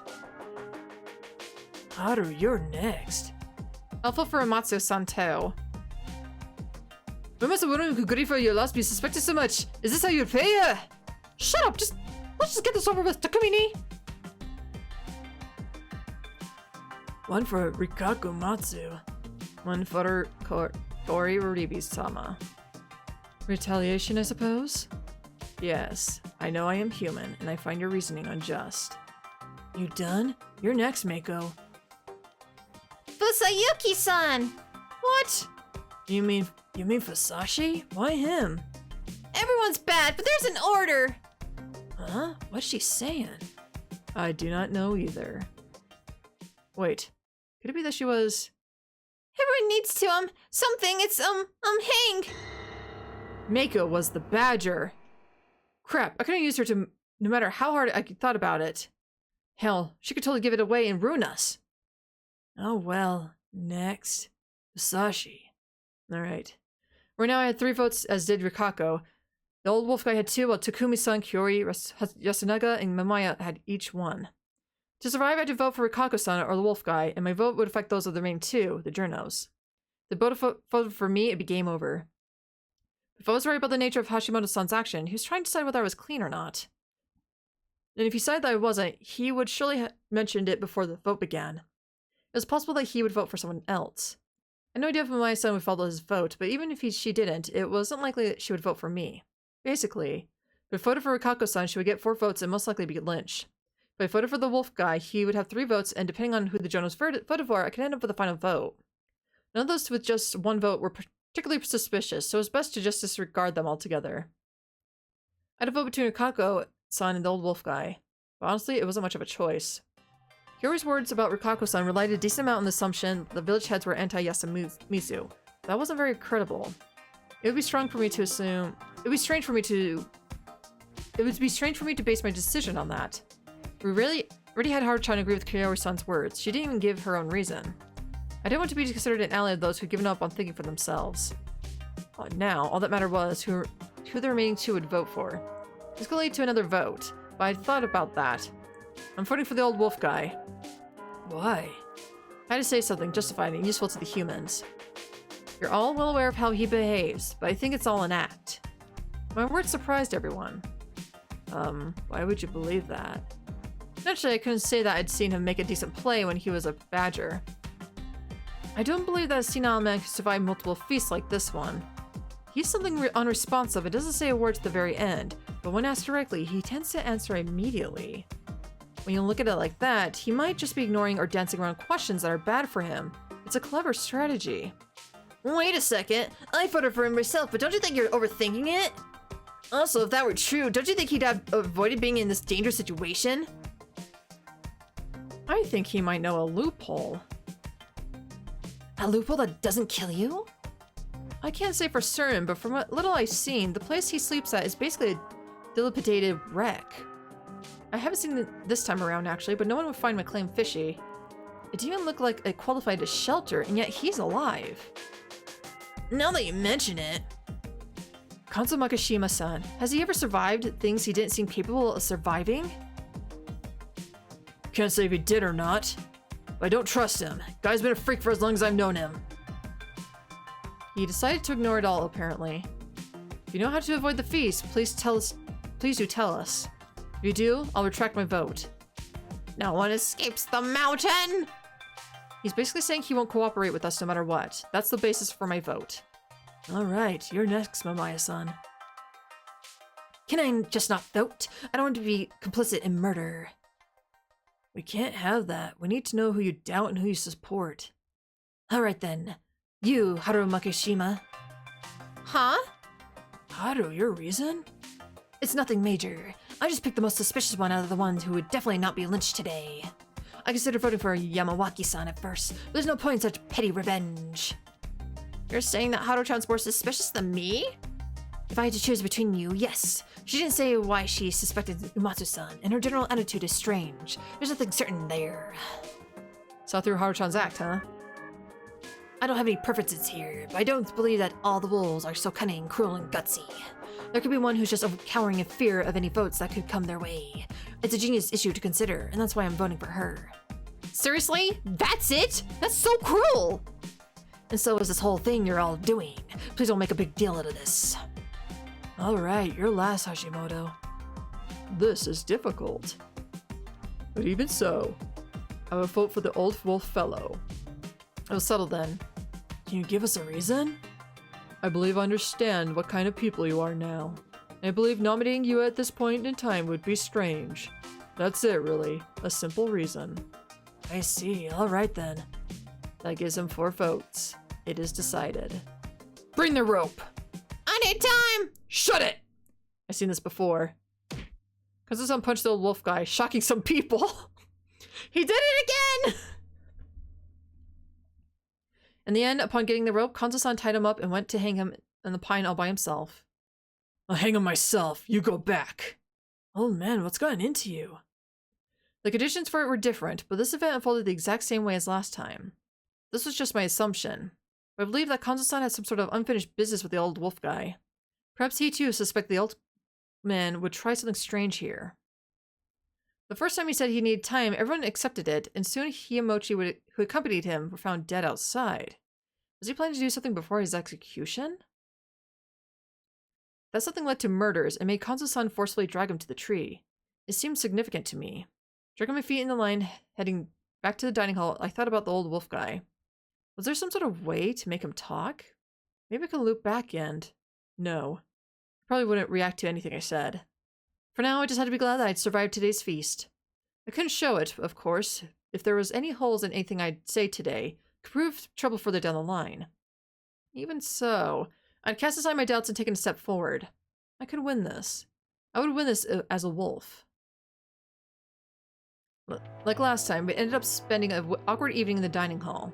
Tae-san insisted that something bad could happen in the mist again, so she told us to stay inside. After that, Kanzo and Takumi came back. The former ignored all warnings and left again, but everyone else stayed inside. Takumi said that he didn't see Kanzo kill the old wolf guy. Just what was happening between them?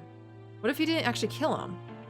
Was there some secret agreement between the locals where they agreed that the old wolf guy had to live? Was someone hiding him somewhere? No, that can't be it. He definitely died the first time. I just didn't get it. Soon enough, we started making dinner. I had to check for poison again, clean up, and then we all went back to our rooms. Another one of us might be gone tomorrow. Be prepared for that at least. After a short silence, everyone gave each other some brief goodbyes and began going their own way. Oh, one last thing. Hashimoto-san stopped them. I advise against trying to stay outside and have secret meetings. Unlike during the day, we're all spread out. It's hard to tell if someone's nearby. That how it is? Big guy's right. Just head back. Crap. I'd hoped to get a chance to eavesdrop. That meant that the secret chat he had at noon only happened because he figured that the wolves couldn't do much during the day. However, it didn't mean that Hashimoto-san had anything concrete. In fact, he would probably deal with potential eavesdroppers by not saying anything important if he met with someone privately. I was more curious about Takumi-san. The exchange between him and Yasunaga-kan might have been extremely important. What? Late at night. We passed out, then put on the wolf outfits, passed through the beast-filled mist, and arrived at the dining hall again. My injury had healed shockingly well. Healing herb power sure was something. I had to remove the taping to get in the wolf costume, though. That aside, that's not what we agreed. There's a strange tension between the three monsters here. But it's really not the right time to kill Yasunaga-kan or Yoshisuku. If we don't, I know. I don't mean to ignore your wish. It's just that... Who do we kill then? There's two candidates. Takumi Muro-san and Yudai Hashimoto. Because they're good at controlling the conversation? Yes, especially Hashimoto. He's doing an amazing job convincing everyone to handle this rationally. Also, he's a lot smarter and sharper than he looks. Let your guard down and he'll instantly expose us all. I told him about how dangerous he was, citing the secret chat thing in the morning and a trick question during the feast. You're sure you're not overthinking it? And why Takumi? He might be the snake. Huh? I was already suspicious yesterday, but now I'm almost certain. Yesterday, when asked whether anyone would volunteer to be lynched, he said he couldn't die yet. I thought a lot about it, and yet the yet part really bothered me. Couldn't die on its own would have seemed natural. Also, he met with Yasunaga-kan secretly today. At first I thought he wanted to cheer him up since Shimi was dead and all. But looking at how they behaved, it seemed like they met up to talk about the feast. That seems possible. It was a bit strange how he just called Yasunaga to talk, but what about it? He's a pretty open guy, isn't he? Not the type of guy who told secret meetings, right? He probably knows full well that you can't keep any secrets here in Yasumitsu. And he still took Yasunaga-kan to meet in secret. It requires a lot of trust if you ask me. That's why I think he's the snake, and that he investigated Yasunaga-kan yesterday. Another thing, he didn't raise his hand when we volunteered to be investigated by the snake. Oh, that was okay, right? I didn't raise it first. It's fine. You raised later, and that's natural. However, considering his position, he should have raised his hand and agreed to be investigated before anyone else. He didn't do it because he's the snake and already figured that raising his hand would have been pointless. I just think he wasn't paying enough attention to act like a normal human rather than a snake. That's also why he was slow to react to the idea that we should investigate him, yet he accepted it without any argument. I guess so. It does look like his words were a bit strange back then. I understand you're worried, but why today? Takumi-san will investigate himself, but there's no guarantee it would be one of us, right? That was a naive thing to say. I don't really trust myself. If he's a snake, and if he was suspicious of me to begin with, my words might have made him even more suspicious. But if your theory is true, it's possible that Takumi-san told Yasunaga that he's the snake, right? That's possible. Then we should get rid of him, shouldn't we? We should, within the next few nights. Very well. As long as we go for Yasunaga tomorrow, I'll let you pick today's victim. I really don't care which. Thank you. However, if we killed one, we couldn't go for the other one for a while. Today's choice was bound to greatly affect what happened next. Now which one? Takumi, I feel like Kashimoto is still a viable player. We can still manipulate him in a sense, but we have to be on our toes. And Takumi has lived his usefulness anyway. Personally, I found Hashimoto-san to be the biggest threat. I didn't see any openings or weaknesses on him. However, I knew full well just how influential Takumi-san was. Though he sometimes lacked confidence, once he found someone, he could kill off the wolves through his initiative and popularity alone. Then there was the fact that he might be the snake. I really couldn't ignore him. We'll kill Takumi-san. Very well, but... Yes, we'll go for Yasunaga-kun tomorrow night. About that, though, Haro-chan. What? Yasunaga-kun will probably be in a state of shock again tomorrow, so you do your best to console him. We need to prevent him from declaring that Takumi-san told him he was a snake and that he confirmed that Yasunaga-kun was a human. With Takumi-san dead, most will find his words trustworthy.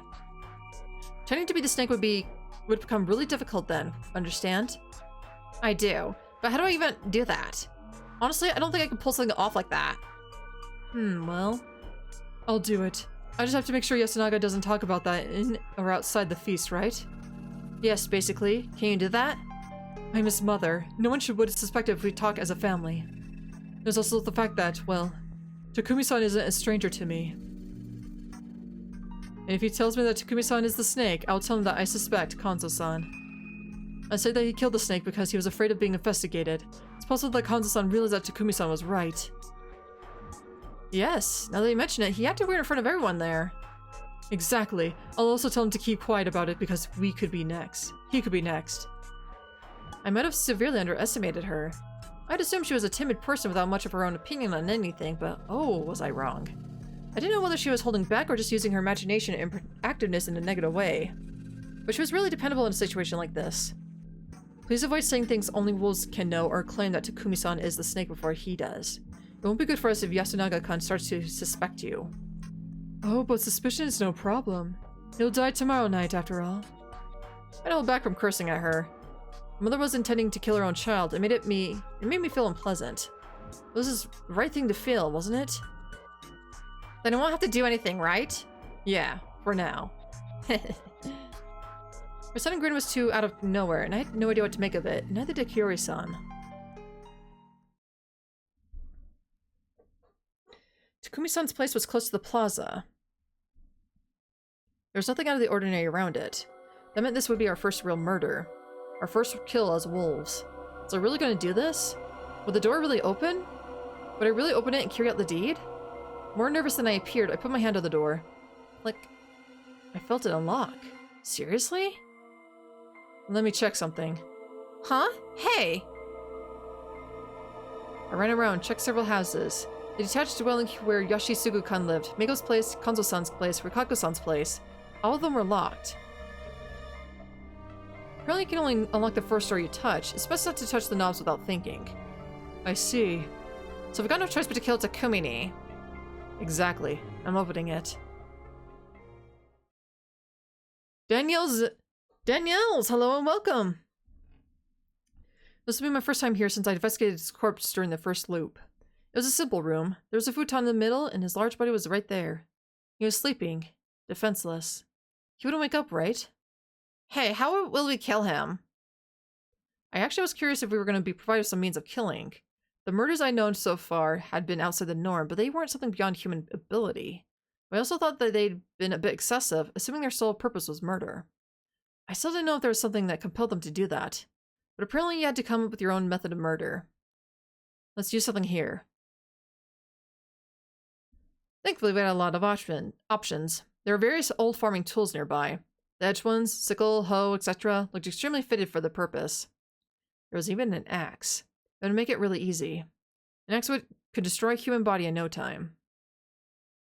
I'll ask, just in case. Either of you want to do it? Alright, I'll do it. I raised the axe overhead. And hesitated. This memory, the fact that I committed murder, would probably stay with me even if I looped. I'd keep this moment, this feeling, until the day I died. That was hardly a problem. My aim was true and the axe sunk into Takumi-san's neck. Blood burst out of the wound and then started bubbling out ceaselessly. That was definitely lethal. However, the blade wasn't too wide or large. This wasn't a broad axe or anything. Thus I swung it down again. And again. And again. His head left his body before the 10th swing. I took his head in hand. His eyes were open, his expression full of anguish. At this point, I wasn't sure if he'd been completely unconscious. I nonchalantly showed it, and the two behind me. Applause. He actually applauded me. Well done. Good job. Pure joy and words of praise. My earlier sense of disgust returned. Why? Why did these people suddenly cease having a conscience the moment they became wolves? This was wrong. They were supposed to show disgust. They needed to. They didn't. To whose standards was I supposed to adjust my conscience? Sense of right and wrong and good and evil. I tossed the head on the floor, then held it in place with my foot. Cut it with the axe over and over. Struck it over and over.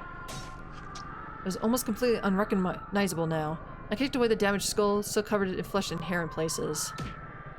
It was heavy, so my leg hurt, and it left a pool of blood where it rolled. Before I even looked at it, I took a random farming tool and thrust it into his torso. I then took another tool. He's going all out! Holy shit! He's dead! Dude, calm down. And sank it into his shoulder. I opened his stomach. Cut up his limbs.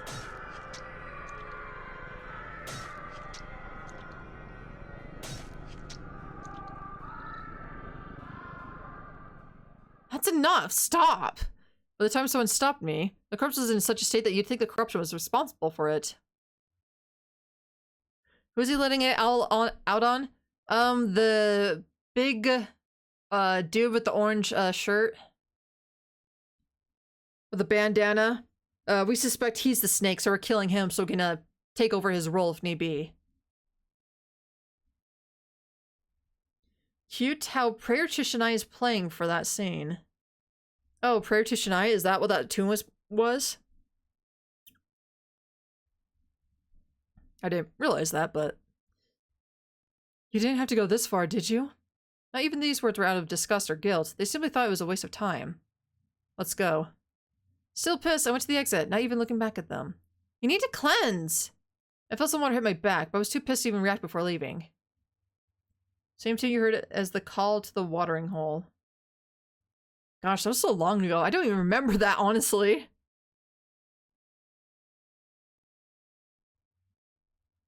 I took out the bloody wolf outfit and just threw it on the floor. I learned yesterday that it was best to wear the costume without any upper clothing, so I was able to relax after just wiping off the sweat and changing my underwear. The room began to reek of blood, but Great Lord Shania would probably clean all this up anyway. Shit. I was pissed. Even though I knew they'd lose their sense of guilt, I was still pissed. Shit. I just want to sleep. I couldn't really do that with someone knocking on my door. Who could it be? Kiri-san? Haru-chan? Shania himself?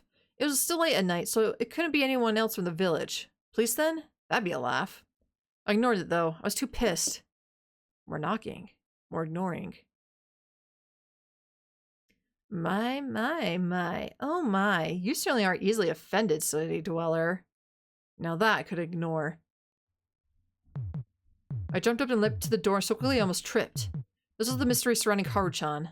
The brutalization that had distracted me from my primary goal here. I hadn't expected her to come to me.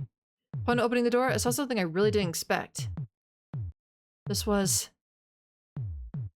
Oh! The wolves cometh? To the smell of Yomi? Cleanse, shelter, and dream. Daughter of Fujiyoshi. That was Haru-chan? Now that I better look, the physique, hairdo, and even the voice were similar. But why would she wear that? No, forget that. How did she make it all the way here without her wolf outfit? No need to be surprised. These are my kin. Consider them an extension of me. Behind her, I felt the beast, closer than at any point today or yesterday. No, I could actually see them. Countless eyes glowing in the darkness nearby. She gently extended her hand. A few of them looked at her, and a few even came close. The weak light from outside the prefab lit them up. Dogs. They really were dogs. Some were white, some brown, some had long ears, some didn't have a tail. It was a pack of countless feral-looking mid-sized dogs. All of them had blood and filth on them, as well as severed wounds here and there. Though the clenched teeth, furrowed noses, and widened eyes spoke volumes of the rage and perhaps even hatred within them. The girl clad in aged cloth didn't seem to care, sitting there still even as they surrounded her. Not only that, but she reached out to pet one of them. Are you one of the three gods? Oh yes, apologize if that did not seem obvious before. As you can see, I am lonely, powerless god who cannot do much beyond playing with beasts. Please come in. My, oh my. Do you think it is dangerous to invite a god to your home? What if I were to spirit you away? Sorry, but I don't understand your rules. Reasonable. You city dwellers worship a god called Science, do you not? Science is a god. Isn't a god. Oh, it is. You did not know? Oh, but wait. You don't believe in anything, do you? I truly sincerely apologize. Okay, this is really... Should I step aside? No need for that. You cannot leave that place without that filthy costume on to awe these children. The edge of the territory is boundary, and talks between men and gods can be had through them. I see. Alright then. What are you? I have already answered that, have I not? A god. A perilous god. That's not enough. The legends do not say anything about... Wait. The badger. The first time she simply nodded instead of saying it. It made me uneasy. Do you hate that name? Not at all. It is not wrong in the least. It is a fitting name for someone wearing the marks of the Great Lord Shanai and acting as the leader of these mutts. Used to be a different god, right? This might not sit well with some of you, but legends and myths can change not just through borrowing aspects of other legends and myths, but also through political events. There was a time when myths and government were closely tied, so myths had to change whenever politics did. If settlements merged, the gods would marry, while gods of places that annexed through war would become the conquerors' gods, servants, or demons. Or maybe they'd merge separate gods into one. The people shaped them according to the power balance of their day. That's why powerful gods and devils have many other names, forms, and incarnations. These are remnants of long-forgotten faiths. The legends of myths that lived to this day survive through countless such changes. Of course, they would have contradictions. So, my logic of thinking in the first loop, thinking that this was the badger, is actually true. Damn. Oh, excuse me. A forgotten god. A mountain god besides Great Lord Shanai. With the creation of Shanai faith, she was woven into it as his servant and left mostly forgotten. That was the entity possessing her. Well, that is what I am, but I did not come here to speak on myself. Personally, I had a whole ton of questions, but since I didn't want to make her upset, I let her take the lead. What do you want to know? Why the rampage? You don't know? I understand that you're upset with this girl, but I cannot read any other color you display. If you do not want to kill, you could have stopped after the first hack, and if they did not deem it sufficient, you could have handed them a tool. Yet you joyously cut the large man up into pieces. I needed those two to stay normal. I can't be normal unless I'm surrounded by normal people. As a person, I like any kind of real fun foundation, so I lose myself without some sort of normalcy to ground myself with. I don't actually mind losing myself and having to create a new me, but having one forced on me pisses me off. No real foundation, you say? How curious. Is that not itself your foundation? That is, a man who is frustrated when outdone by others? Perhaps you're right. Then why are you afraid of me? Those seized by anger hold neither fear nor reverence, do they not? I'm scared of things I don't understand. That does not seem the truth to me. I see how it is. You cannot differentiate between fear and excitement, can you? And you do not like it when others control that, am I correct? We are even now. She took my displeased expression and silenced as a yes and laughed. You can read minds? It's a little more like a parlor trick to me. You can also read my memories, so you know about my looping. My oh my. You realized it already. I expected to keep it a secret a bit longer. Fear is the path to the dark side. Fear leads to anger, anger leads to hate, hate leads to suffering. Ah, that's an interesting way to look at it. In other words, neither you nor Haru-chan experience what I do. Well, that's a good way to look at it. Unfortunately, even I am but a jester dancing atop another god's palm. Can you tell me about this god? The one behind it all? I cannot. Why? Because I am too weak. If you tell me, I'll turn it all around. I'll even help you regain your former glory. Know your limits, silly dweller. I guess at her sudden intensity. Allow me to correct you. A perilous god is one that is of no use to mankind, not one capable of calamities beyond your knowledge. I am perilous now, and I behave like this adorable maiden, but I used to be more feared than any. You believe you can bring that glory back? Do you believe you would honor me by burning several nearby villages and hanging all the people? Speaking on this dreary night is only meant to ease my ennui. There is nothing to be gained from it. So this was just a diversion for her. I couldn't consider it significant. Was that what she was telling me? This has grown dull. Human words in mind. May we meet again on the following evening. She turned around and I felt the beast rush away. Please wait! Why did you come to me anyway? Oh, that is something I will gladly reveal. Essentially, this girl was concerned about you. Howard-chan? She was? Fusashi-san was so mad. What's gotten into him? As a servant of Great Lord Shinai and one who detests the mark of Yomi, she was considerate of you, her partner. Even if you do not understand this, do show her care for her. She is powerless as well, so seeing her can be vexing at times. Does Howard-chan know about you? Maybe. So I can't expect you to pass on a message to her. I am too powerless even for that. I could try to show up in her dreams, though. Then I'll tell her myself. Mm-hmm. Farewell. It is the path Jedi tell younglings and Padawan students to not fall to the dark side, the side of the Sith. Oh, okay. Ah, one more thing. What? You're a cute god.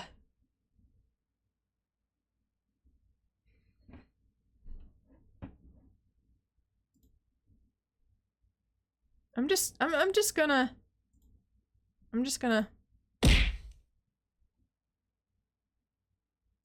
You know what, I feel like one more, just for good measure. Ow. Okay. There we go. Just making sure. Just have Phil. Tell me you smudge of a guy, stop it! I know! Seriously, stop! Sarah the Damascus, stop hitting yourself. This is how I feel right now. I'm sorry. It's just this guy. This fucking guy. Just... Oh, God. Just... There we go. Okay. That's just how I feel. Okay?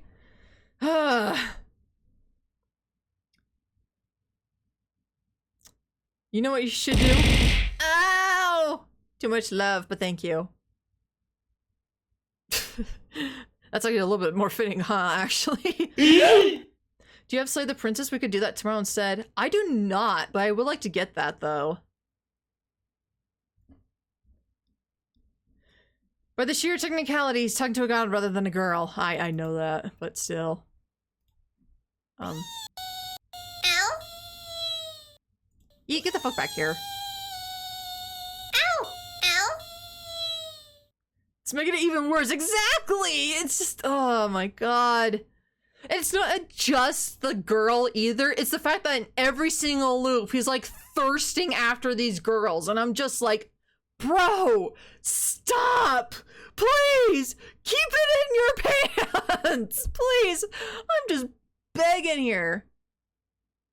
It would make a good Halloween game. It would, actually, now that I think about it. I could leave a lot of options to viewer choices. Yeah, Slay... Maybe I'll do that next year, actually.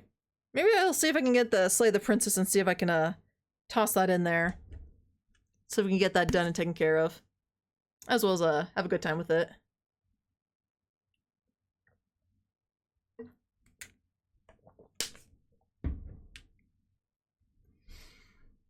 Anyway, let's go through this.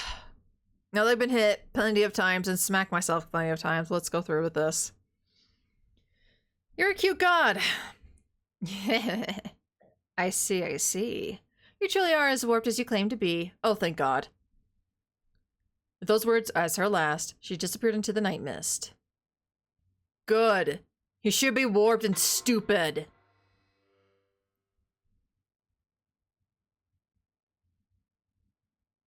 The next morning came. As I expected, the wolf outfit and all the blood had vanished. That didn't mean that it was all a dream, though. Takumi-san's mutilated corpse was soon discovered, shocking the whole settlement. That's when I noticed that the murder scene was full of wet footprints. They were the same as the ones left by the previous wolves, and I now understood why they were there. They'd also wore those wet costumes. The demon continued outside the house, though. Apparently Great Lord Shinai took care of the costumes as well as evidence. What a methodical god. I was probably the only one who could be so clear-headed. Tae-sun took this especially hard. She refused food and instead just prayed at the edge of the dining hall.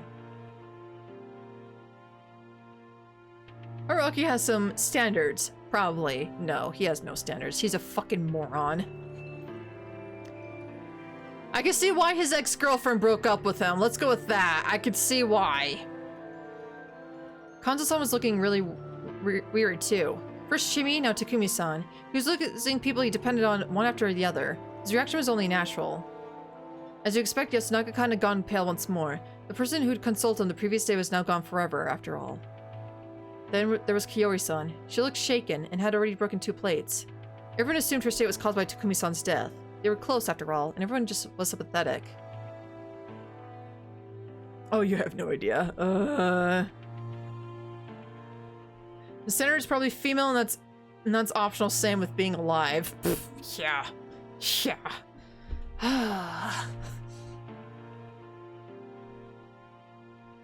I knew that she was actually just tense because she was planning to trap her sons and then kill them, but I didn't say a word, of course. Breakfast was over and we finished washing the dishes. Kanzo-san prepared to go clean up Takumi-san and... Yasu, help out! With that, which made a chill go down my spine, I had no idea what kind of info the two would exchange if they had a secret chat. Oh. Okay. Wait, I'll go! That's why Yoshishiko-kun's words were a great help. I'll be more useful than in this empty husk. Let's go. Do what you have to, Yoshisuko. Hag, you don't think I get the point! Come with me, Yasunaga. It was going great. Yoshisuko-kun returned from cleaning and Kanzo-san went patrolling, but Yasunaga-kan and Kyoori-san still hadn't returned. A bit worried, I finished cleaning up and relaxed when... Haruaki-sama, may I have a moment? Someone called out to me. It is about Mako. Oh, that was an issue I nearly forgotten. A short distance from everyone else here, around 10 steps away from Tae-sun and her prayers, we started whispering to each other. Is she still being rebellious? Yes, until recently. She needed my help dressing up, but now she does not. It might be a good thing, but...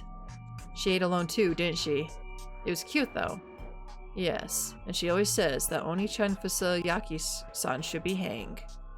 Small girl, basically saying that she wants to murder. What family of delinquents did she grow up with? Delinquents? Yeah. Oh, we have poorly raised children outside this village too. Oh my. Still, what's with her? I do not know. Actually, I worry that she might be the badger that Hashimoto-sama mentioned. There. She noticed it too, and she probably wasn't alone. Maybe. A human that sides with the wolves. Is that why she wants to hang the humans? In Kami Fujiyoshi, people believe the wolves are good and that the other guardians have sided with Yomi. Did someone tell her? Is that why she changed sides? Maybe. Or maybe you and I did something to get on her bad side. Nothing comes to mind. Wait, if she's supposed to help with the wolves, why is she claiming we should get killed then? That doesn't make much sense. I think we can just ignore it for now. I doubt that anything she says will affect the other participants. Can we really be so optimistic? She has a right to vote, just like everyone else in the feast. That's not really good, but if you follow the rules, the only way to get rid of her is by hanging. If that saves us one of the feasts, perhaps I should. That would be good for us. Please don't. It'll be a waste of a human vote, and just cruel in general. I understand. Thank you for showing mercy to her, Haruaki-sama. Rikako, why do you care so much about her? She's just a lost child you picked up, isn't she? Taking in children without a place to go and raising them was one of the roles of the Matsu. Really? Yes, the Uematsu did not care much for lineage and actively accepted orphans and those without a place to go as their own. I could only assume they needed more bedroom woman servants to fulfill their evening duties. Kako-san, you really value the tradition, don't you? Yes, that's what kind of world I grew up in. This whole area was a separate realm built around the worship of Great Lord Shinai. From my perspective, she was very unfortunate to have been born here. But perhaps from her point of view, being a city boy without the pillars of faith or tradition to support me was far more unfortunate. I couldn't deny that a world where the way to live and die hadn't changed for centuries could be easier to live in. A Wilbones aquarium didn't seem much to stay stable. It just had to continue following already established processes. However, in the real world, closed systems were extremely hard to maintain. Other animals, diseases, lineages, ideal system was threatened by countless things. In liberated societies, however, the people had to develop a strong will, with a blend of common sense and individuality, and constantly conflict with others.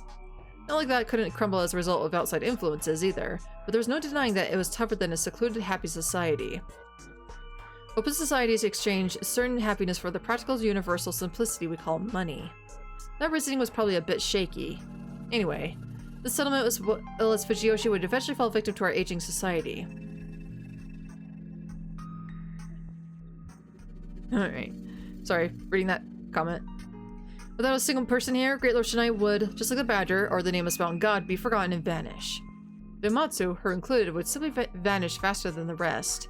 Thus, what I felt for her right now is merely sympathy for something facing its inevitable end. A ruthless sentiment you could have you have about anything. None of that had happened. I'd thrown away even Shimi. Hiroki-sama, is something troubling you? Huh? Why would you think that? You were wearing a frightening expression. Sorry. I had to keep tightening grip on my conscience. Without deciding what to do about Mako, I returned to the dining hall where I found Yasunaga-kan and Kiori-san. Yasunaga-kan seemed a bit better than before, but only slightly. Kiori-san looked the same though, so I couldn't tell if she succeeded in getting Yasunaga-kan to not talk about Takumi-san. Let's prepare lunch, shall we? The feast will start soon. Can you wash the pot for me? Of course. I have the metal pot I've grown used to using. I found a piece of paper inside. Takumi didn't tell Yasunaga anything about being a snake. He simply consoled Yasunaga about Chimi-chan's death and talked about how they could proceed with the feast. After taking my poker face, I brought the pot to the sink and filled it with water, getting the paper all wet. The fountain pen letters quickly became unreadable. I then used a scrubbing brush to quickly tear it apart, rolled it into a ball, and threw it in the trash. Was Kiori-san aware just how risky that was? Anyway, that info just now was extremely important. Takumi-san had told him about being a snake? What was I to make of that? First time Takumi-san had realized he was the snake on the very first day. Why would he be so careful now? What if he wasn't the snake? In our other life we chose it! We're fine! Alright, see you next- Alright, Desilio. As always, thank you so much for tuning in. Do appreciate it. And I'm cute, cute, cute, cute, cute, cute. Yes, I'm still a fox, and I'm still cute, cute, cute, cute, cute, cute.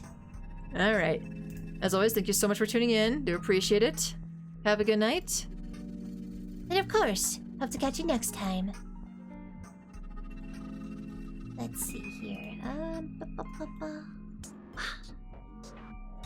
Hold on one second. It's gonna take a minute for me to get ready.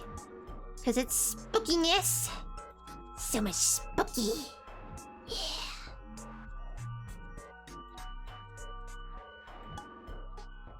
Bam. Spooky. Oh, let's move me a little downward here. Yeah, how about that? OBS, please. Thank you. OBS, please. Thank you. Okay. Oh boy, it's gonna be different with all the voices, but okay, we'll work with what we got. What if Yasunaga-kan lied to his mother as a precaution? Crap, Kiori-san's note didn't tell me anything about how she asked about it or the nuances of the replies. This could definitely be a good time to come out as a snake. What was I to do now? I thought about that every second of lunch. I did think I kept a normal expression on my face at least. It took far too long to decide that, regardless of circumstances, I needed to claim a role.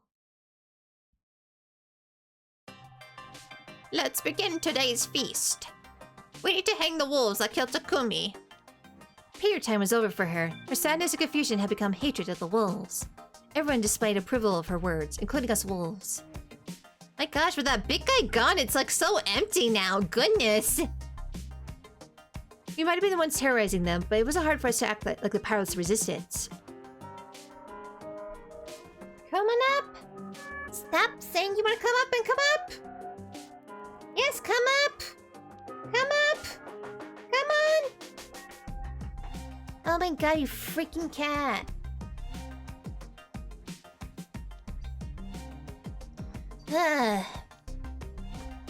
She likes to be a pest, okay? Oh, there she... Oh, Well, I don't have a cat on me, but anyway. Cat no listen. Cat never listens. She never does. Are you a good listener? No, you are not. Stop lying. You are not a good listener. Can I do it like this? Can I hold you like this, maybe? First of all, Yasunaga-kan said that Takumi-san's death rendered the snake's power meaningless.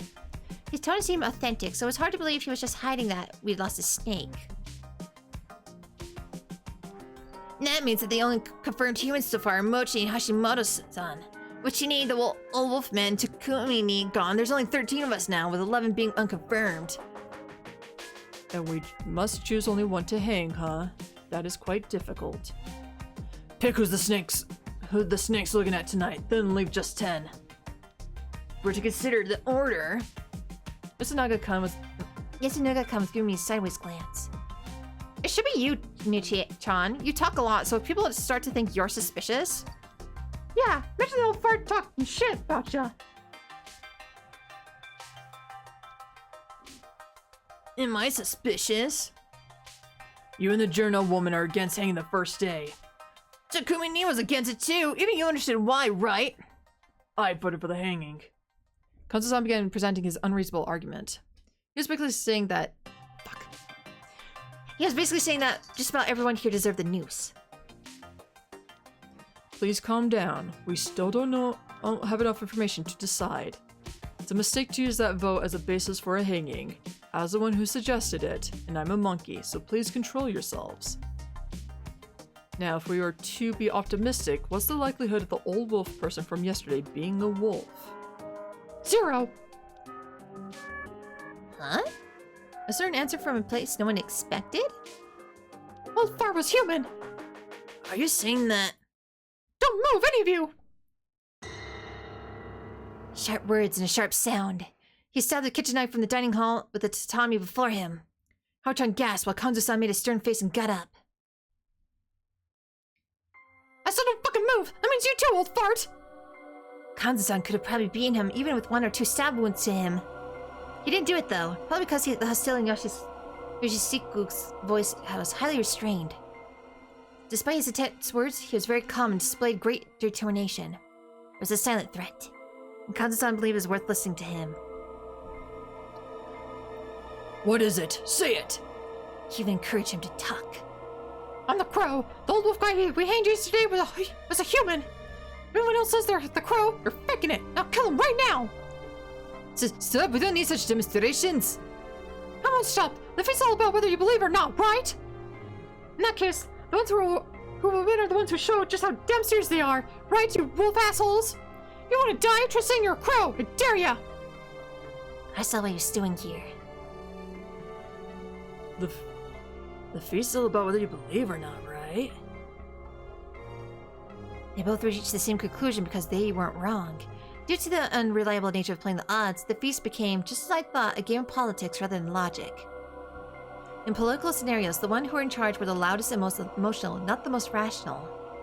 After all, logic required energy to understand. Basically, it was a pain in the ass. The people who actually enjoyed building complex logical theories were by far in the minority. Excuse me. Ugh.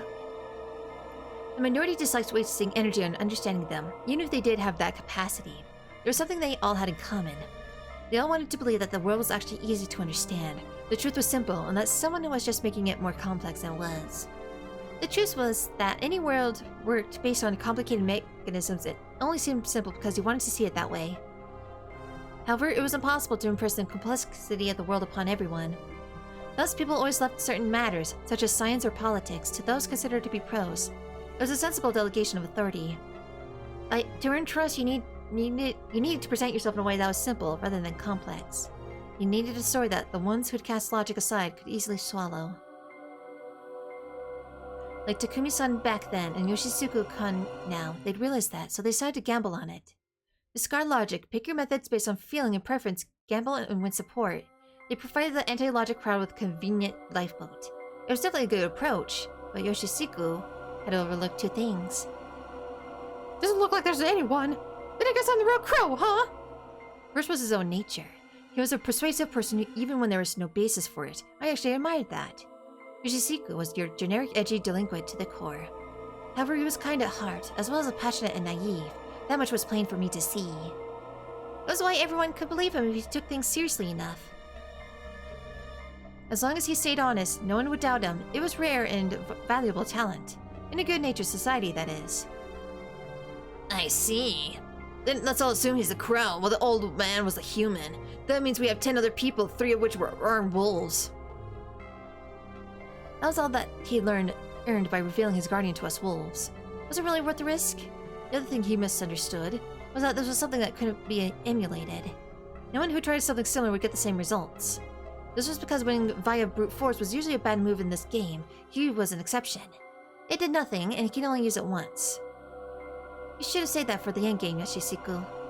Oh, how I wanted to say that.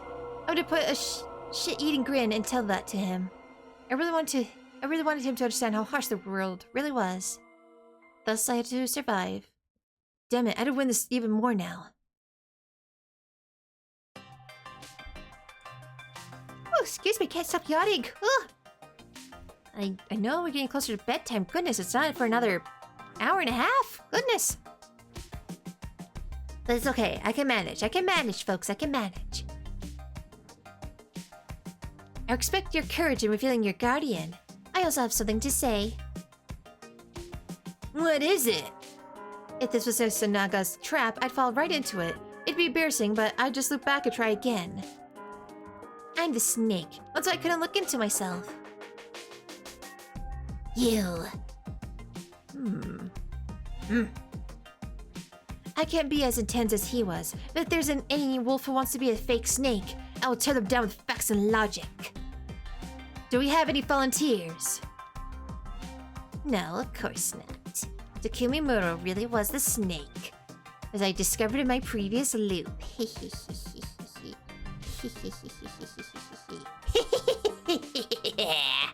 Being evil so good! Being evil so damn good!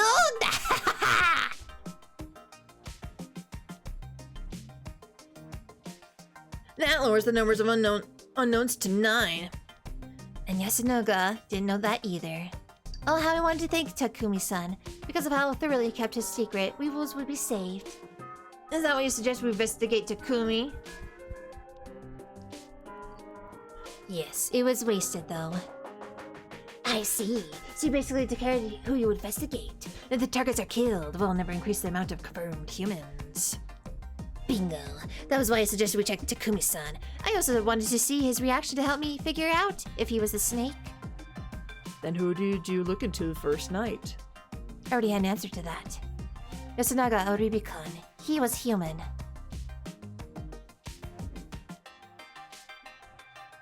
That leaves 8. Can I suppose another one?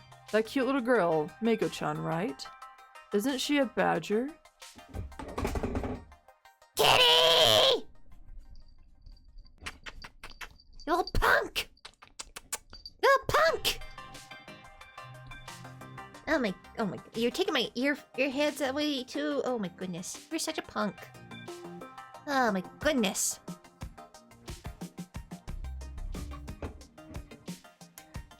Honestly, she's probably like trying to get close to me because it might be cold.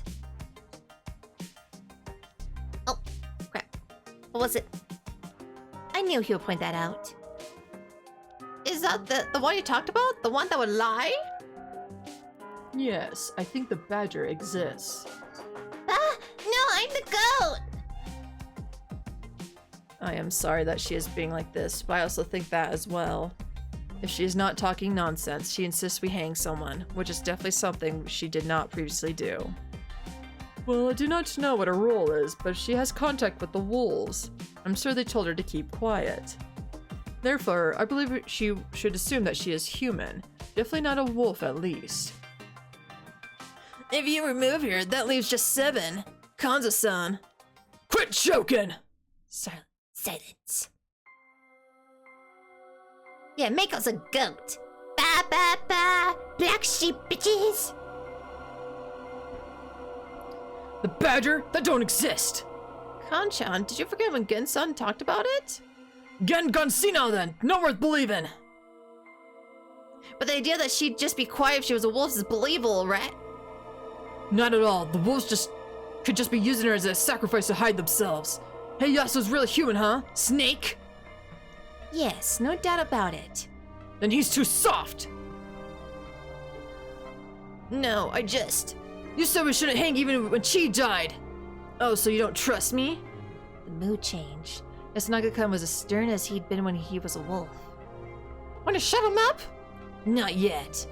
Oh man, Yasusan's mad. I'd really like to go now. Nichan, stop! You're scaring me! You too, Oji-chan! Fusashi-san, we considered investigating me before, but that's meaningless now, right?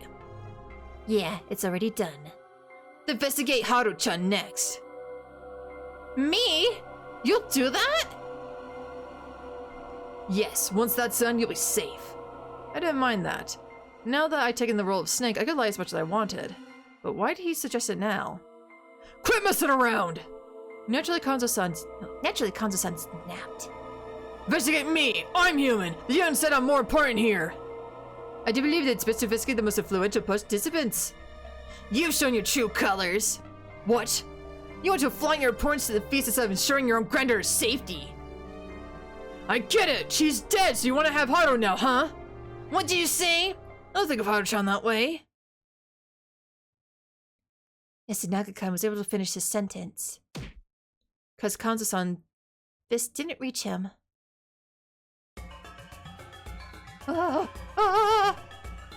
Yoshisiko had jumped in at just the right time to take in his stomach.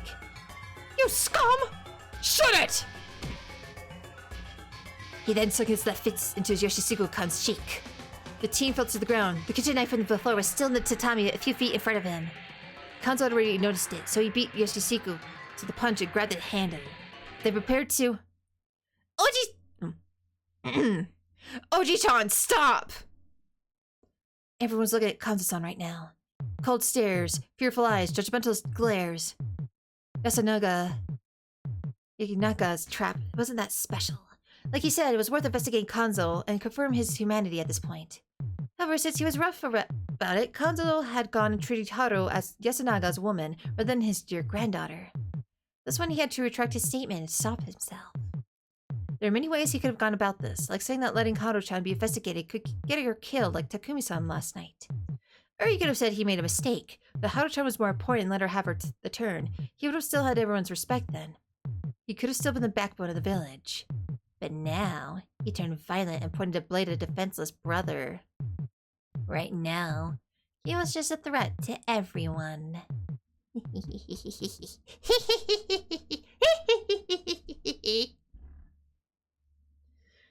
Punka coming back to his senses, he seemed to have realized that he'd crossed a line he never come back from. The crude old man was at a loss for words. Excuses, manipulation, rationalization, all these concepts were foreign to a character as stoic as he was.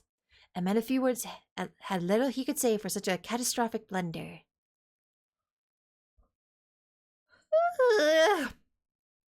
Oh my goodness, stop it! Stop yawning! I could last over another hour, should be fine. However, out of all the words he could have chosen... Hang me. I certainly didn't expect those. Oji-chan! I've lost my edge. Yas is right. I forgot what mattered and pointed a blade at a human. No one will listen to me now, and that's fine. I gotta be gone. But... No, I'll be alone then! Haru, that ain't true. Asamisa's your family. It's what they think too. Yasu. Yes? You can defeat the wolves, right? I must. You too, Yoshi. Damn fucking right! Reeb, you got some good sons. I only... let us calm down for a second. This is a bit too chaotic. Shut it, outsider! But... This is our problem. Oh dear. Kanchan, isn't it too early? Elders should die first. Tabei, you better prepare too. Oji-chan! Stay strong, Haru.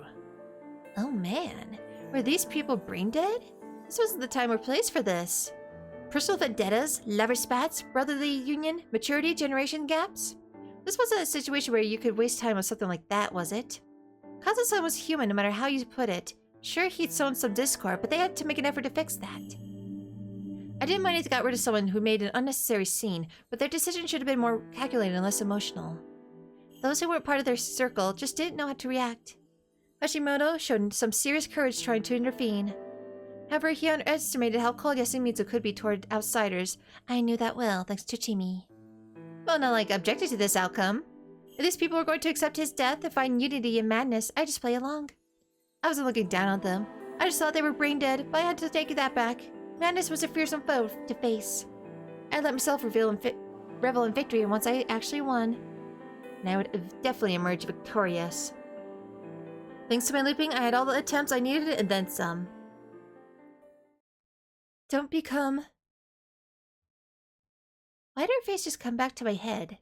She had nothing to do with this turn of events, right? Not even the last time. What was I not supposed to become? Takumi-san and Chimi were gone now. Thus the task of tying up, dragging and hanging Kanzo-san had transferred to the Oribe brothers. The other brother had led, while the younger one dragged. Everyone else followed after, singing a saddened version of the prayers to Nai. Though perplexed, the journals joined in too, and they looked a lot like I had back then. By this point, the feeling that the villagers were crazy had dulled, and I was starting to believe that I was the anomaly here. The term peer pressure came to mind. There certainly was a way to use peer pressure to erode people's aversion to murder and reduce them to marionettes. By imposing such meaningless repetitive rituals on a ground of people enough times, it would eventually be viewed as commonplace events. It would be done many times throughout history, in wars, PAL camps, cultist sects, and the feast. No, Yasumitsu as a whole was a prime example of that. The local culture was deeply ingrained in their minds. Anyone living here would eventually start to question their own way of life. Huh? So the story I created wasn't far off the mark. Anyone living near a hellish place long enough would themselves become inhabitants of hell. If you looked at it that way, I might have been a resident of hell myself. Now what did the great Lord of the local hell Shinai Sama want out of something so needlessly profound? I still didn't know. In fact, I wasn't sure if the god himself knew what he wanted out of this. Just a thought. An eternal dance of murder and concealment shrouded in densest mist. Hoji-chan. I already said goodbye. I'll leave the rest to you. Rise not! Hoji-chan! Rise not! The brothers extended their hands, and the rickety old man's body fell down. In a moment, the rope went taut. I heard a sound akin to a frog's croak from down below. The seeds of Malice Plant had grown and bloomed. I wanted him to live a bit longer and play the role of antagonist. Hateful old fart, but oh well. Deciding to kill him would probably haunt Yasunaga until he died. As someone with a strong sense of justice, he would either eventually be self-destruct or struggle to find some internal justification for it. No, we'd promised Kyouri-san that we would kill him soon. Oh, excuse me. Whatever the case, there was no problem for us. For now. I decided to be wary of some surprise attacks from the rest. Hope that the last of the Uematsu Rikako-san didn't have any other secrets. Yeah, hopefully she's not, like, banging people or anything. And think of how to deal with these two. Hashimoto-san wasn't shaken by the lynching, and as we turned, our eyes met. I had no idea what he was thinking. His expression and eyes both were unreadable to me. He, on the other hand, clearly read something about me. That wasn't fair. First Yoshisuku, now Hashimoto, their goddamn superpowers were just unfair. They were the reason why I, a normal talentless individual who didn't stand out in any way, had to take such drastic measures. I couldn't even tell if he actually suspected me or was just slightly uneasy. I feel like I was doing a good job, but since I was now at the forefront, it was more likely I would be targeted. What would he do next? I was actually kind of excited for tomorrow's feast. After the feast, everyone gathered in the dining hall. With barely any words, we ate a simple dinner and went our own ways. Takumi-san and Kanzo-san were gone now, so we didn't even have anyone say that it was time to go back. However, it was hard to believe they would just collapse. Hashimoto-san would plan to decide what to do tomorrow, and the Ribi brothers would do something too. I can only imagine what they were thinking of in the window between sheltering and dreaming. Thus began our third secret meeting. We would tear their fragile plans to shreds. Now let's fulfill the promise. Her voice was calm but stern. Let's give one of your sons the rest. Certainly. Which are we going for? Nichan or Yoshi-kun? Yeah, sure, we're excited about this. It still pissed me off. Don't become... As Chimi's face, which often flashed before my eyes recently. Before we do that, can't you two suffer a bit more? I made a smile and asked that. Suffer? I mean, this is difficult for you, right? You're about to send a son back to Yomi. It's a tragedy, isn't it? Haru-chan, you just sat there and watched as your own grandfather was hanged today. That's madness, a terrible way for a human to act. I've done many terrible things since being born and granted this power. Sending people to where they truly belong carries with it a lot of sympathy, empathy, and guilt. You can't read like that. Where's the pink fox voice? This is the pink fox voice. What are you talking about?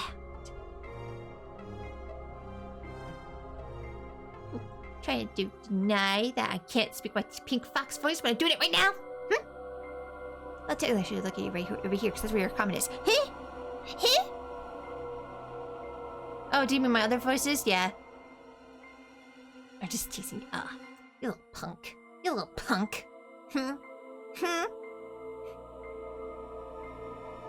Oh, the slime was such a pain at this point. I didn't even have a reason to keep telling it anymore. If we act normal while doing this kind of thing, we won't be in the right anymore. Do you think we're not suffering? Oh? You are? You are? Of course. It's a bother to cry at this point, so we simply do our best to be insane. And I just don't want to cause you trouble. Unlike you, we can't keep up with you unless we go insane. But people normally don't know how to go insane. Also, Haru-chan, don't act like this is my fault. Kira-san will die after she kills her sons, but you won't, right? You need to survive and bear this sin. I can guide too, can't I? Yeah, she can, can't she? I raised my legs and kicked over the bucket. Oh my. I've had enough of this nonsense. Then why not get this over with? Yeah, like we should. It's easy whenever it's actually funny. What do you mean? What do you mean? I'm not easily wound up. How dare you? How do you assume I'm easily wound up? I am not easily wound up.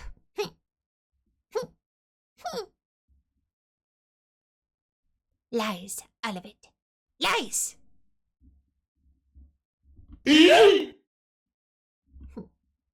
Fine, I'll eat the fox.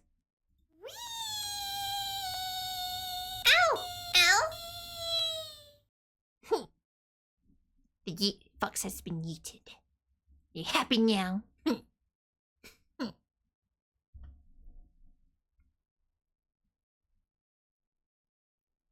So...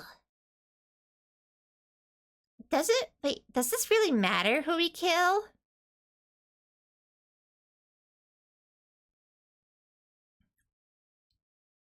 Does it really matter? I didn't think it would matter, so let's kill the smart one then. We will kill Yasunaga Oribi. If we let Yoshisuke-kun, the crow, live, they would find out that Kanzo-san was a human, but everyone already knew that. The crow will live another day. During the charade at noon, Yasunaga inherited Kanzo's will. His death would be more distasteful and tragic than anyone else's. The blind people here wanted a leader, and this would shock them immensely. I had no idea how good of a leader he would be, but it would be better for us if he was actually good. Can we kill Yasunaga? Certainly. I guess this is a goodbye to Nichan. There's something I want to ask you two. Yes? Killing yourselves this time. Because you ever did it yesterday? I don't want you stabbing my back while I'm doing the job. I wouldn't do that. Liar. But I understand. Very well. Be thorough about it. What do you mean? We need to make sure we don't leave any evidence and he doesn't leave any messages. He won't feel the pain once he's dead anyway. Alright. Don't become... Suffer. I filled the bucket with water again and went into the mist. Was he telling her to suffer? Like Chimi? Like, in the afterlife? What was up with that? Just saying suffer. I'm confused. Again, I'm all... Oh. There it is. I'm always confused. Lots of things confuse me. The water from the faucet repelled the corruption just fine, though it was from a well, so maybe it didn't count as tap water. Haru-chan went in front, and Kira-san was right behind her. Haru-chan was waving around a flashlight. I see you like that a lot, Haru-chan. Who cared about that? We headed for the dorm. Not long after, we arrived. This reminded me of the first night when we tried to kill him, and Shimi got in our way. This time it was something else. What's the problem? Hurry up and open it. It's not opening. Let me try. What about the other rooms? I tried touching the cheap-looking metallic knob, too. I didn't feel anything clicking, anything unlock, and I couldn't open it either. We then went around all the houses that had living people in them, but none of the doors opened. For a moment of thought, I reached a conclusion. The spider got the better of us. So the spider protected Nichan's door and prevented it from unlocking, so we tried to open it. Oh no! No, we should have expected this. Anyone living in Yasumitsu would know that he's in the most important position right now. Of course they would protect him. What do we do? We have no choice but to accept it. It's a night wished for us. Kira-san can't kill his son, and the spider will know that we targeted Yasunaga-kun. Is that a big deal? No, not really. In fact, this gives us some info. The spider was from Yasumitsu. If Maya-san was a spider, she'd have protected either Hashimoto-san, me, or Yoshisuku. The only locals' roles we didn't know were Tei-san, Kyonosuke, and Rikako. Yasunaga couldn't have been the spider since they couldn't protect themselves. Mako couldn't be it either. If she was a spider, Rikako would have controlled her like last time. She was clearly this badger. That meant that one of the three was a spider. It wasn't completely unlikely that it was Kyonosuke-shi, but I couldn't imagine him making the choice. He probably protected Rikako-san every single day. In order of likelihood for Pius to lowest, it was probably Rikako-san, then Tei-san, then Kyonosuke. Worse than that. Tomorrow? Well, I get to kill them tomorrow. This woman had bet no hope to keep her mind intact. That now came back to undermine her sanity if she didn't get to kill her sons. It looked like the situation where we couldn't let her have this kill she was promised could continue. Oh man, I want to reset. Right now, actually. Maybe we could just walk off the cliff and...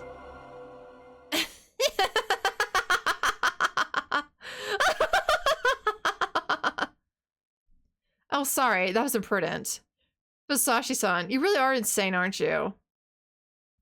Me? Insane? Hey, that's not fair. You're the ones who went insane first. I told the others too, if they were in danger of getting hanged, pretend to be the crow, avoiding the spider at all cost.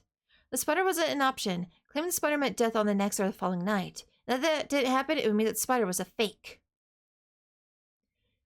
With Yoshisuku-kun's reveal, pretending to be a crow became a lot harder, but it was still safer than pretending to be a spider. Yasunaga and Hashimoto would also find it suspicious that a spider reveal would even happen in the first place, so that was another reason. Though I would follow Yasunaga's idea and tell everyone that my snake powers said that Haru was a human, so she wouldn't be suspected. I was in way more danger than in that regard. Also, I would see how the votes worked and, if possible, hang Rikako. However, our votes would go different ways. We couldn't force it. Yes, we could not force it. Just like you cannot force me to stay here any longer.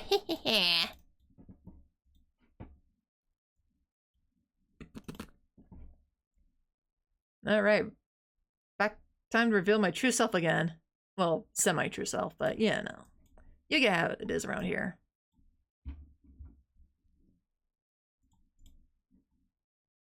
Oop. Tomorrow's vote would be hanging one of the 6 unconfirmed humans. Tei, Kiori, Kyonosuke, Rikako, Mako, Mamaya. I would try to make sure it wasn't Kiori. After I provided that course of action, we went our own ways. We said goodbye to Kiori and went uphill.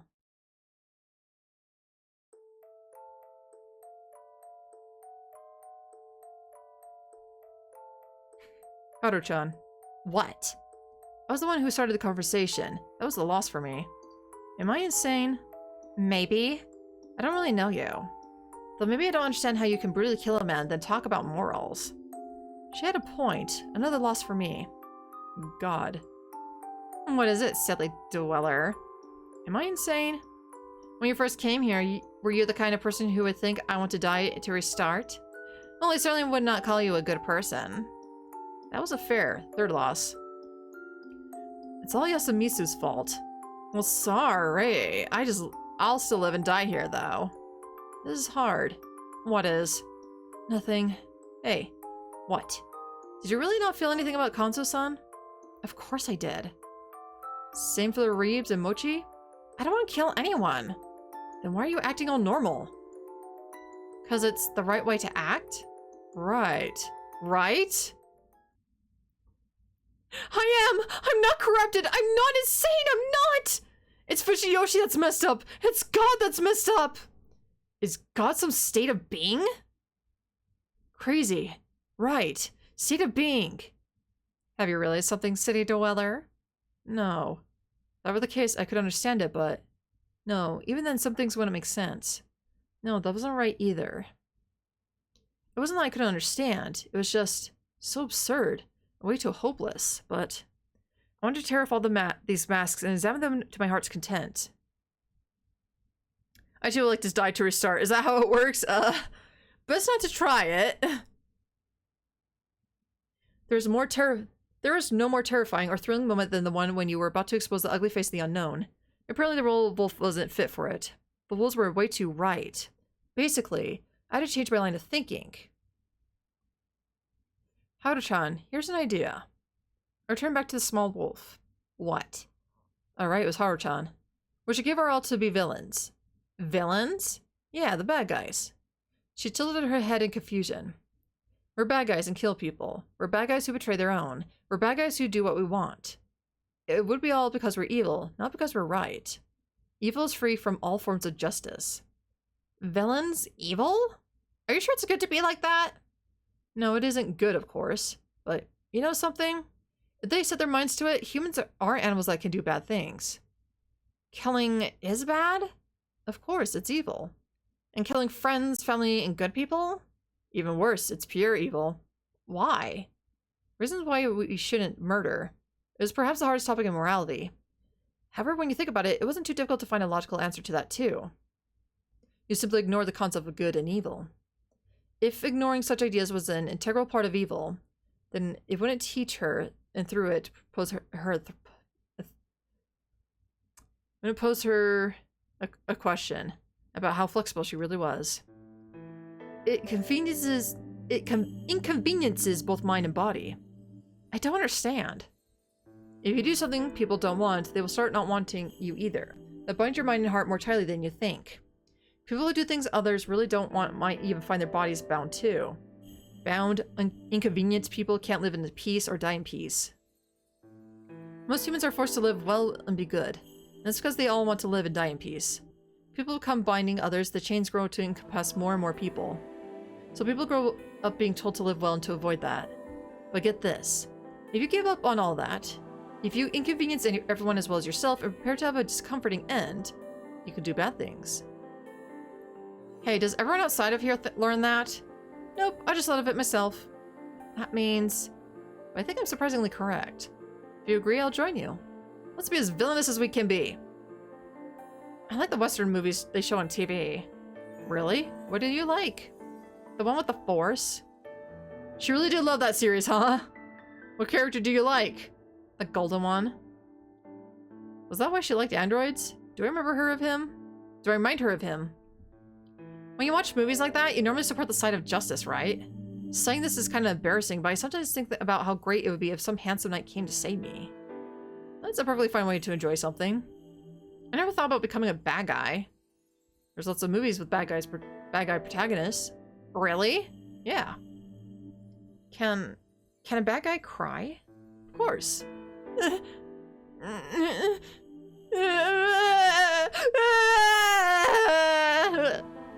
As she began to intensely cry, I spread my arms out. She plunged to my chest with surprising little hesitation.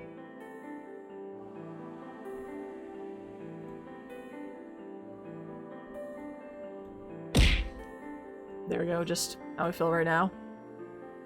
Early day at work, have a good rest of the stream. Alright, Nareem, thank you so much for tuning in, do appreciate it. Have a good night, and of course, hope to catch you next time. Oji-chan!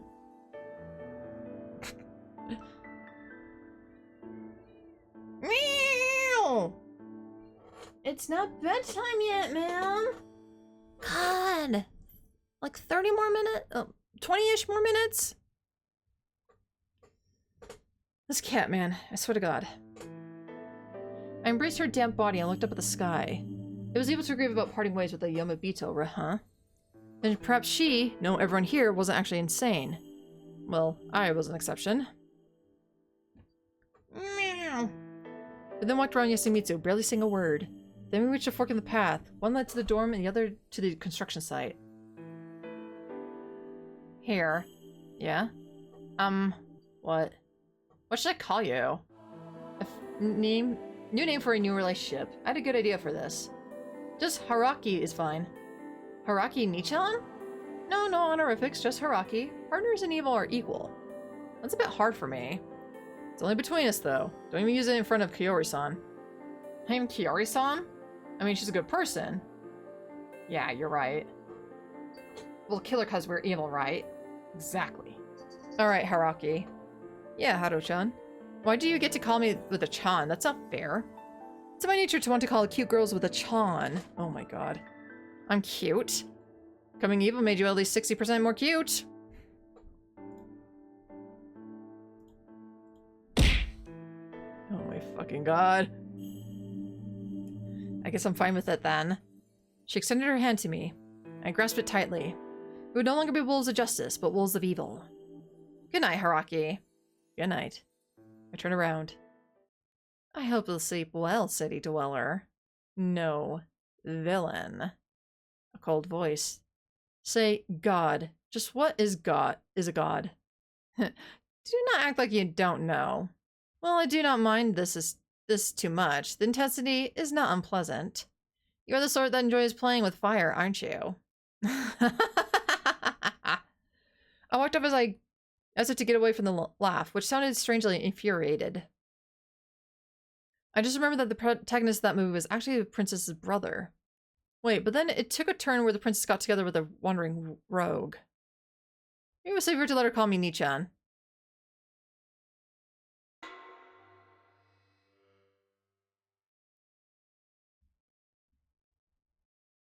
Well, Fart was a human.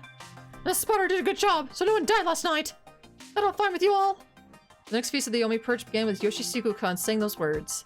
Since they couldn't let themselves relax, they all gathered in the hall early in the morning. Everyone was still on edge.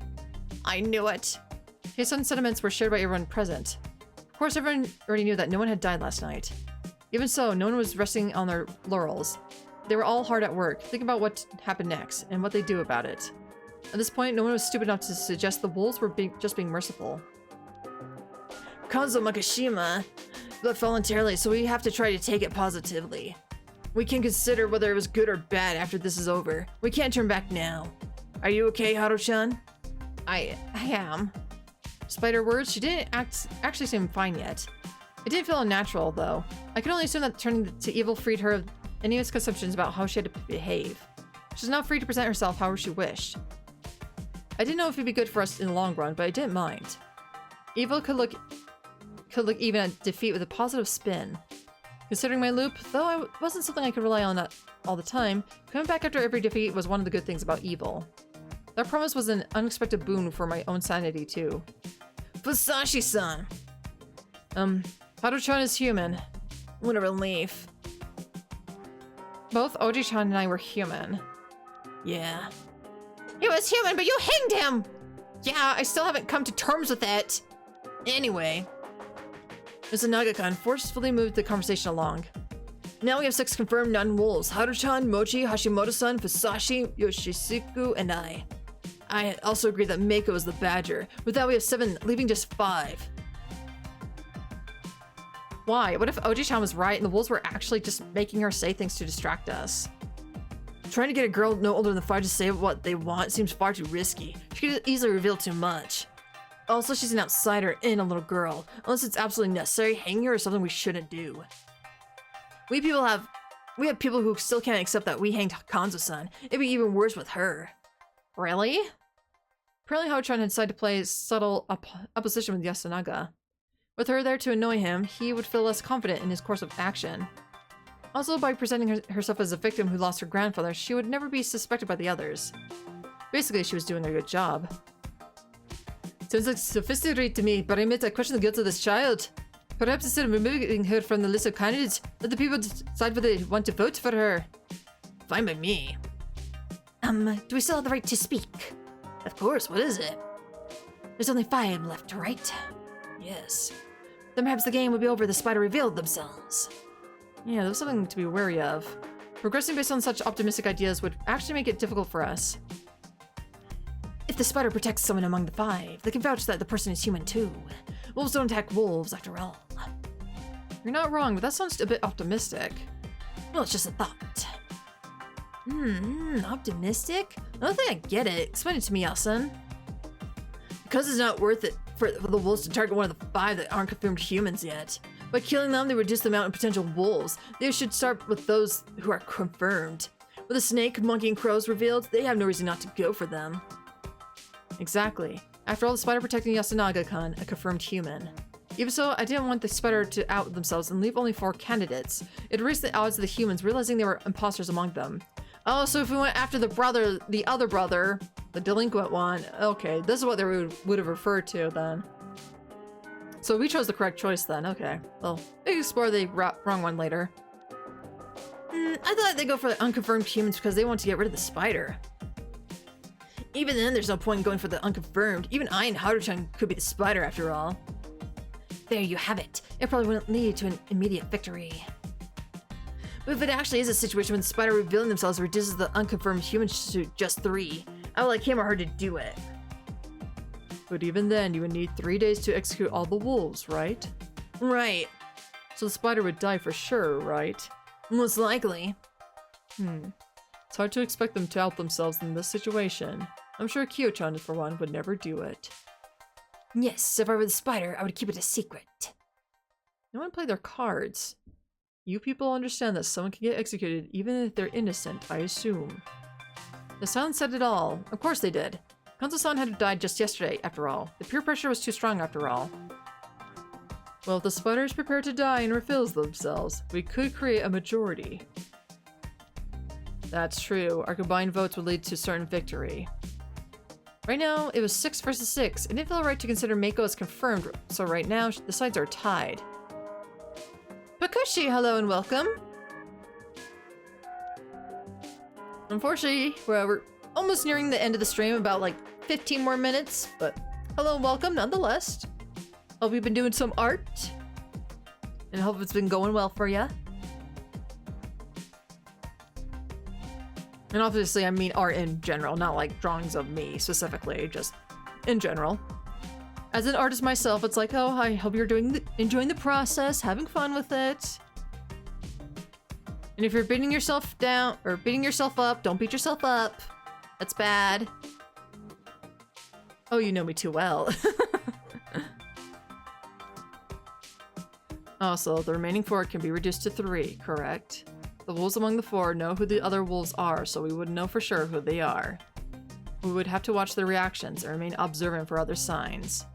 Now come out already, spider! Silence. Dumbass! The spider didn't reveal themselves. Perhaps my assumptions were wrong. The spider was Mamaya-san, who was just being careful not to get hanged.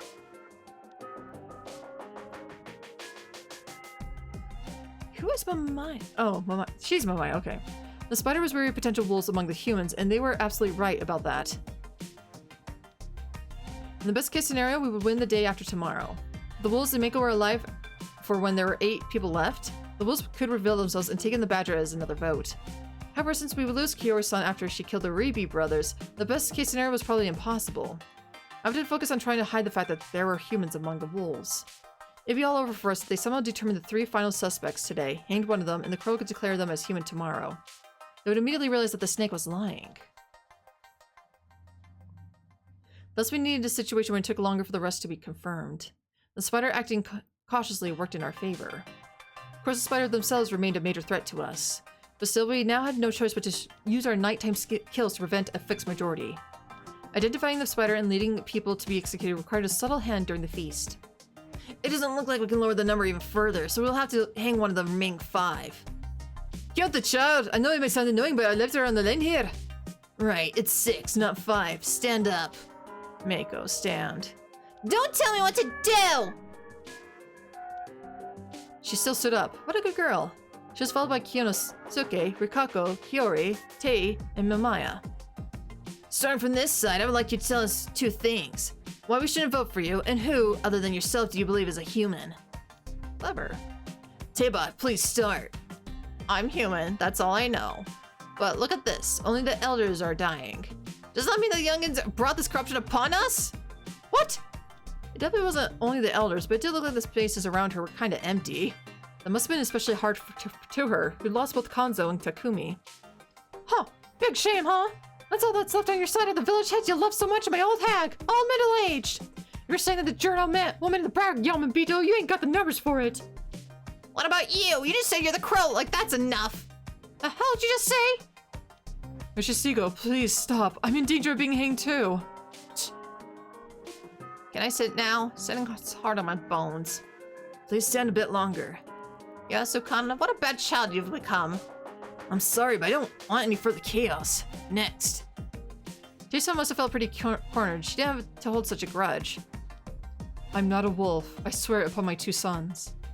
Do you have anything else? I had a decent opinion of Takumi Muro-san. Taking that angle, huh? I even talked about remarrying to my sons. Seriously, Yasun? Yes, I said it was up to her. I said that he wouldn't want a hag with brats for a wife. Well, Takumi was the best guy left in this shitty place. Might feel weird having him for a dad. From the way he put it, it was safe to say he approved of the man. When you do the Mickey Mouse voice with the guy, can you end every sentence with ho ho? Ho ho! Stupid dumbasses! Ho ho ho! I'll try. I would have easily accepted if he asked, but thought that approaching him myself would have seemed overbearing. I never expected things to turn out this way. If I were a wolf, I certainly wouldn't kill him first. That is all. And the person I believe is human is Hisako Mamaya. She's remained level-headed and has been providing our side with good advice. Thank you very much. In the end, you're just an outsider too. Hiyori-san was basically implying that Tei-san, Kinosuke, and Rikako, the village heads aligned, were the wolves. It was an emotional argument. With the additional layer of logic she'd added, her idea showed merit. Man, that woman sure was something. It was the same person who had plotted when I killed Takumi-san. Sato-san, you're next. A reason why I should stay alive, right? I understand that you consider me to be the most unnecessary person here. However, I don't see any other good reason to hang me. Have I ever troubled you? Excuse me. Well, he was relatively laid back this time. He should have been more conscious of the ire his words had drawn for him. There's one thing I want to say, though. It's about what Madame Oribe said 2 days ago. What is it? Have you forgotten? When Shimi Shirazawa died, you made the baseless claim that she was a wolf. Then used it as a justification to suspect Rikako Matsu, who had merely proposed the reason for her suicide. You crafted a negative interpretation of a harmless suggestion and directed votes against someone in a difficult position. It seems like the actions of a wolf to me. Don't you believe the village heads are crucial to surviving this situation? I was simply suspicious. Even if it seems unreasonable to you, since I am not a wolf myself, I see your assumption as mistaken. That is all for me, and before I forget, I believe the human is Rikako-san. Thank you very much. Wow, he was actually completely right. How would they react to that? Thank you. Next. There is something I must say first. Yes? I'm still 27. Oh, this was her reply to the idea of being middle-aged. As everyone realized that, some cleared their throats awkwardly, while others stifled some chuckles. The tense air dissipated a bit, but she looked as serious as ever. If this was intentional humor, I'd say she had some talent. And 27? She was still in her prime. From what Shimi had said, I'd assumed she was almost 40 or something.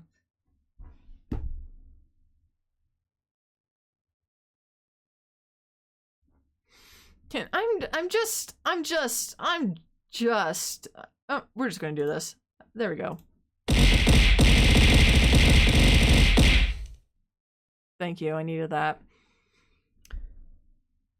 Another thing. Okay, let's see. Yeah, that's it. Everybody, take a look here.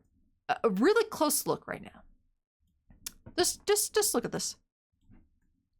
Nope, not that one. I'm choosing this one. Look at this along with me, folks. Look along with me at this. Does that look like a 40-year-old to you? If so, how? How, motherfuckers? How? Yusuke surprised me with his fucking age, but this motherfucker's trying to say was almost 40 or something?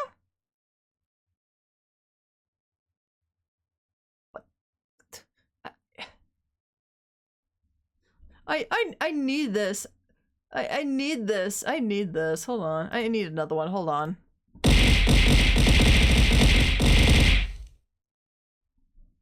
I can't with this fucking game right now. I just can't. Oh my god. This game right now. Yeah, it's screwed up. Hold on. I'll correct it. Model say input, please. Thank you. But that's all I had to say. Just... Is that what it usually is? No, it goes lower. Yeah, it goes lower than that. There we go, that's more accurate. Okay. I forget it's always a pain to put this back in position, but still. Also, it's funny to put yourself alongside him because you're both pale with red. I mean, you're not wrong. All things considered, you're not wrong.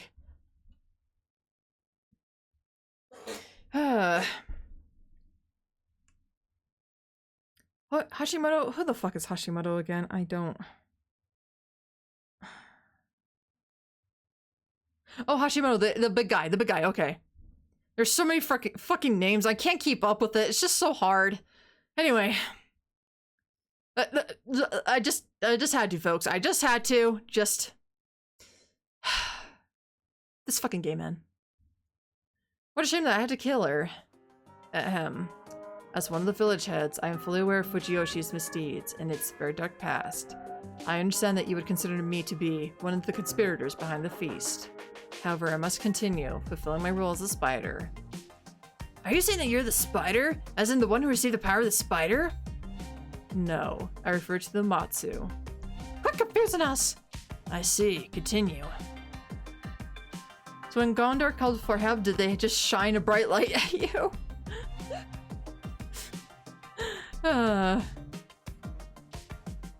If you consider me an eyesore or suspicious, please vote for me. Taking in your feelings is one of the spider's roles. That approach worked for Chimi, but Rikago-san, not so much. So who do you think is human? I do not believe that a single one standing is a wolf. What? Rikago-san, appreciate that, but even Kyo-san, she slandered you thoroughly. I understand, wanting to be suspicious. It is not entirely possible that Serizawa-sama was a wolf. But from what I see, the five of you seem to believe that the feast shall end if we hanged everyone standing. That would mean that either Yoshitsugu or Fusashi-san are fake crow and snake. You would be suspicious too, since you would have been proven innocent by the false snake. Seriously? She was saying that there were wolves among the confirmed humans, which turned the current assumption on its head. Of course, both Yasunaga and Hashimoto were suspicious of that too. But I certainly didn't expect her of all people to bring it up now. Musashi-sama, I have feelings for you. What the fuck? That caused a stir. Yeah, I knew that. For some reason, Shibuya was some heavenly savior sent to rescue the town from its true problems. She even risked her life on that conviction.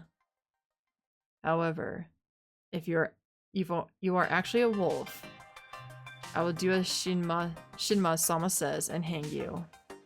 But if it posed her sense of right, even I would become an enemy to her. I might have taken her too lightly. Are you saying that you doubt him more than anyone else? No, it is simply my personal worst-case scenario. I have nothing more to say. I understand. Next, Momoya-san? I would love it if the snake finally confirmed that I'm clean. I have nothing to hide, after all. But since there are people who act more suspiciously than me, the investigations and hangings will surely be directed at them first. That's why I won't insist that you investigate me. My justification this time is simple encouragement to prioritize those more suspicious than me. Another thing, if I was a wolf, I would have killed Hashimoto-san before anyone else. Urashima hit everyone with the force of a hammer. Now that is scary. I don't know if you realize this, but Hashimoto-san has been helping guide the feast, even outside of these discussions, keeping everything stable all the while. Without him, the feast would have been far more disastrous. Since I'm neither afraid nor has he been killed, I'm no wolf. You overestimate me, but thank you for your concern. I'll make one thing clear. Hashimoto-san is an extremely huge help. Like Mamae-san says, he's one of the main reasons why we're not just an unruly mob. I just figured that if the wolves were underestimating him, it wasn't a good idea to draw attention to their mistakes, so I kept quiet. Mamae-san, I agree with your words, but maybe you should have kept quiet. Oh, I only said that because I thought all of you were underestimating him. I'm not. Even though you didn't give him a chance to speak and insisted on lynching yesterday?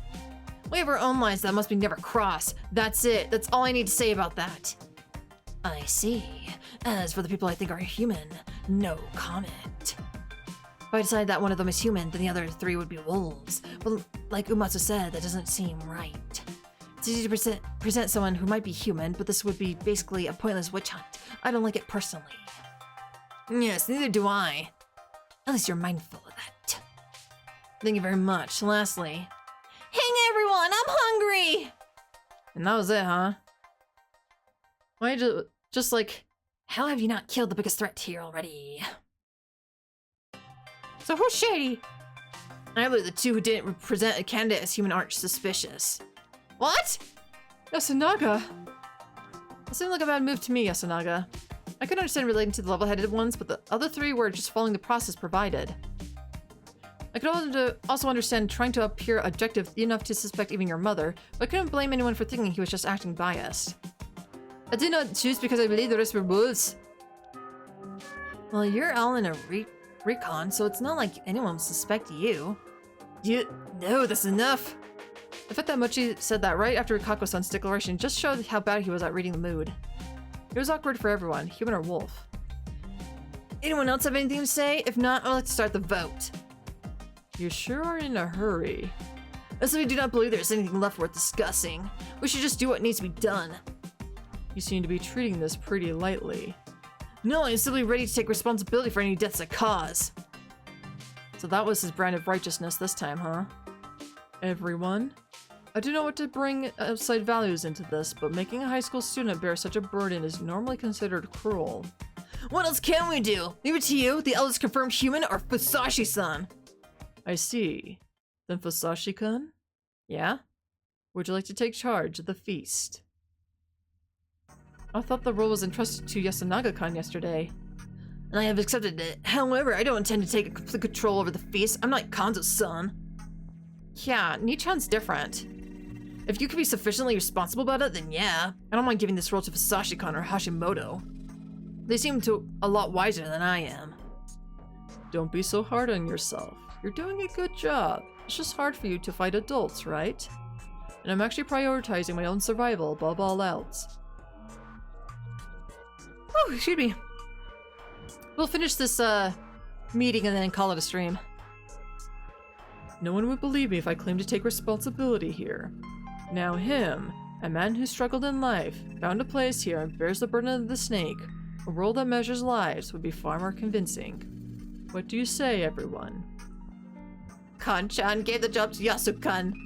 Yamawaki-sama, but I believe Fusashi-sama would judge us fairly. Don't you suspect that he might be a wolf? Kamoshida-sama, I never said that. I merely said that I was prepared for it. I don't like it! Tae-sama, that wasn't a good move. She was helping you out here. I don't care about the whole hat things, but Nikki should be leading us this shit. My son is still young, while Fusashi seems to be well adjusted. Agreed. It'd be a lot better at taking charge. I also think it should be him. Fusashi-san was against hanging Oji-chan. I don't get it, so screw it.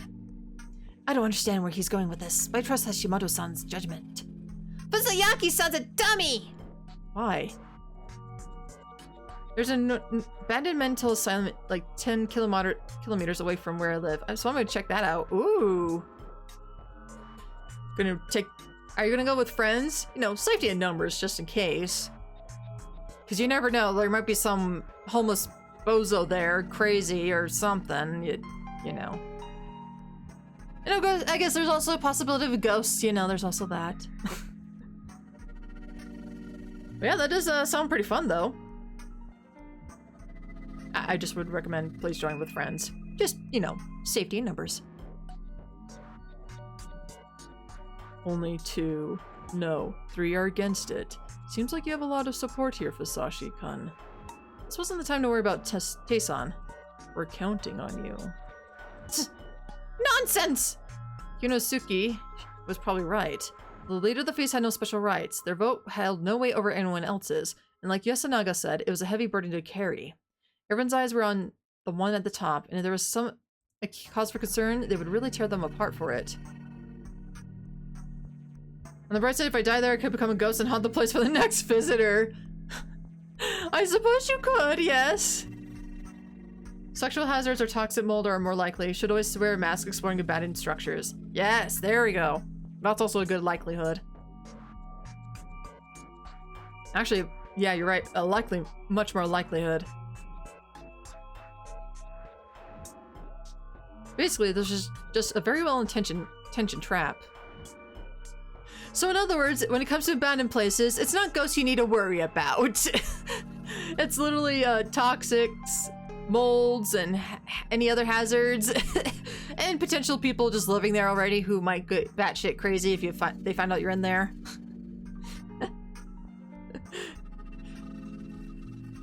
Interesting thought. Actually, interesting thought. Alright. Thus, I would take the bait. I was evil, after all. I would take control of the feast and play the hero, yet so chaos like the villain I was. I couldn't feel with my partner in evil watching me, after all.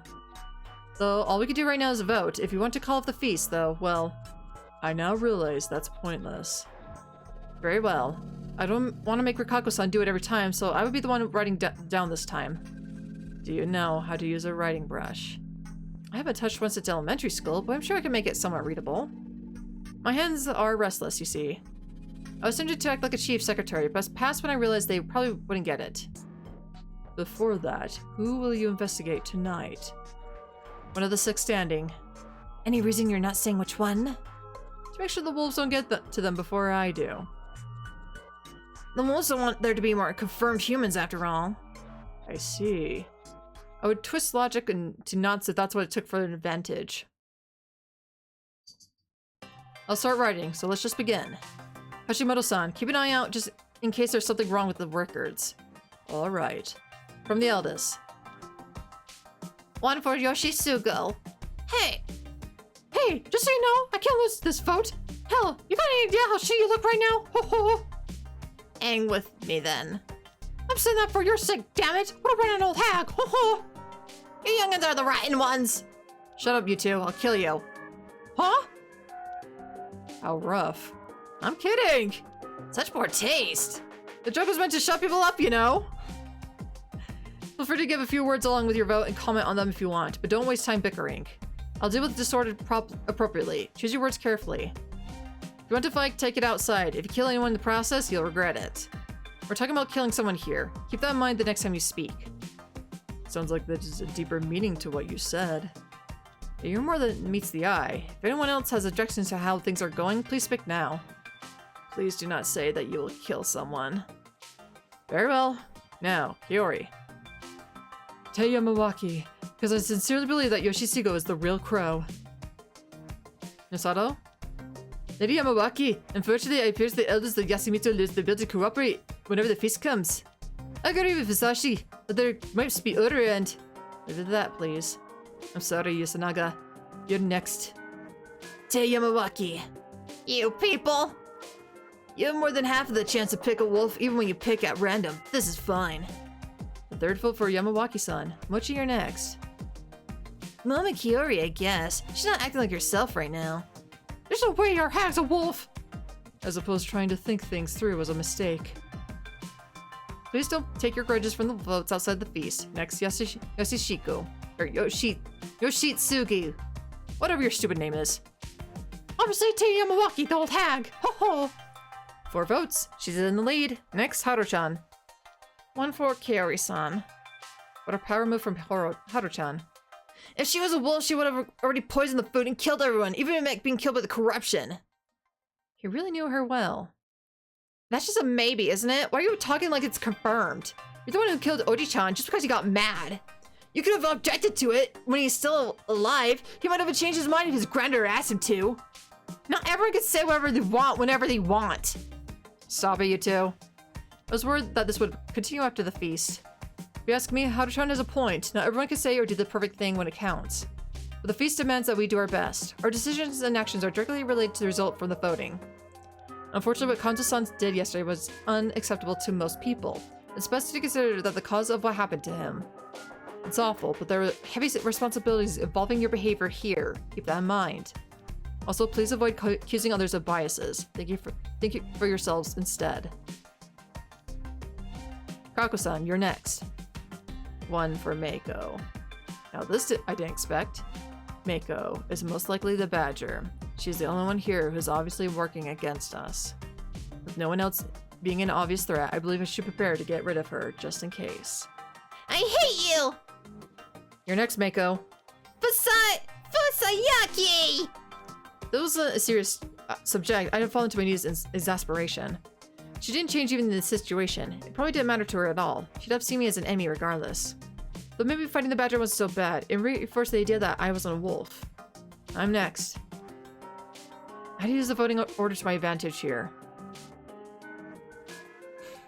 One for Mako. Why was she so shocked? You can laugh it off now, but if she voted for me when I had multiple votes, my life would be in danger. Next. There was another reason for my choice. We had 2 voters left. Tae-san was the current top with 4, then Kori-san and Mako were tied for second with 2. If my-san and Hashimoto-san joined forces, they could bring either of them to 4 and take it to a final vote. By forcing them to make this choice, I would crush their ability to remain neutral. Also, I was pretty sure that at this point that Tae-san would die. As I was current leader of the feast, I would be given the role of pushing her off the hanging pine. If I voted for her, she would hold a grudge, make the whole process a bit harder. Show me the votes so far. Here. Hashimoto. Which of these do you think is the most suspicious? Yamawaki, Oribi, or Mako? Shouldn't you vote by yourself? I didn't get any votes this time, but I'm still not confirmed to be human. So I just want to give it to you, a monkey. Well, I hope that makes you more trustworthy. I'll say it then. I'll vote for Fusashi. Everyone was shocked. Can I have a reason? I don't have one yet. Huh? I'm a bit suspicious of you, but my foundation for that is very weak at this point. I don't have enough reason to truly suspect you. I'll mention it once that changes. Okay. Was that a bluff or...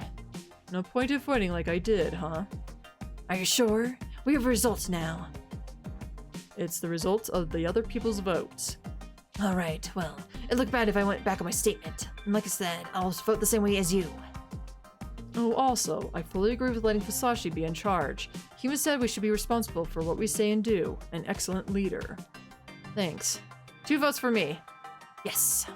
The results are in. Teiyo Yamawaka has the most votes at 4, meaning she will be hanged. Yasamitsu is truly damned now. Now is your attitude that damned you. Though I would end Yasamitsu anyway. Do your job as the snake. So I held the rope, she told me that. Certainly. I'd work as fake snake though. I gave her the usual rise not spiel and pushed her. The moment she fell, she let out a sharp sound like tearing cloth. No! Of course she would. No one wanted to die. Yasamitsu people, old people, no one at all. Perhaps she wasn't as prepared for this as she was last time. The tense rope seemed to shake from her struggling longer than last time. And then, Tei Yamawaki died. Alright. That is enough for today. Whew. So far I've been choosing like the correct choices this time around. It's kind of interesting. I mean, at least I usually choose like the one wrong vote. I mean, we didn't choose one, but the other 2 we've gotten right so far. So it's kind of interesting to see it that way. Alrighty, folks. Well, tomorrow is Halloween and the last day of Halloween time. It's been a fun month, all things considered. It's been fun. Some games have always been frustrating, but you know what? That's just how it is sometimes. Not every game's gonna hit you right. But at the end of the day, it's always been a fun time. Always enjoyed myself. And I hope you guys have been enjoying yourselves as well. And of course, we'll continue on with more Raging Loop. And of course, we'll hopefully get closer to an ending. Well, to the ending, but we shall see. But until that time comes, folks, thank you so much for joining me. I, as always, do appreciate it. Till next time, I am Terra Fox. You guys have been the viewers. And of course, I hope to see you all next time. Find alternate routes to turn on the power. Have a good night, everyone.